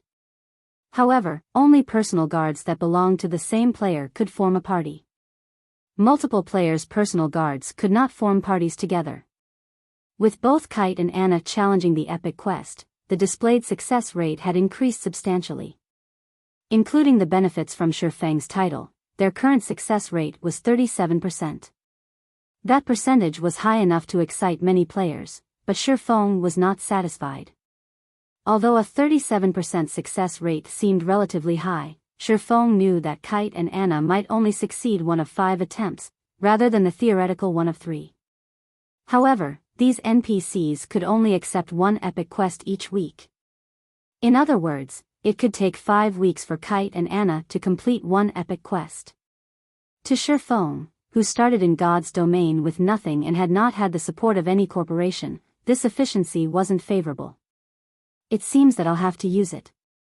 Shifeng opened his bag and looked at the rainbow fruit that sat quietly inside. As a divine artifact, the rainbow fruit could increase a player's potential, setting a sturdy foundation for challenging their Tier 4 and Tier 5 promotions. The boost might even help with one's Tier 6 promotion. After all, the 4 major hidden attributes were incredibly important. It was extremely difficult to increase any of those attributes by 1 point, not to mention improving all 4 by 15 points or more. However, using the rainbow fruit to nurture a near-invincible personal guard was also not a bad idea. In the past, despite Kite's growth potential of 92 points, he had been practically invincible among Tier 5 classes. Only Tier 6 God-ranked players could take him down a notch. If Shifeng nurtured a Tier 6 personal guard, he could stroll through God's domain unhindered. However, getting an NPC to Tier 6 was far more difficult than getting a player to Tier 6. It was not a problem that could be solved with money alone. Luck, opportunity, and strength were all necessary to raise a personal guard to Tier 6. Kite's potential is at 94, while Anna's is at 96. Although Anna is no match for Kite in a head-on fight, it will be safer to let Anna use the fruit. After giving it some thought, Shifeng decided to let Anna consume the rainbow fruit. After Anna ate the fruit, the room's mana grew rampant. However, this phenomenon was different from a high-tiered spell. It felt as if someone were deliberately controlling the surrounding mana. Right now, various elemental mana had come together to form a 7-colored mist that rapidly melded with Anna's body. Soon, the 7-colored mist formed a giant cocoon that enveloped Anna. The mist flashed, again and again, releasing a 7-colored radiance and a frighteningly powerful aura with each burst. Shifeng paled in the face of this mighty aura, and even moving a finger was difficult. As for Aqua Rose and Fire Dance, they were as stiff as statues. They could not move whatsoever. If not for them being in the VIP hall on the Adventurers Association's 2nd floor with a magic array separating them from the outside world, Shifeng did not doubt that every player in the association would have been thrown to the floor. After a minute passed, a crack formed in the 7-colored cocoon. When the cocoon shattered, Anna slowly emerged from within. However, unlike before, Anna seemed to have dominated elemental mana. The surrounding mana could not help but submit to her. Was it a success?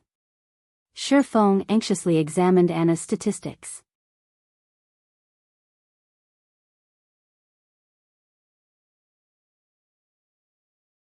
Chapter 1014, Promotion to Epic Guard. The frightening mana circulating in the room drove everyone's gazes to Anna. Despite having the same level and items, Anna's aura had undergone an earth-shattering change. What's going on?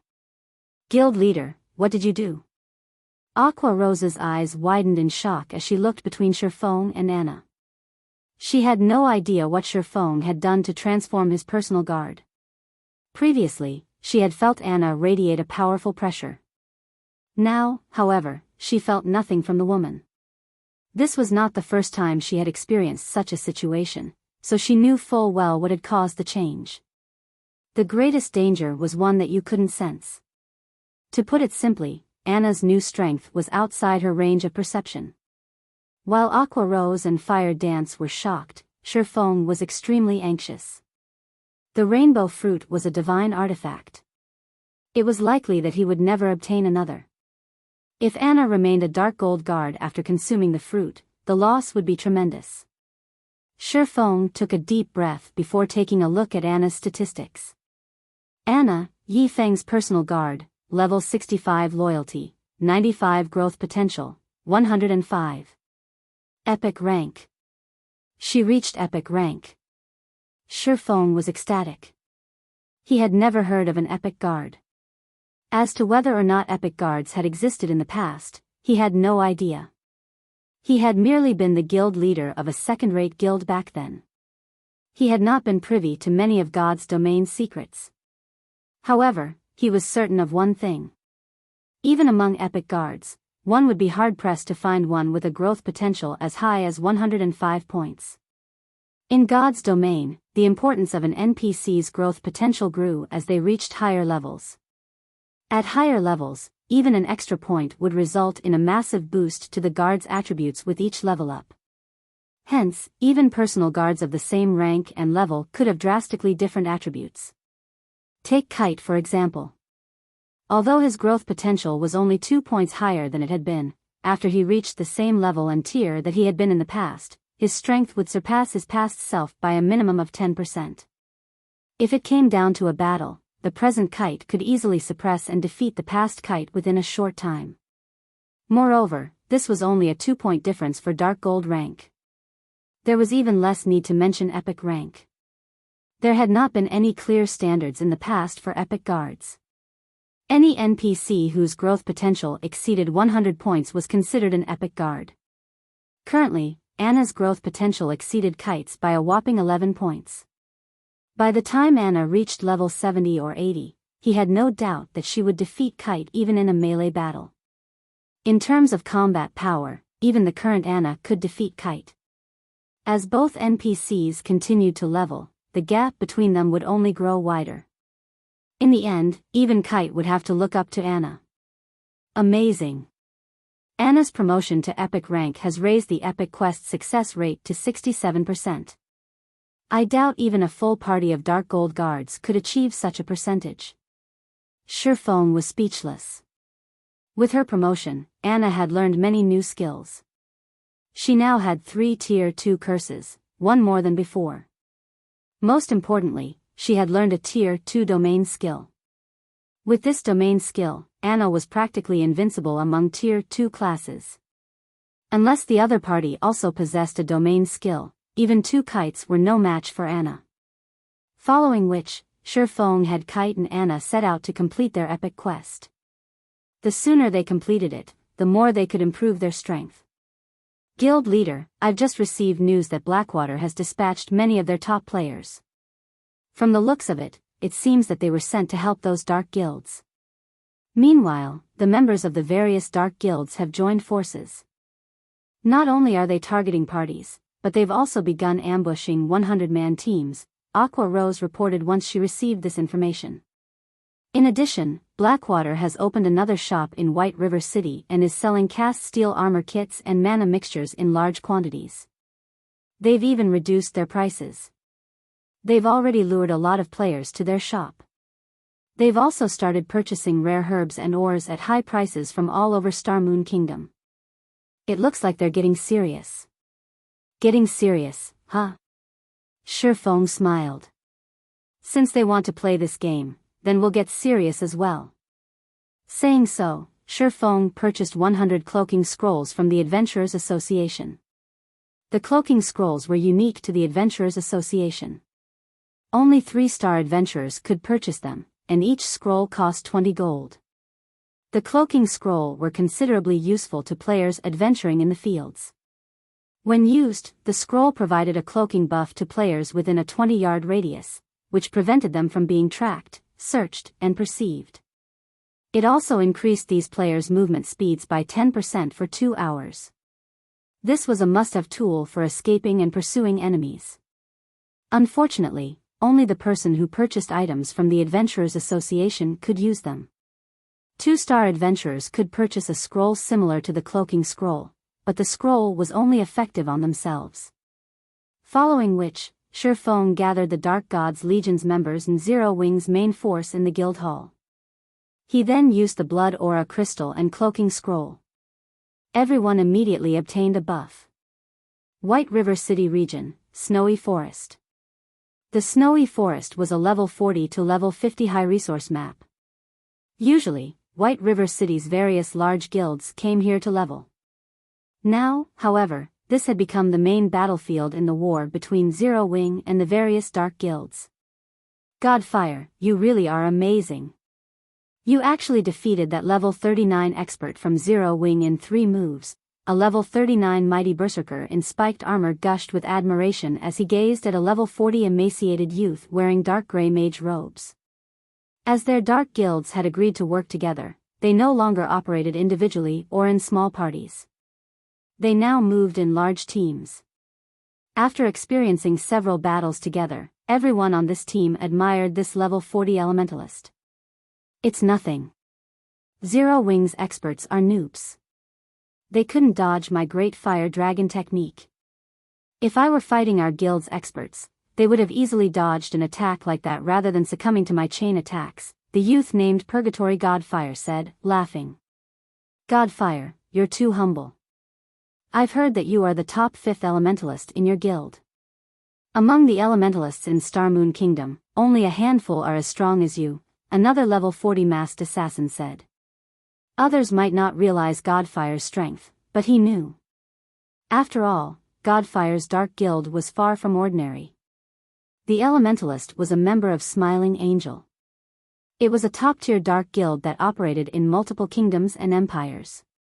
The guild was many times stronger than their dark guilds, which only operated in Star Moon Kingdom. While everyone chatted with each other merrily, 5 streaks of blue light swept past the team.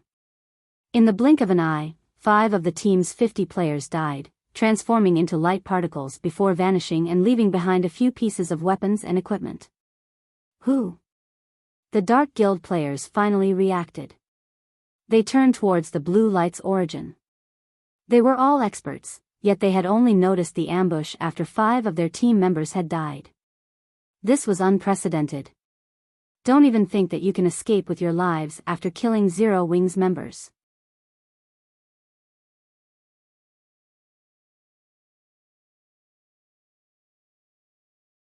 Chapter 10-15, Initial Display of Strength.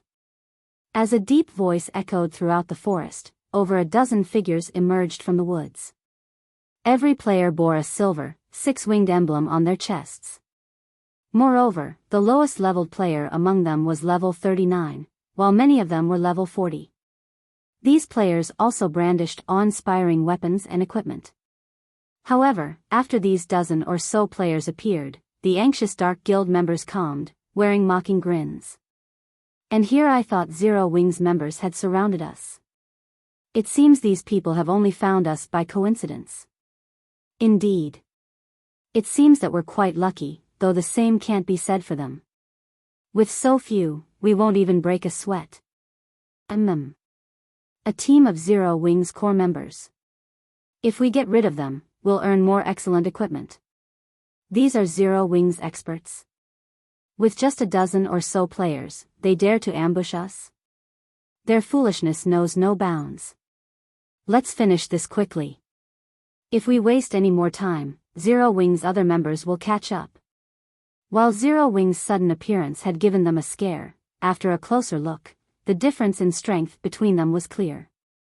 Based on each team's numbers, the outcome of this battle was obvious.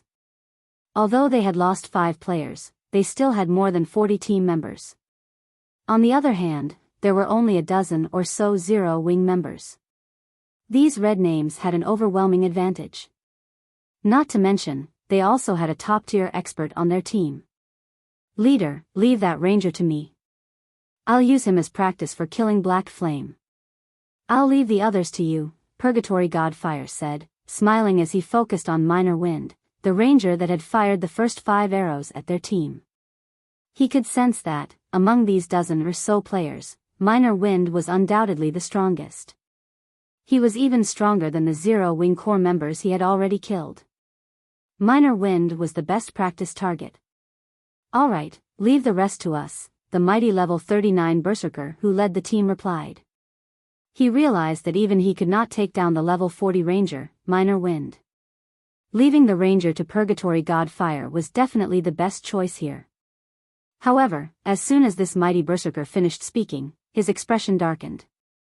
Before anyone realized it, a figure had appeared behind Purgatory Godfire, a snowy white dagger sinking into the elementalist's head and forcing him into a fainted state. Immediately, the player thrust another dagger towards Godfire's back. This sudden development even stunned the elementalist. He had failed to notice the sneaking assassin. However, Purgatory Godfire was no ordinary expert. In the moment of extreme peril, he activated Blink. Not only did he avoid the backstab, but he also cancelled the fainted state and appeared 15 yards away from his enemy. Unfortunately for him, as soon as Purgatory Godfire used Blink, the black figure followed by using shadow steps and appeared behind him once more, the gleaming dagger resuming its attack. Scram! Panicking, Godfire used Flame Blast in an attempt to knock back his opponent. However, when Flame Blast struck the black figure, contrary to Godfire's expectations, the black figure stood steady. His Flame Blast had passed through the figure's body harmlessly. Crap! An afterimage. Godfire immediately realized that he had been fooled. Although he tried to rectify his mistake by casting Ice Wall to guard his back, the black figure landed a kidney strike, forcing him back into a fainted state, before his Ice Wall could even take shape. The figure instantly followed up with an absolute strike, transforming into a shadowy streak that passed through Purgatory Godfire's body. When the figure reformed, it spun in the air and launched backstab on Purgatory Godfire's side, stealing the Elementalist's last strand of HP. How are you so fast? Could you be Zero Wing's #1 expert? Fire dance? It seems that I truly have rotten luck. As Godfire's HP was about to reach 0, his eyes focused on the black-robed assassin. As far as he could remember, only Zero Wing's fire dance possessed this kind of ability. Smiling Angle, his dark guild, had even labeled fire dance as a unique combatant. Should any of the guild members encounter her in battle, they were warned against taking her on alone. They should enlist the help of 3 or more people to deal with her, at the very least. The group must have an expert member, as well. Big Sis Fire doesn't need to dirty her hands with the likes of you. I, Flying Shadow, am more than enough. You're 10 years too early to think of fighting Big Sis Fire. The black figure expressed its disdain in response to Purgatory Godfire's words. However, Flying Shadow had not lied. Despite having reached the half-step refinement realm after much difficulty, when he had sparred with Fire Dance, he had not even had a chance to retaliate. Meanwhile, Purgatory Godfire had not even reached the half-step refinement realm. He was nowhere near good enough to be Fire Dance's opponent. Although Godfire wanted to say something, his vision began to gray. In the end, none of his words left his mouth. Godfire is dead? How can he be dead? The other Dark Guild members were stupefied when they watched the expert die. They had all witnessed Purgatory Godfire's strength personally. Even their Dark Guild's top experts were no match for him, yet against Flying Shadow, Godfire had stood like a child before a master. These players even wondered if they were dreaming. Although they had heard rumors of Zero Wing's many powerful experts, Flying Shadow's strength was insane. While these Dark Guild members struggled to recover from their daze, dozens of arrows and spells bombarded them. In the blink of an eye, another 7 died. Damn it. We've encountered some troublesome experts. Retreat, the leading berserker commanded. After examining the situation on the battlefield, he understood the difference between their teams. Although they had a numerical advantage, it was only temporary. If the battle dragged on, more Zero Wing members would arrive. This was an extremely unfavorable situation. However, as soon as he issued his command, Minor Wind fired 9 blue arrows from a distance, sealing his path of retreat. Don't even think about killing me that easily. As one of the Dark Guild's team leaders, he had the strength to earn the position.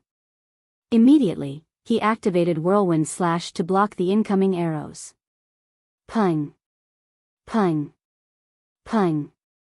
However, when the Berserker's battle axe collided with the 4th arrow, the weapon was repelled. The remaining arrows then struck this team leader, eliminating his HP. Without a leader, the surviving Dark Guild members fell into chaos. After all, most of them were from different Dark Guilds. They were barely familiar with each other, much less in sync. Not that they lacked someone in command, Zero Wing's members swept them down like flies. Although some had tried to escape, none could outrun Flying Shadow and Minor Wind. After a short moment, the Dark Guild team consisting of nearly 50 players died at the hands of Zero Wing's team. At the same time, inside Snowy Forest, a large number of teams formed by the various Dark Guilds were also being ambushed by Zero Wing's Dark Gods Legion and main force. As the Dark Guild members died, Shifeng posted their death count on the official forums. In less than an hour, a total of 3,586 Dark Guild members operating near White River City died. Moreover, this number continued to climb by the minute.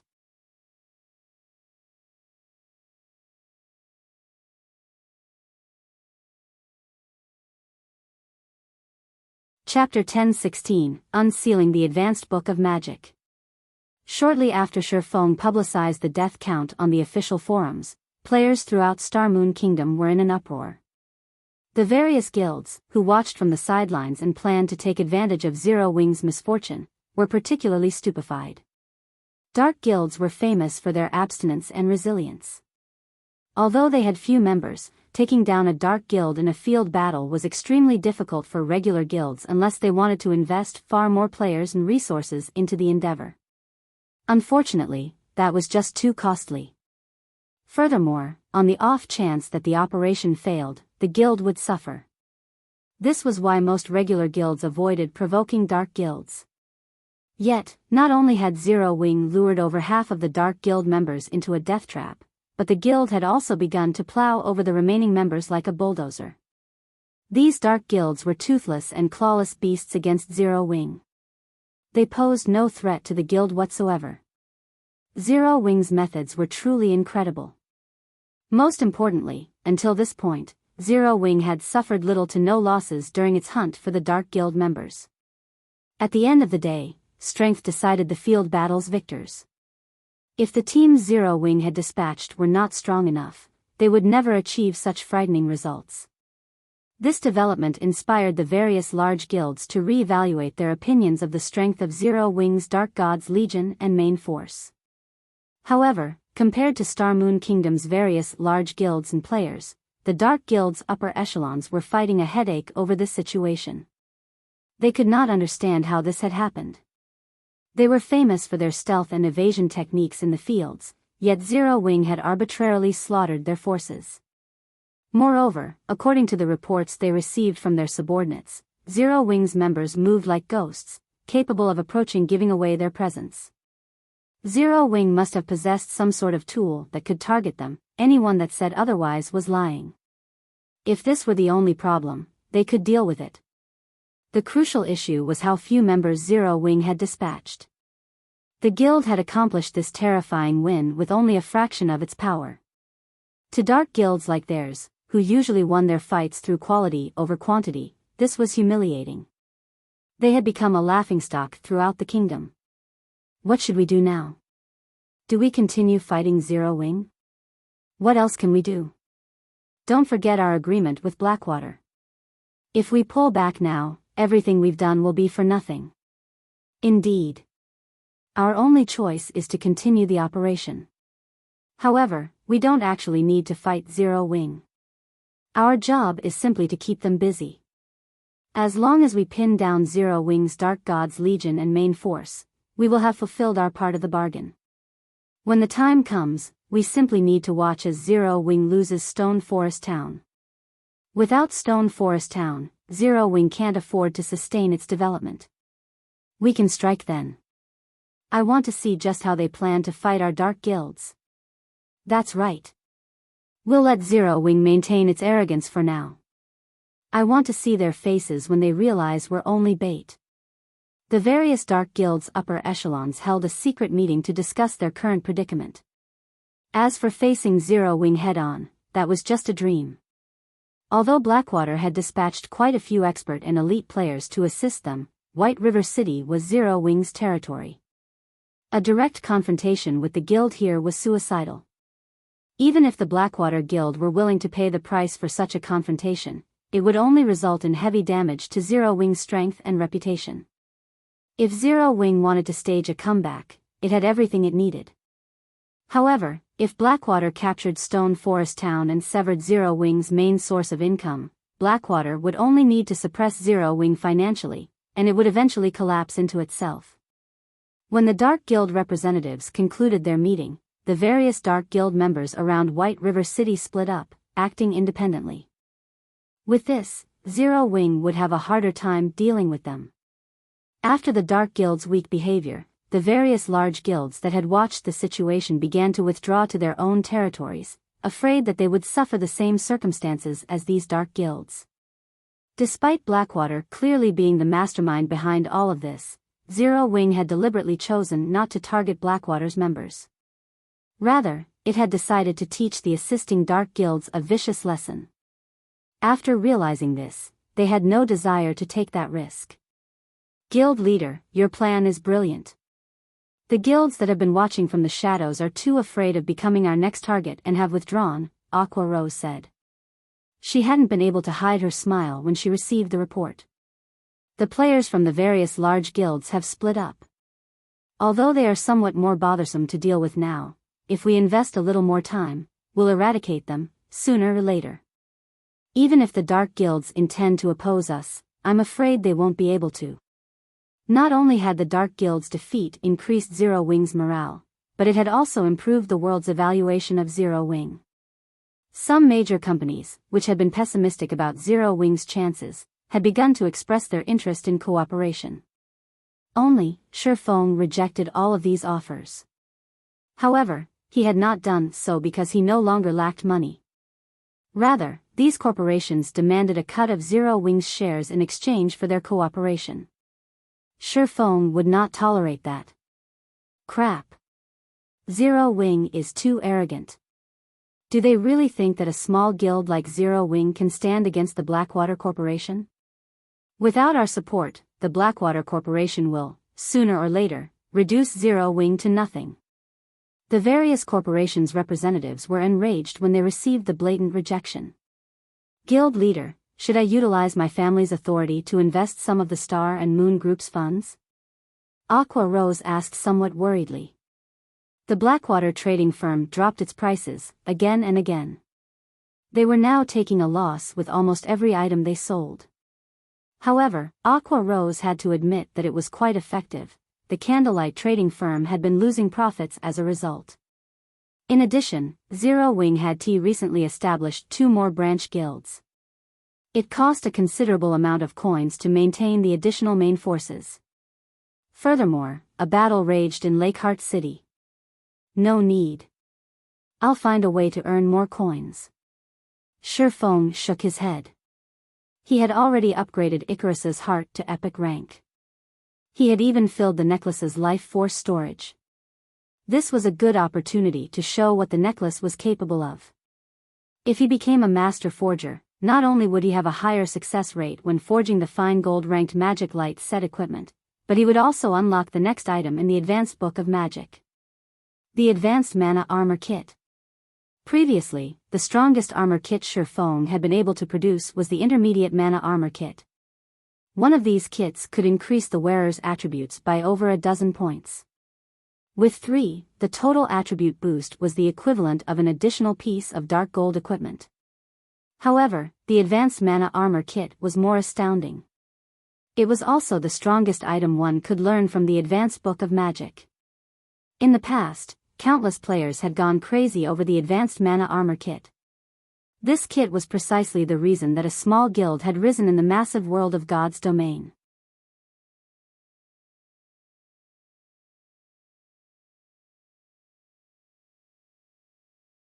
Chapter 1017, Advanced Mana Armor Kit.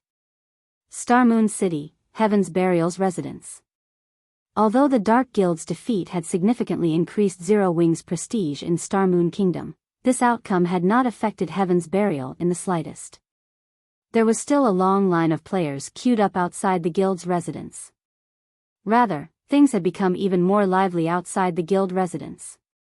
After the majority of the Dark Guild members had been confined in White River City, Heaven's Burial announced its recruitment for a large number of lifestyle players. It had even publicly announced that lifestyle players who joined the guild could receive guidance from a few of the virtual gaming world's well-known lifestyle masters, easing the difficulty of reaching the master rank in the future. The master rank was every lifestyle player's goal. It was also an opportunity for countless lifestyle players to get rich overnight. After God's Domain joined the virtual gaming world, the various large guilds had begun to place greater importance on lifestyle players. After all, many things in God's Domain required lifestyle players. This increased the value of well-known lifestyle players in the virtual gaming world. In God's Domain, some lifestyle players' status could even rival that of top-tier experts. Many super guilds even began to compete to recruit lifestyle players who had a list of achievements in previous virtual reality games. Among them, the super guild Battle Wolves had paid an astronomical price to recruit one player who had been known as one of the top 5 Grandmaster lifestyle players in the virtual gaming world. Moreover, the Battle Wolves had made this Grandmaster their chief forger. Becoming one of a super guild's forgers was already quite difficult, much less becoming the chief forger. A chief forger's status was the equivalent of the vice guild leaders. Although they did not dream of such a lofty position, if they could become master lifestyle players in God's domain, they would be set for life. However, reaching the master rank in God's domain was easier said than done. If they were guided by someone with experience, though, it would be easier to become masters in the future. This was precisely the reason that Star Moon Kingdom's lifestyle players had flocked to join Heaven's Burial. Not only that, but other kingdoms' lifestyle players also began to rush towards the guild after hearing about its recruitment. Uncle 7, why are you in such a hurry to meet me? If you had something urgent to say, couldn't you have just called me? Why make the trip back? Singular Burial asked, chuckling as he looked at the 50-plus-year-old man as he frantically rushed into the guild leader's office. If this were something that could have been conveyed in a call, I would have done so. This is important enough to make the trip. I also have a surprise for you, Seven Treasures said, laughing. A surprise? Singular Burial responded skeptically. I knew you wouldn't believe me. Here, take a look. What do you think this is? Seven Treasures retrieved a design from his bag and placed it on the table. This is, Singular Burial was stunned after reading the design's introduction. Although the design was very common, the words light stone attracted Singular Burial's attention. As the guild leader of Heaven's Burial, not much surprised him. Even an epic weapon wouldn't faze him. However, he had to admit that the light stone forging design that Seven Treasures had laid before him had been a surprise. The light stone was practically the Candlelight trading firm's symbol. Despite Heaven's Burial and Blackwater working together, neither of their guilds had been able to damage the Candlelight trading firm overmuch. This was due to the light stones. Who in God's domain did not want to level up faster? However, when darkness fell over God's domain, the fields became much more dangerous. If one were not an elite or expert player, they would struggle. And if one were unfortunate enough to lose their life, their progress would go to waste. Hence, light stones were a must-have item to level up at night in God's domain. In addition, as the light stone's price was quite low, it became a must-have tool for ordinary players. This secured the Candlelight trading firm's position, leaving no room for competition. However, now that Heaven's Burial had the light stone forging design, the Candlelight trading firm would no longer hold the monopoly over the light stones. Uncle 7, where did you find these? Singular Burial asked. Only one forging player could learn from a single forging design, and the number of light stones one person could produce was limited. The Heavenly trading firm still wasn't a threat to the Candlelight trading firm. This would barely impact Candlelight's business. In the Towers of Death. One of our guild's teams obtained one by accident while grinding monsters there, Seven Treasures said, laughing merrily. After obtaining this design, I immediately notified the guild's elite teams to grind in the Towers of Death. Soon, we'll have far more light stone forging designs. Wonderful. This is simply wonderful. Uncle 7, I'll leave the rest for you. If you lack manpower, just say the word. Singular Burial was ecstatic. As long as they knew which monsters dropped the design, with Heaven's Burial's strength, it would only be a matter of time before they had a stockpile. Once we have enough designs, we will extinguish Candlelight. Without the financial support from both the Candlelight trading firm and Stone Forest Town, Zero Wing will be finished. Isn't that why I'm here, trying to borrow some of the Funeral Legion's members? The monsters are too high-leveled. Our ordinary elite's grinding speed is too slow. They need experts to lead them, Seven Treasures explained, nodding. The Funeral Legion was Heaven's Burial's strongest player force. It was similar to Zero Wing's Dark God's Legion. Heaven's Burial had invested the majority of its resources into nurturing this legion, and every member was extremely powerful. In the eyes of ordinary players, they were definitely experts. However, only the guild leader could command the Funeral Legion. They would ignore anyone else's orders. Sure, no problem. I'll give you command of 400 members. Without hesitation, Singular Burial notified the Funeral Legion's commander, instructing him to dispatch 400 members to the Towers of Death immediately. Inside one of the Candlelight trading firm's special forging rooms in White River City. After sacrificing 500 units of life force to activate Icarus's Heart's God's Blessing skill, Shifeng began forging advanced mana armor kits, one after another. Not only had Shifeng forcefully raised his forging standard to master rank, but the effect also lasted 3 full hours. Meanwhile, God's Blessing's cooldown was only 4 hours. With this buff, he was practically a bona fide master lifestyle player. The only downside was that God's Blessing cost too much life force to sustain. Regardless, Shifeng was satisfied with this result. As a master forger, he could learn the advanced mana armor kit's production method. By utilizing various tools, he also increased his success rate with the advanced mana armor kits to 41%, which allowed him to succeed 1 out of 3 tries. In 3 short hours, Shifeng had successfully forged 31 advanced mana armor kits. Although the production volume could not compare to the intermediate mana armor kits, the advanced version's attributes trampled over the intermediate versions.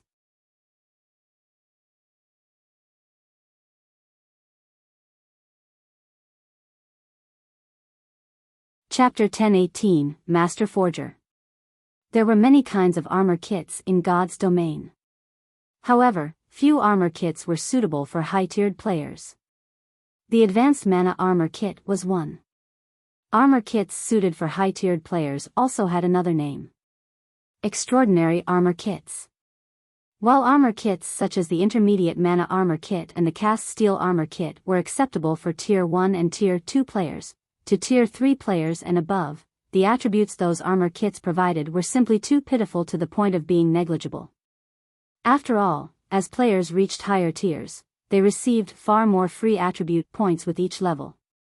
At Tier 0, players received 4 free attribute points with each level, while at Tier 1, they received 8 points. After reaching Tier 2, however, players would receive 15 points. The difference was obvious at a glance. Because of this, the earlier players completed their promotion to a higher tier, the more of an advantage they had. If a player completed their Tier 1 class promotion 3 or 4 levels later than others, they would have fallen behind by over 10 free attribute points. This gap would widen if the same situation occurred at Tier 2 and beyond. This was where the extraordinary armor kits came in. Even among extraordinary armor kits, the basic attributes, the advanced mana armor kit's basic attributes were on the higher end of the spectrum. Hence, many high-tiered players preferred these. It seems my luck is quite good. The attribute increases are all above the standard. Shifeng was very satisfied with the advanced mana armor kits he had forged. Advanced mana armor kit. When physical armor kit is equipped, defense plus 600 strength increased by 3%, endurance increased by 4%, agility increased by 3%. Maximum binding limit per character, 3 cannot be bound to level 40 equipment or below. When magical armor kit is equipped, defense plus 240 intelligence increased by 3%, endurance increased by 4%, vitality increased by 3%. Maximum binding limit per character, 3 cannot be bound to level 40 equipment or below. When 3 kits were equipped, they would increase each of a player's basic attributes by roughly 10%.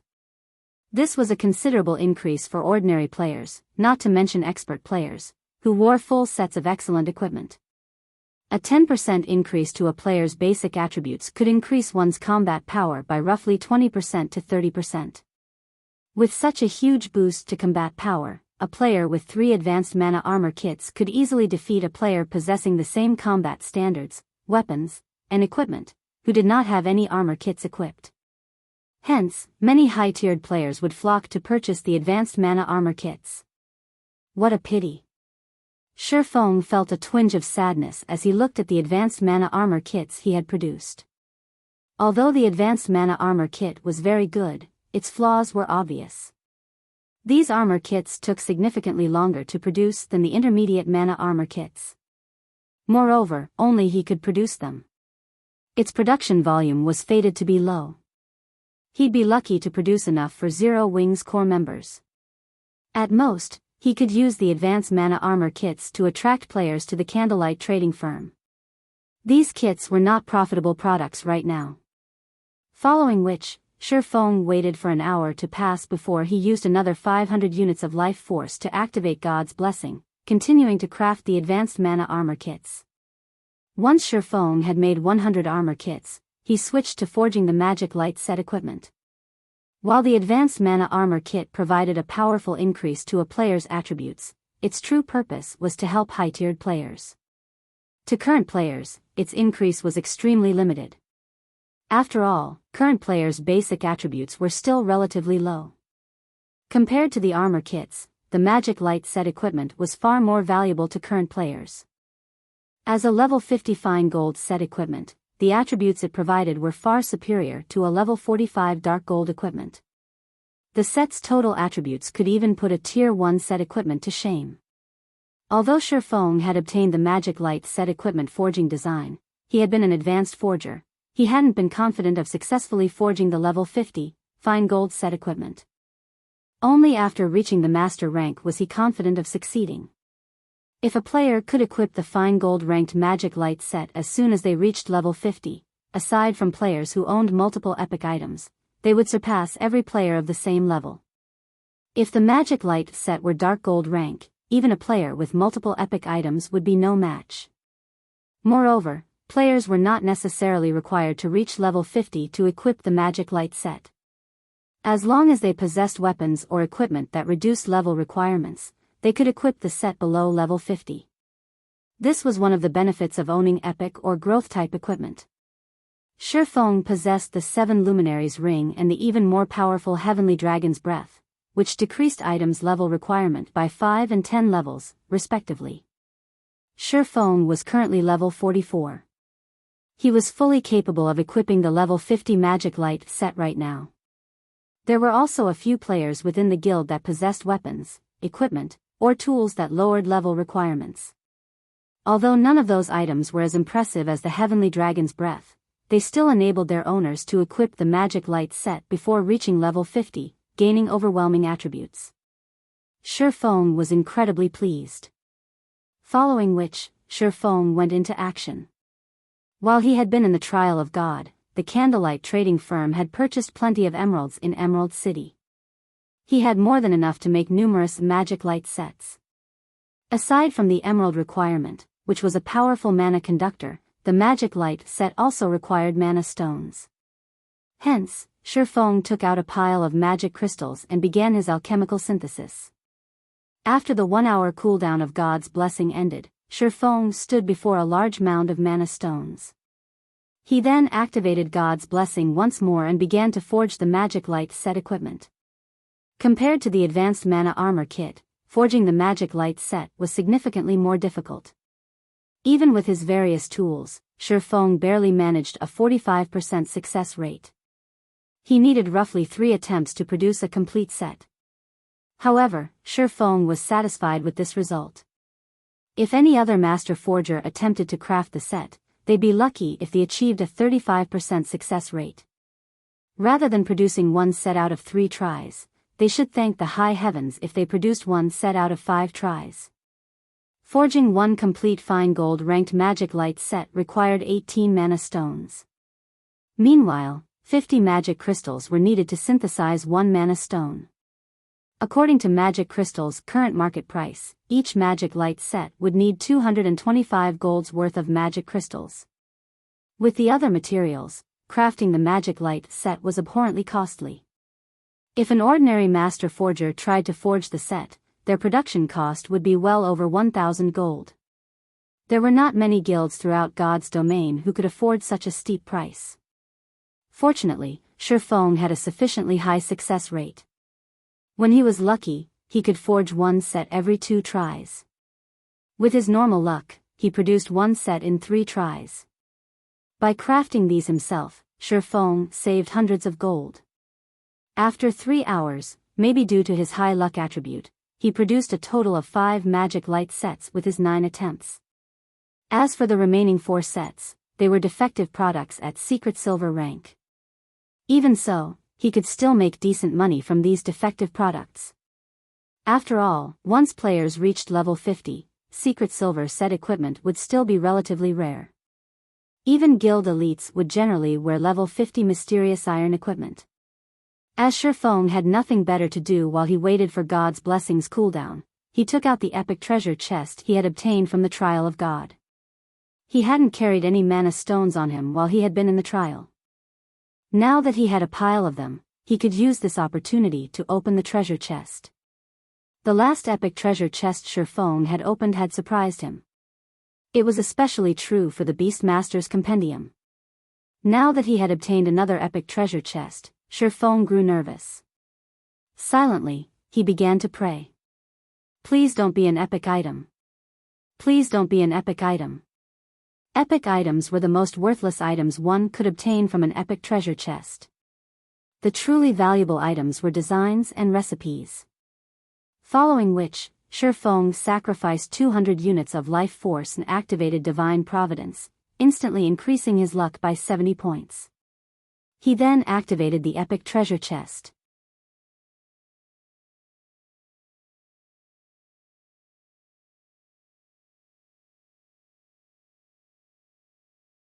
Chapter 1019, Unbelievable Luck.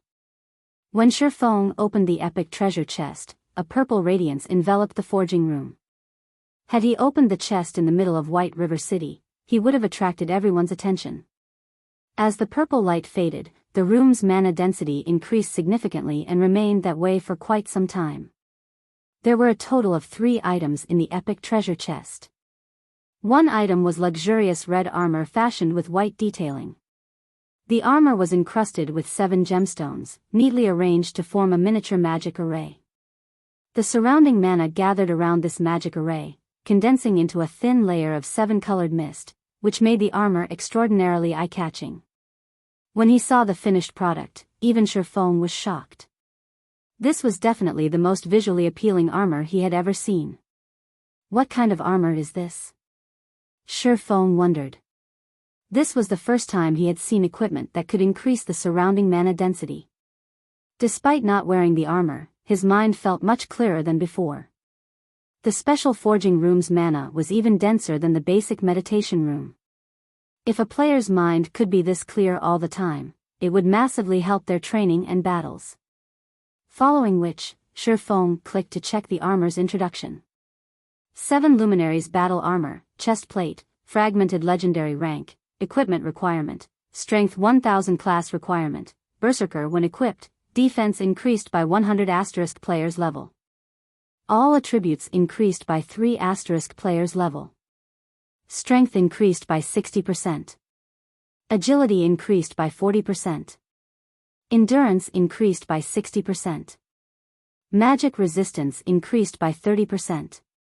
Ignore levels plus 20. All Berserker skills plus 5 levels. All item level requirements reduced by 10 levels. Additional passive skill 1, 7 Luminaries Protection, decreases incoming damage from players of a lower tier by 70%, players of the same tier by 40%, and players of a higher tier by 20%. Grants immunity to control skills.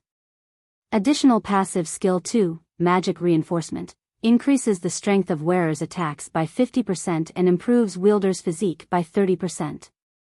Additional active skill 1, Sky God's Glory, grants immunity to all magical damage, decreases physical damage received by 80%, and increases movement speed and attack speed by 100% for 10 seconds. Cooldown, 1 hour. Additional active skill 2, 7 Luminaries Domain, effective radius of 50 yards. Decreases all enemies' reaction speed within affected area by 30%, movement speed by 40%, and attack speed by 40%. Wearer can also control up to 3 7 Luminary Spears. Each spear contains 200% of wearer's strength and causes 500% holy damage. Duration, 2 minutes. Cooldown, 5 hours. Skill is currently tier 1. Skills tier will increase with player's tier. The 7 Luminaries Battle Armor was a legendary item created by the blacksmith god, Soros. During the Great Ancient War, it had been greatly damaged by the Lord of the Abyss. However, as the battle armor's core remained intact, its repair only requires 10 God crystals. Current number of absorbed God crystals, 0/10. Shifeng was dazed for a long moment after reading the armor's introduction. He had never thought that it was possible to obtain a fragmented legendary item from an epic treasure chest. It was even a considerably powerful fragmented legendary item. Whoever equipped the 7 luminaries' battle armor would watch their combat power soar. Unfortunately, only berserkers could equip this armor. If he could equip it, it was very likely that he wouldn't find a single player throughout God's domain that could match him. After all, if he had 2 fragmented legendary items equipped, not only would he have an overwhelming advantage in terms of attributes, but he would also possess absurdly powerful skills. If his opponent didn't have a similar lineup of equipment, he would be invincible. Although the battle armor had its own glaring flaws, repairing it would be easier than repairing other fragmented legendary items. There was a much higher chance that he could repair it and transform it into a true legendary item. Aside from the battle armor, 2 plain, old books lay within the epic treasure chest. As Shifeng was already satisfied with the 7 luminaries' battle armor, he hadn't paid much attention to the 2 old books. However, when Shifeng read their introductory texts, he was shocked once more. Icarus's heart's effects are unbelievable. Shifeng was speechless as he held the 2 books. Of the 2 books, one was an alchemy secret journal, while the other was the design for the magic tower. In God's domain, both books were treasures that could only be obtained with luck. Among the 2 books, the alchemy secret journal recorded the recipe for an exotic potion. However, only a maximum of 10 alchemists could learn the recipe. There were many types of potion in God's domain. Most generally lasted only 1 or 2 hours. Moreover, the effects would disappear upon death. However, exotic potions were different. Not only did they have long durations, but their buffs would remain after the player died and resurrected. Furthermore, these were only exotic potions' side effects. Exotic potions were the product of the hard work of God's domain's craftsmen alchemists. Every exotic potion was extremely powerful. The secret journal Shifeng held contained the recipe to produce an exotic potion named Exotic Stamina Potion. When consumed, the potion increased players' maximum stamina by 10% and stamina recovery rate by 80% for 10 hours. Stamina was indispensable for players. Regardless of whether players fought or ran, they consumed stamina. Only, the amount consumed was different. If players ran out of stamina, even if their HP were full, they would lose the ability to move. Hence, most players generally took a break after grinding monsters for a certain time, using the opportunity to recover their stamina. If a player's stamina recovery rate and maximum limit increased, they would become far more efficient when grinding. Hence, in God's domain, all items capable of increasing a player's stamina or their stamina recovery rate were extremely valuable. Although the exotic stamina potion was not as effective as the blood-refining crystal's life essence, its effects were still considerably good. It was useful to both expert and ordinary players. With this alchemy secret journal, the Candlelight trading firm's business would reach a whole new level. However, compared to the alchemy secret journal, the magic tower construction design was truly useful to Zero Wing right now. In God's domain, players could purchase defensive weapons in the Adventurers Association after capturing a town successfully or while constructing a town. Defense turrets were one of the most common defensive weapons. Not only did they possess massive firepower, but their attack range was also relatively large. However, turrets were the most basic defensive weapons. There were many others that players could find elsewhere.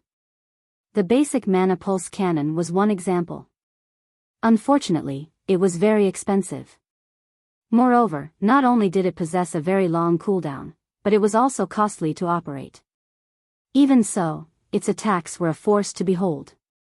A single blast could almost rival the might of a Tier 4 large-scale destruction spell. The defense turrets could not compete with it. However, there was something even more advanced than the 2 aforementioned defensive weapons, the magic tower. Not even 8 defense turrets were a match for the defensive capabilities of a single magic tower. This was precisely the reason that the basic tower had become a mainstream building in Shifeng's past. Unfortunately, constructing a magic tower was very difficult. Now that Shifeng had the design, he would need a lot of resources to build it.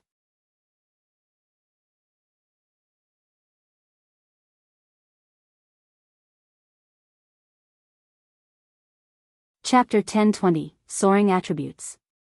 Shifeng looked at the tattered magic tower construction design in his hands.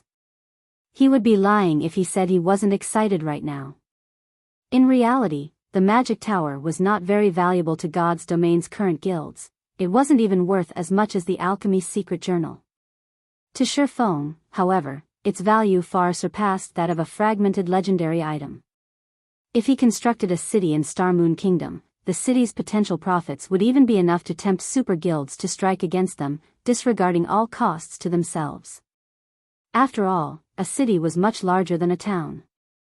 No measly town could compare to the population a city could hold. One could also construct a larger variety of buildings in a city. Most importantly, players seeking entertainment would flock to the city, which could impact its economy in a massive way. Then there was the Mana Tower, which would allow resident players within the city to accumulate the double EXP buff. With Zero Wing's current strength, going up against super guilds was suicidal.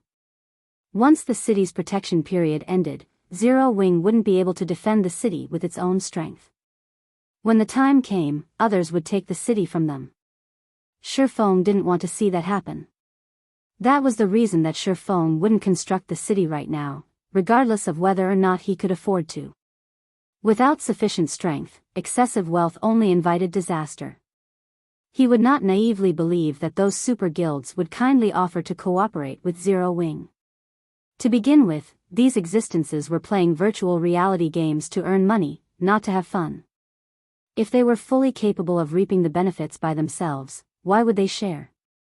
If Zero Wing wanted to cooperate with super guilds, there was a precondition: the guild needed to be able to protect the city it constructed. Otherwise, there was no point. It was similar to the encounter with the Dragon Phoenix Pavilion. Shifeng had been worried about his city's defense. Acquiring the magic tower design was undoubtedly good news. Once he constructed his city, he simply needed to construct a few magic towers to protect it. At that time, with Zero Wing's constantly rising strength, defending a single city should not be a problem. However, like a teleportation magic array forging design, the magic tower design had limited uses. Up to 5 magic towers could be constructed with one design. This was enough for Shifeng. I had planned to add several more turrets to stabilize Stone Forest Town's safety. It seems that won't be necessary now. Shifeng smiled. He then contacted Aqua Rose, instructing her to collect the necessary materials and lifestyle players to construct the magic tower in Stone Forest Town. Unlike other items production, the magic tower's construction did not require specific lifestyle classes. In fact, any player could construct the magic tower. It was only a matter of speed and efficiency. However, to construct the magic tower's core, players needed to be capable of drawing an intermediate magic array. After all, the tower's most important components were the magic array and the mana circuit. For Shifeng, who was capable of manufacturing intermediate magic arrays, constructing the magic tower's mana circuit would be a piece of cake. As for the magic light set equipment, Shifeng put the project on a temporary hold. In any case, no one else in the guild could equip the set right now. The number of sets he had already produced was more than enough for the moment. Shifeng then replaced his Tier 1 set equipment with the fine gold-ranked magic light set equipment. Following which, he replaced all 3 of his intermediate mana armor kits with the advanced versions. Immediately, his basic attributes soared to a new level. His strength instantly broke past the 1,200 point threshold. He was significantly stronger than a lord of the same level. His HP also soared to 32,550, while his defense could probably render even Zero Wing's number 1 MT, Cola, speechless. With this set of equipment, I can likely solo an ordinary level 50 lord without any berserk skills. When Shifeng clenched his fist, he could feel that his combat power had reached a new realm. He had to admit that there was a massive difference between level 50 and level 45 equipment in terms of attributes. After Shifeng switched into his new equipment, he used the demon mask to alter the magic light set's appearance, using his previous appearance. This way, outsiders would not notice any changes to his weapons or equipment, and they would not be able to gauge his strength without fighting him. As Shifeng arrived downstairs and was about to rearrange the counters in the Candlelight trading firm's first-floor hall, he noticed that the number of players in the hall had decreased significantly. Moreover, a few of the players here scoffed at the trading firm's products. The Candlelight trading firm is unreasonable. Both the Heavenly trading firm and the Blackwater trading firm are selling their light stones for 80 copper each, yet Candlelight is still selling them for a silver each. I think I'll be better off shopping at the other two trading firms. Isn't the light stone supposed to be the Candlelight's specialty product? What? You don't know? Not long ago, both the Heavenly trading firm and the Blackwater trading firm announced that they are selling light stones. Moreover, they're selling each stone for only 80 copper and have declared that they will never raise its price, unlike a certain Blackheart trading firm, who only wants to wring us dry. What? They're so cheap. If I had known, I wouldn't have purchased so many light stones from Candlelight. While these several players chatted loudly, the surrounding players that overheard their conversation promptly changed their minds about purchasing light stones from the shop. They began to filter out of the Candlelight trading firm in search of a better deal. It was obvious that they were going to investigate the Heavenly trading firm and Blackwater trading firm's new products. Even 20 copper coins was a significant sum of money to ordinary players. If they used 5 light stones in a day, they could save up to 1 silver coin each day. That was enough money for independent players to buy themselves several drinks at the bar. If they saved up for a few days, they could also afford a nice piece of bronze or mysterious iron equipment. They sure are quick to extend their hands. Shifeng glanced at the several independent players who conversed with each other. He then called up the shop's system interface and teleported these players out of the shop. He banned them permanently from all of Candlelight's shops. It was very obvious that these people had no intentions of purchasing anything from Candlelight. They were either hired by Heaven's Burial or Blackwater to come here and steal customers. Otherwise, why would these people bother coming to Candlelight if they knew that the Heavenly trading firm and Blackwater trading firm sold light stones? Instead of blabbering on in the shop, showing no signs of leaving, anyone who heard the news would likely rush out of the shop as the previous customers had. Crap, why can't I enter the shop? What kind of trading firm is this?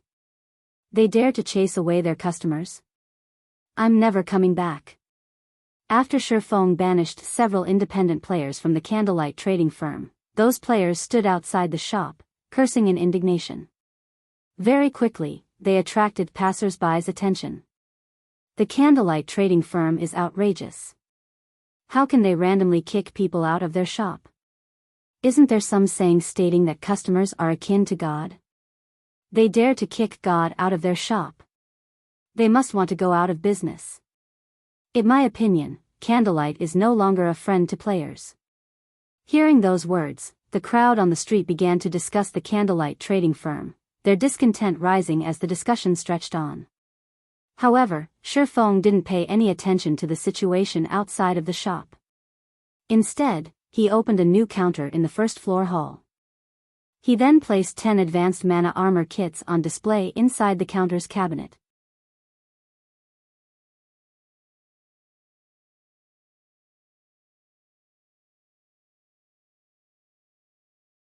Chapter 1021, Astronomically Priced Armor Kit.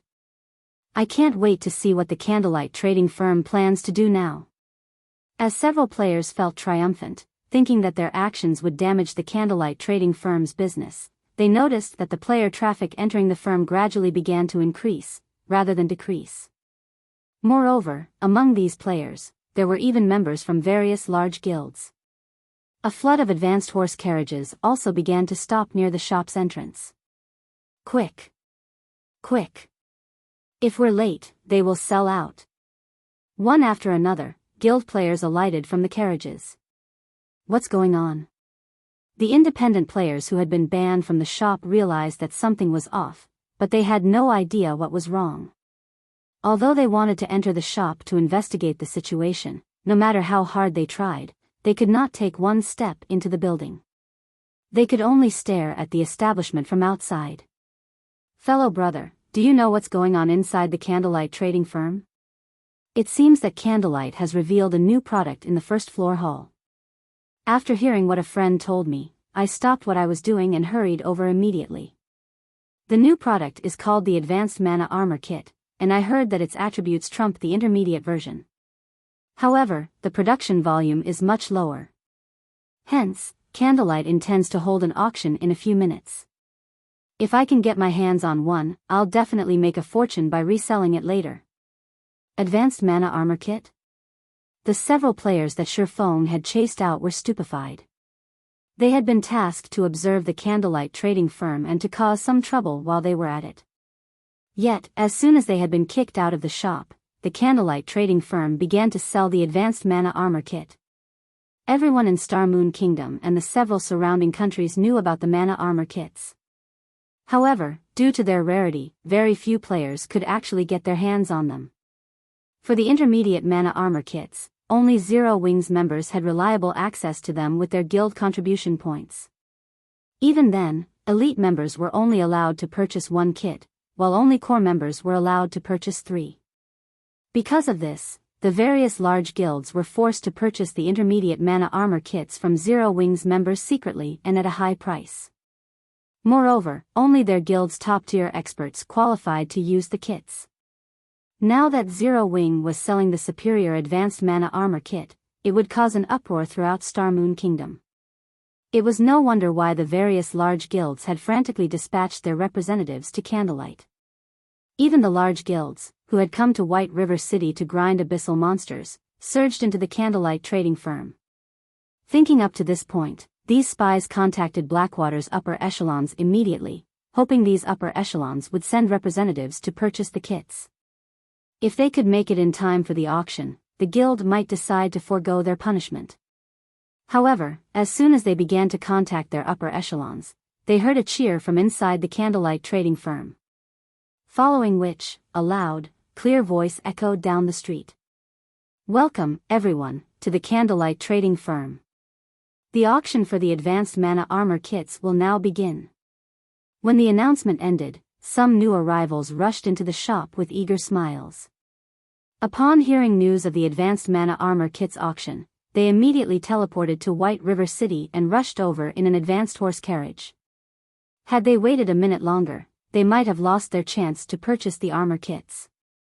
At this moment, the several incognito Blackwater members were stunned. They no longer had a way to explain themselves to their superiors. Even if someone from White River City's Blackwater trading firm headed this way now, they wouldn't arrive for at least another 10 minutes. By then, the auction would be over. As for having their guild send them money, although the funds would arrive in time, they couldn't enter the Candlelight trading firm. Meanwhile, inside the Candlelight trading firm, the various guild members and independent players began to yell out their bids. The Advanced Mana Armor Kit starting bid was 10 gold. Everyone was surprised. No one had expected the Candlelight to sell these kits so cheaply. Even the intermediate Mana Armor Kits cost more than 10 gold per piece. Every player here had seen the Advanced Mana Armor Kit's attributes for themselves. If a player equipped 3 of the kits could increase their basic attributes by roughly 10%. This might not be a lot to Tier 1 players, but once players reached Tier 2 or above, the boost would be massive. When everyone thought about how they could use the Advanced Mana Armor Kit after reaching their Tier 4 and Tier 5 classes, the passionate light in their eyes blazed as they looked upon the kits. This time, a total of 10 armor kits were up for auction, with each lot containing 1 kit. The various large guilds inwardly cursed the Candlelight trading firm for this despicable decision. The benefits of a single Advanced Mana Armor Kit were barely noticeable. If one wanted the most benefits out of the kits, they had to collect 3 of them. In other words, if one managed to obtain 2 kits in this auction, they would have to purchase the 3rd kit, regardless of the cost. The competition in this auction would be fierce. Although the starting price of a single kit was 10 gold, shortly after the auction began, the price quickly soared, surpassing everyone's imaginations. 50 gold. The 100 Flowers Palace wants it. Cleansed Rue, who wore vermilion red mage robes, declared softly. Everyone instantly shifted their gaze towards Cleansed Rue, gasping. However, their shock was not due to Cleansed Rue's beauty or elegance, but her bid. With 50 gold coins, one could purchase a relatively valuable piece of level 35 dark gold equipment. Suddenly, an indifferent youth emerged from the crowd and said, "What arrogance from the 100 Flowers Palace. Isn't your offer just a measly 50 gold? The secret pavilion bids 100 gold." This youth was none other than the secret pavilion's genius newcomer, Cold Autumn. The youth had already reached level 40 and was fully geared in level 40 dark gold equipment. Many guild members were stunned when they saw Cold Autumn. 110 gold. Cleansed Rue unhurriedly announced. She must obtain the advanced mana armor kit. If Zero Wing had only held the auction after some promotion, the 100 Flowers Palace might not have had a chance to purchase the armor kit. This auction was too sudden. As a result, not many guilds had made it in time. She, on the other hand, just happened to be in White River City to purchase land for a guild residence. Hence, she had plenty of coins on hand. She definitely had what it took to compete with the secret pavilion. However, Cold Autumn did not give up as he shouted his next bid. Within a short moment, the advanced mana armor kit's price rose to 150 gold, causing most players to give up on the item. Although the advanced mana armor kit was impressive, one would only have around a 10% increase to their basic attributes after gathering 3 kits. It was not worth that much money. Just as everyone thought that the advanced mana armor kit would go to the 100 Flowers Palace, a woman wearing green mage robes raised her hand and called out, "I bid 200 gold."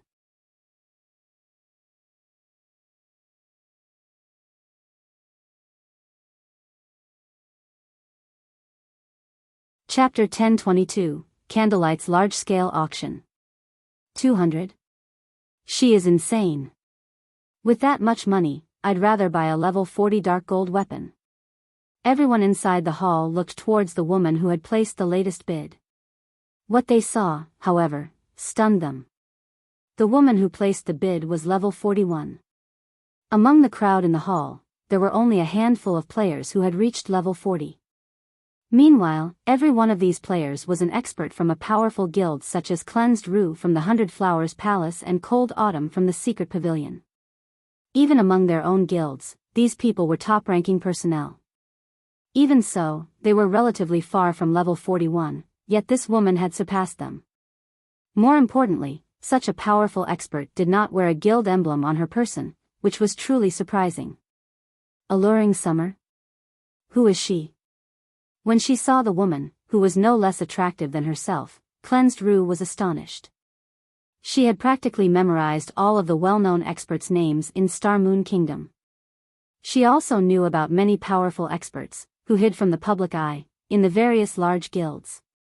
However, logically, it was impossible for an ordinary expert to be able to reach level 41 at this stage of the game, much less an independent player.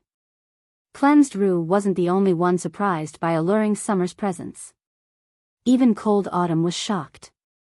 The Secret Pavilion's information network was extensive.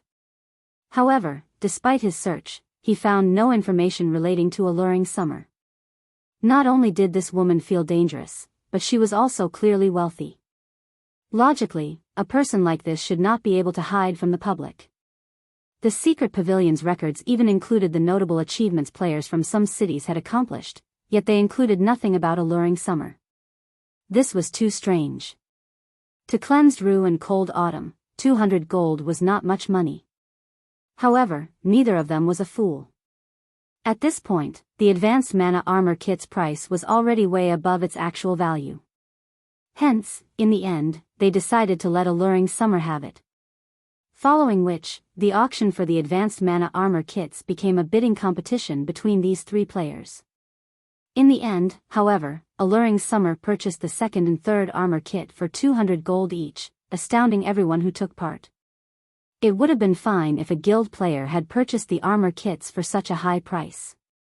After all, large guilds like the 100 Flowers Palace and the Secret Pavilion had many members.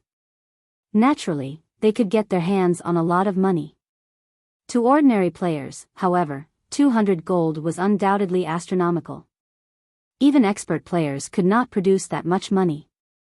Yet, an independent expert like Alluring Summer had spent 600 gold on just 3 advanced mana armor kits. Her wealth invoked questions about her origins. Moreover, judging by the woman's expression, it did not seem as if she particularly minded spending 600 gold. For a time, everyone was concerned about Alluring Summer's identity. They were very curious about this woman's identity. Some large guild representatives even messaged Alluring Summer secretly, stating that they wished to recruit her into their guilds and that they were willing to offer any benefits that she wanted. However, without exception, Alluring Summer deleted every message. She showed no interest whatsoever in these guilds. After Alluring Summer bought the first 3 advanced mana armor kits, Cleansed Rue and Cold Autumn split the remaining 7. In the end, the other guilds and players had wasted a trip to the Candlelight trading firm. Just when everyone thought that the auction was over and was about to leave the premise, a voice resounded through the hall once more, arousing everyone's excitement. Our auction for today has officially come to an end. In 4 days, Candlelight will hold its first large-scale auction. This will be the venue for that auction, as well. However, the auction will not be limited to the advanced mana armor kits. Many other valuable items will be available. Bronze mounts will be among those items. As for the grand finale, we will be auctioning entrance slots to the holy city of Titan. We hope that you all will spread the news of our upcoming auction. As the announcement faded, everyone in the hall had chills. Although they had no idea what the holy city of Titan was, they knew what bronze mounts were. Many top-tier experts in God's domain had already reached level 40. This hinted that the era of mounts had officially begun. Unfortunately, they weren't easy to obtain. Ordinary players had a hard time obtaining common mounts, not to mention bronze mounts. Any guild that had their own would prioritize their own experts. A guild would never sell their bronze mounts. Yet, the Candlelight trading firm had publicly declared that it would sell bronze mounts in its large-scale auction. How could they not be excited? After the announcement, many independent experts started to consider joining the competition for the bronze mounts. After all, even ordinary experts only found one if they were lucky.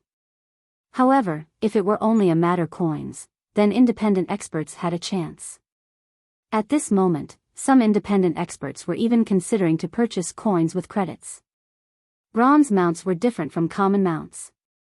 Not only were they faster, but they could also assist players in battle. This small difference might not be much to ordinary players, but to experts, it was extremely important. More often than not, that small difference could decide whether or not they could solo a powerful monster.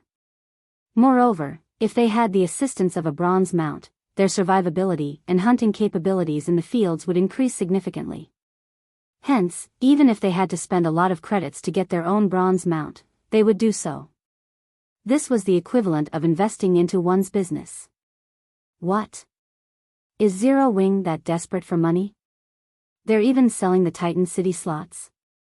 The announcement surprised Cold Autumn. The majority of the players present might not know what the holy city of Titan was, but he knew. After all, Pantheon had exposed the truth about the holy city to God's domain's various superpowers. So, he understood how valuable the slots to Titan City were. What an interesting guild. Everyone believes that Zero Wing will succumb to Blackwater's attack. It seems that they have underestimated Zero Wing's foundations. Cleansed Rue smiled upon hearing this announcement, her interest in Candlelight's large-scale auction growing. After the auction, players left the Candlelight trading firm, one after another. However, once outside the shop, they found that a group of level 39 expert players radiating killing intent had surrounded the trading firm's entrance. Every one of these players wore Blackwater's guild emblem. Seeing this, ordinary players moved out of these players' way, afraid of attracting their attention. Suddenly, a tall, robust man wearing silver battle armor stepped into Alluring Summer's way and asked sternly, "Are you the one who purchased the advanced mana armor kits?"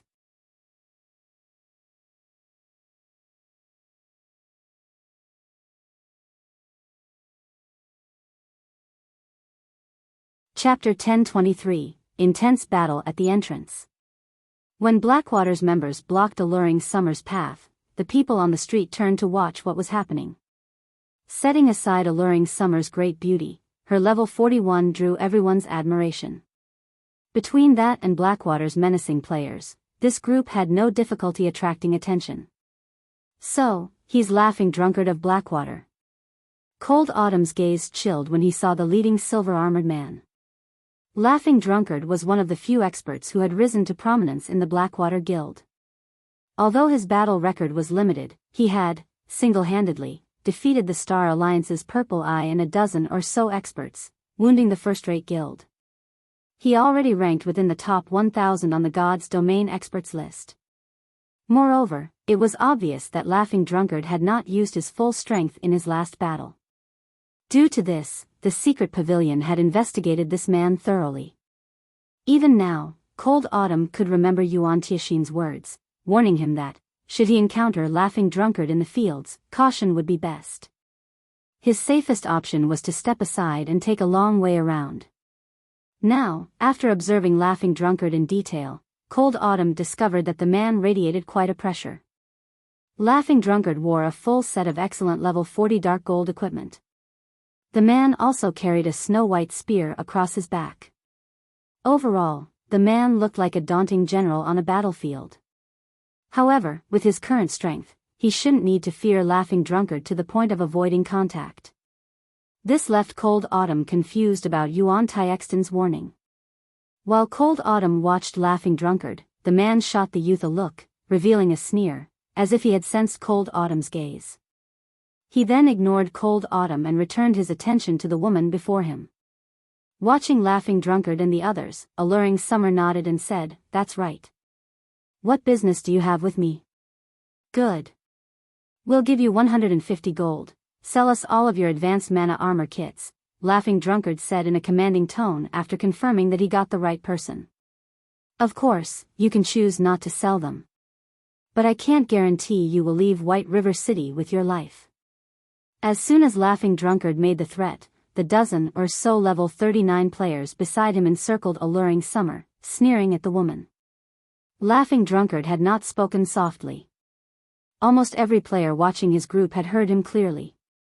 Many players instantly voiced their complaints. That woman spent 600 gold to buy those 3 kits, yet he wants to buy them all for 150 gold? Blackwater's members are too much. Has Blackwater lost its mind? They dare extort others in broad daylight. Are they not afraid of the guards? Sure enough, independent players shouldn't stand out. I've heard that Blackwater members even dared to attack Ouroboros's guild leader, Gentle Snow, in the middle of the city. That beauty has no choice but to concede. Many players began to pity Alluring Summer. Everyone understood that, rather than targeting Alluring Summer specifically, Blackwater's true intention was to demonstrate its might in White River City. Blackwater was currently engaged in an all-out war against Zero Wing. Now that Zero Wing had declared its large-scale auction in 4 days, Blackwater had to do something to suppress Zero Wing, preventing the guild from making a comeback. An independent player like Alluring Summer, who had purchased the Candlelight trading firm's items and wasn't particularly strong, would undoubtedly be Blackwater's best target for a demonstration. Whether Alluring Summer handed over the items willingly or they took the items by force, the act would send a message that anyone who purchased items from Candlelight would suffer the consequences. "You're going to attack me if I refuse?" Narrowing her eyes, Alluring Summer smiled as she said, "I want to see if your Blackwater is strong enough to do so, then. You must want to die." A level 39 black-robed assassin suddenly appeared behind Alluring Summer, his eyes containing bloodlust. The assassin thrust his dagger towards the back of Alluring Summer's head, giving the woman no room to dodge or counter. Despicable. Cleansed Rue, who stood by the side, inwardly cursed this sight. While Laughing Drunkard had been talking, he had sent an expert assassin to approach Alluring Summer stealthily and attack her should the negotiations fail. This was truly despicable behavior.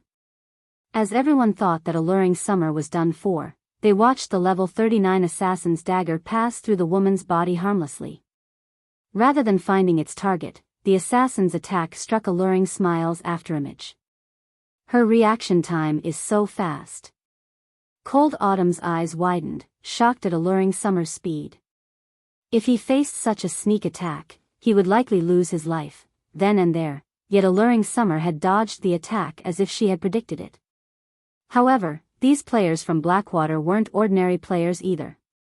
Everyone was an expert. After realizing that his attack had failed, that assassin turned to where Alluring Summer had aimed her blink. After discovering the woman, he used shadow steps. In the blink of an eye, the assassin appeared behind Alluring Smile once more. With a backhand swing, he sent a backstab at Alluring Smile, the fluidity of his movements impressing many of the guild experts who watched the fight. Pung! Before anyone realized it, an ice wall had appeared behind Alluring Summer.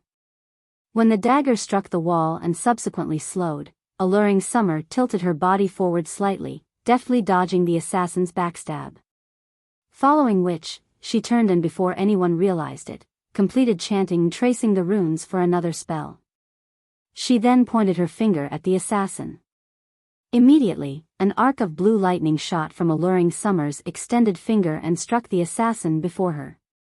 However, the assassin was no fool. Understanding that the lightning attack was quite powerful, he immediately activated Vanish, utilizing the brief 1-3-second invulnerability to block the attack. It seems this chick is quite strong. Seeing that Alluring Summers was extraordinarily strong, Laughing Drunkard turned to one of the swordsmen beside him and said, "Bullet, go, help take care of that chick. After this, I'll ask the boss to help you apply for training at the main headquarters." "Thank you, leader. I'll take care of her." The swordsman named Bullet licked his lips before activating Windwalk and charging towards Alluring Summer. Cleansed Rue frowned when she saw the expert assassin and expert swordsman working together against Alluring Summer. She could tell that both the assassin and the swordsman could easily rank near the top of 100 Flowers Palace's players with their combat standards. If their coordination was good, even Cleansed Rue herself was not confident of defeating them. When Bullet arrived before Alluring Summer, the latter turned suddenly once more and pointed her finger at the swordsman. Shio! Another arc of lightning flew from Alluring Summer's finger. Moreover, the lightning was even faster than before. The attack was far more powerful this time. Before anyone realized it, 3 ice walls had appeared around Bullet, preventing him from moving sideways or backward and leaving him with no choice but to defend against the attack. Pung! Bullet quickly activated parry to block the attack. However, the instant his weapon met lightning, his body was launched like a cannonball, crashing through the ice wall behind him and landing over 20 yards away. The massive power within Alluring Summer's attack made everyone shudder involuntarily. Such skilled double casting. Alluring Summer's performance surprised Cold Autumn. "It's no wonder why you dared to challenge us. So, you have a few tricks up your sleeves. Ghost, join them. I want to see how long she can hold up," Laughing Drunkard ordered. "Understood." At this time, a large, tanned berserker named Smoking Ghost stepped forward. Without hesitation, he used charge on the fatigued Alluring Summer. Just when this level 39 berserker's weapon was about to hit Alluring Summer, a 3-meter-tall skeletal claw appeared beside the berserker without so much as a sound. Catching Smoking Ghost by surprise, the skeletal claw grabbed the berserker before squeezing him, releasing a loud crunch. Smoking Ghost's body transformed into a pile of ash that fell through the skeletal clawed fingers. This is... Every spectator was stupefied. They could not figure out what had happened. That had been a level 39 berserker. Even Cold Autumn and Cleansed Rue were shocked. They could not believe that such an expert had died in a single move. Suddenly, a clear voice resonated down the street. "This is Zero Wings territory. Do you people from Blackwater think you can do whatever you want here? The crowd turned towards the voice's owner. They were speechless. The person who had spoken was none other than Zero Wing's vice guild leader, Aqua Rose.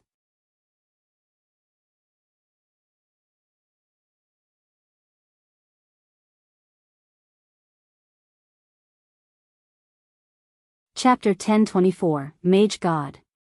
So strong. As expected of Zero Wing's goddess.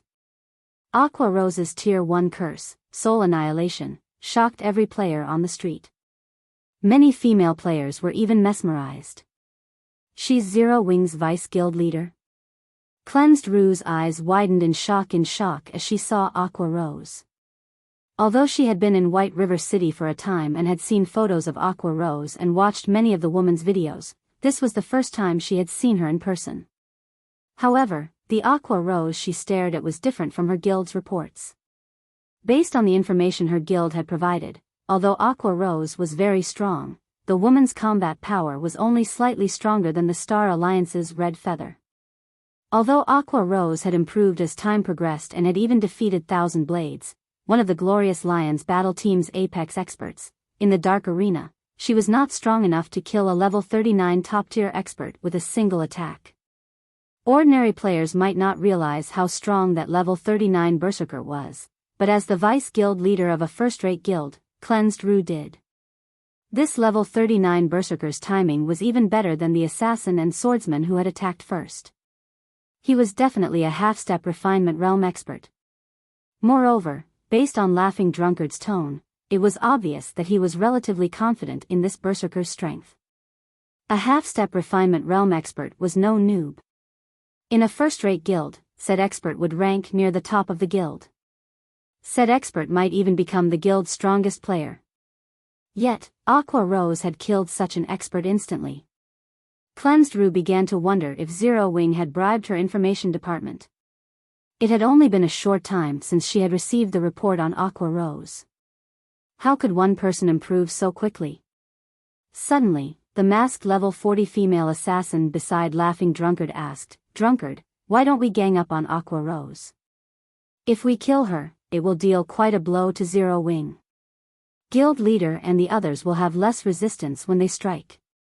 Forget it. We should save some of our cards for later." Lethal Gale suffered precisely because he grossly underestimated Zero Wing, Laughing Drunkard said, shaking his head as he glanced at Aqua Rose. He then said in the team chat, "Bullet, you two go all out and deal with Aqua Rose. I want to see how strong this vice guild leader is."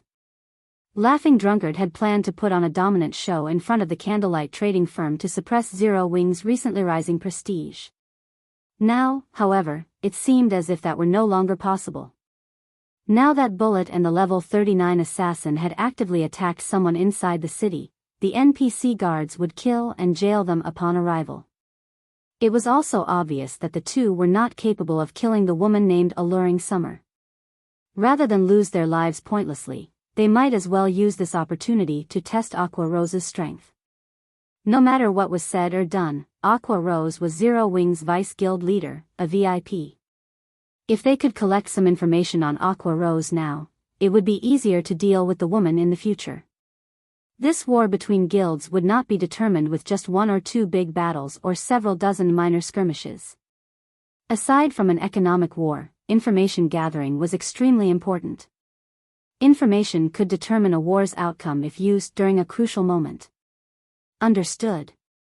After Bullet and the assassin received their command, they activated their berserk skills before turning and dashing towards Aqua Rose. Like machines, there wasn't a shred of hesitation in their eyes.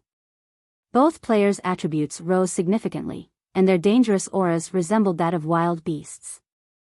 The surrounding players instantly felt death loom over them, and they started to back away from these two players. After the two activated their berserk skills, each temporarily gained the combat power of a lord of the same level. Yet, as if the pressure these two players radiated were a spring breeze, Aqua Rose remained unfazed as she stood before the Candlelight trading firm's entrance. Watching the two players charge at her, Aqua Rose simply waved her staff. The ground beneath her feet turned pitch black, and as if this black shadow were contagious, it spread quickly, covering the ground around her. The shadow then enveloped the assassin and swordsman, and they instinctively jumped into the air to avoid the attack. Begone! Aqua Rose did not even bother to look at her assailants as she swiped her right index finger across the air. The pitch-black shadow rose from the ground, transforming into a pillar of black light that shot into the air. Even players several streets away saw the pillar of black light. Giving neither of the players a chance, the black pillar devoured them whole. Despite the two players activating their life-saving skills, they screamed in agony from inside the pillar. They felt as if they were trapped in hell. The spectators even began to pity them after hearing the screams. When the pillar of black light finally disappeared, only Aqua Rose and 2 pieces of top-tier equipment remained on the battlefield. They died? How did she do that? This scene left everyone gasping. Unlike the Berserker, who had died without any display of strength, Blackwater's assassin and swordsman had shown off their combat standards against Alluring Summer. Thus, everyone watching the battle had a clear grasp of how strong those 2 experts were. Laughing Drunkard, who watched from afar, wore a dark expression. Aqua Rose was a lot stronger than he had expected. Until now, she had only used 2 skills. This wasn't enough for him to judge her current standard. Moreover, the information he gleaned from the pillar of black light was not enough to reach a conclusion. The assassin and swordsman had died for nothing. After Aqua Rose finished collecting her loot, she looked towards Laughing Drunkard and said, "If you still want to fight, attack me together. I don't have time to waste on fighting you one by one." Currently, she was in a relatively good mood. She had only used 2 skills to earn 2 pieces of level 35 dark gold equipment. She could probably make close to 100 gold if she sold these 2 items. Unfortunately, Blackwater's members had swiftly retrieved the equipment the Berserker had dropped. Otherwise, she could have earned more money. When Blackwater's players heard Aqua Rose's provocation, they all wanted to jump into action. Although Aqua Rose's skills were indeed powerful, skills like those generally had very long cooldowns. If they charged at her now, they would be more than capable of defeating the Cursemancer. "We're leaving." Laughing Drunkard extended a hand to stop his teammates. "Now is not the time to fight them. We will have plenty of opportunities in the future." Saying so, Laughing Drunkard led his team away from the Candlelight trading firm's entrance, earning jeers and mocking gazes from the surrounding players for his trouble. At the same time, the bystanders began to admire Zero Wing even more than before. White River City's native players cheered. In their eyes, Zero Wing was a local guild, while Blackwater was the enemy. Naturally, they would celebrate when Zero Wing suppressed Blackwater. "Aqua, isn't your transformation a little too intense? It's only been some time since we've seen each other, yet I nearly failed to recognize you." As everyone left the venue, Alluring Summer, who had silently stood by the side, smiled and greeted Aqua Rose. "Not here. Let's continue our conversation inside." Aqua Rose responded to the greeting with a smile of her own. She then led Alluring Summer into the Candlelight trading firm. The remaining players on the street were stunned. They had never expected Alluring Summer to be acquainted with Zero Wing's vice guild leader, Aqua Rose. They know each other? Why doesn't the secret pavilion know anything about this? Cold Autumn was similarly shocked. Alluring Summer's strength could not be ignored. After seeing the speed of her double casting, Cold Autumn knew that the woman was extraordinary. Unfortunately, Aqua Rose had ended the battle too abruptly, giving Alluring Summer no opportunity to display her true strength. If Shurfeng were present, he, too, would have been surprised. After all, he was extremely familiar with the woman named Alluring Summer. Shurfeng wasn't the only one. Practically every player in God's domain had heard of her in the past. Her fame had all been due Alluring Summer's past nickname, the Lightning Mage God. You're tuning into the Biyao's Wuxia Chronicles YouTube channel. Don't forget to subscribe and join us on this journey to catch the most captivating stories.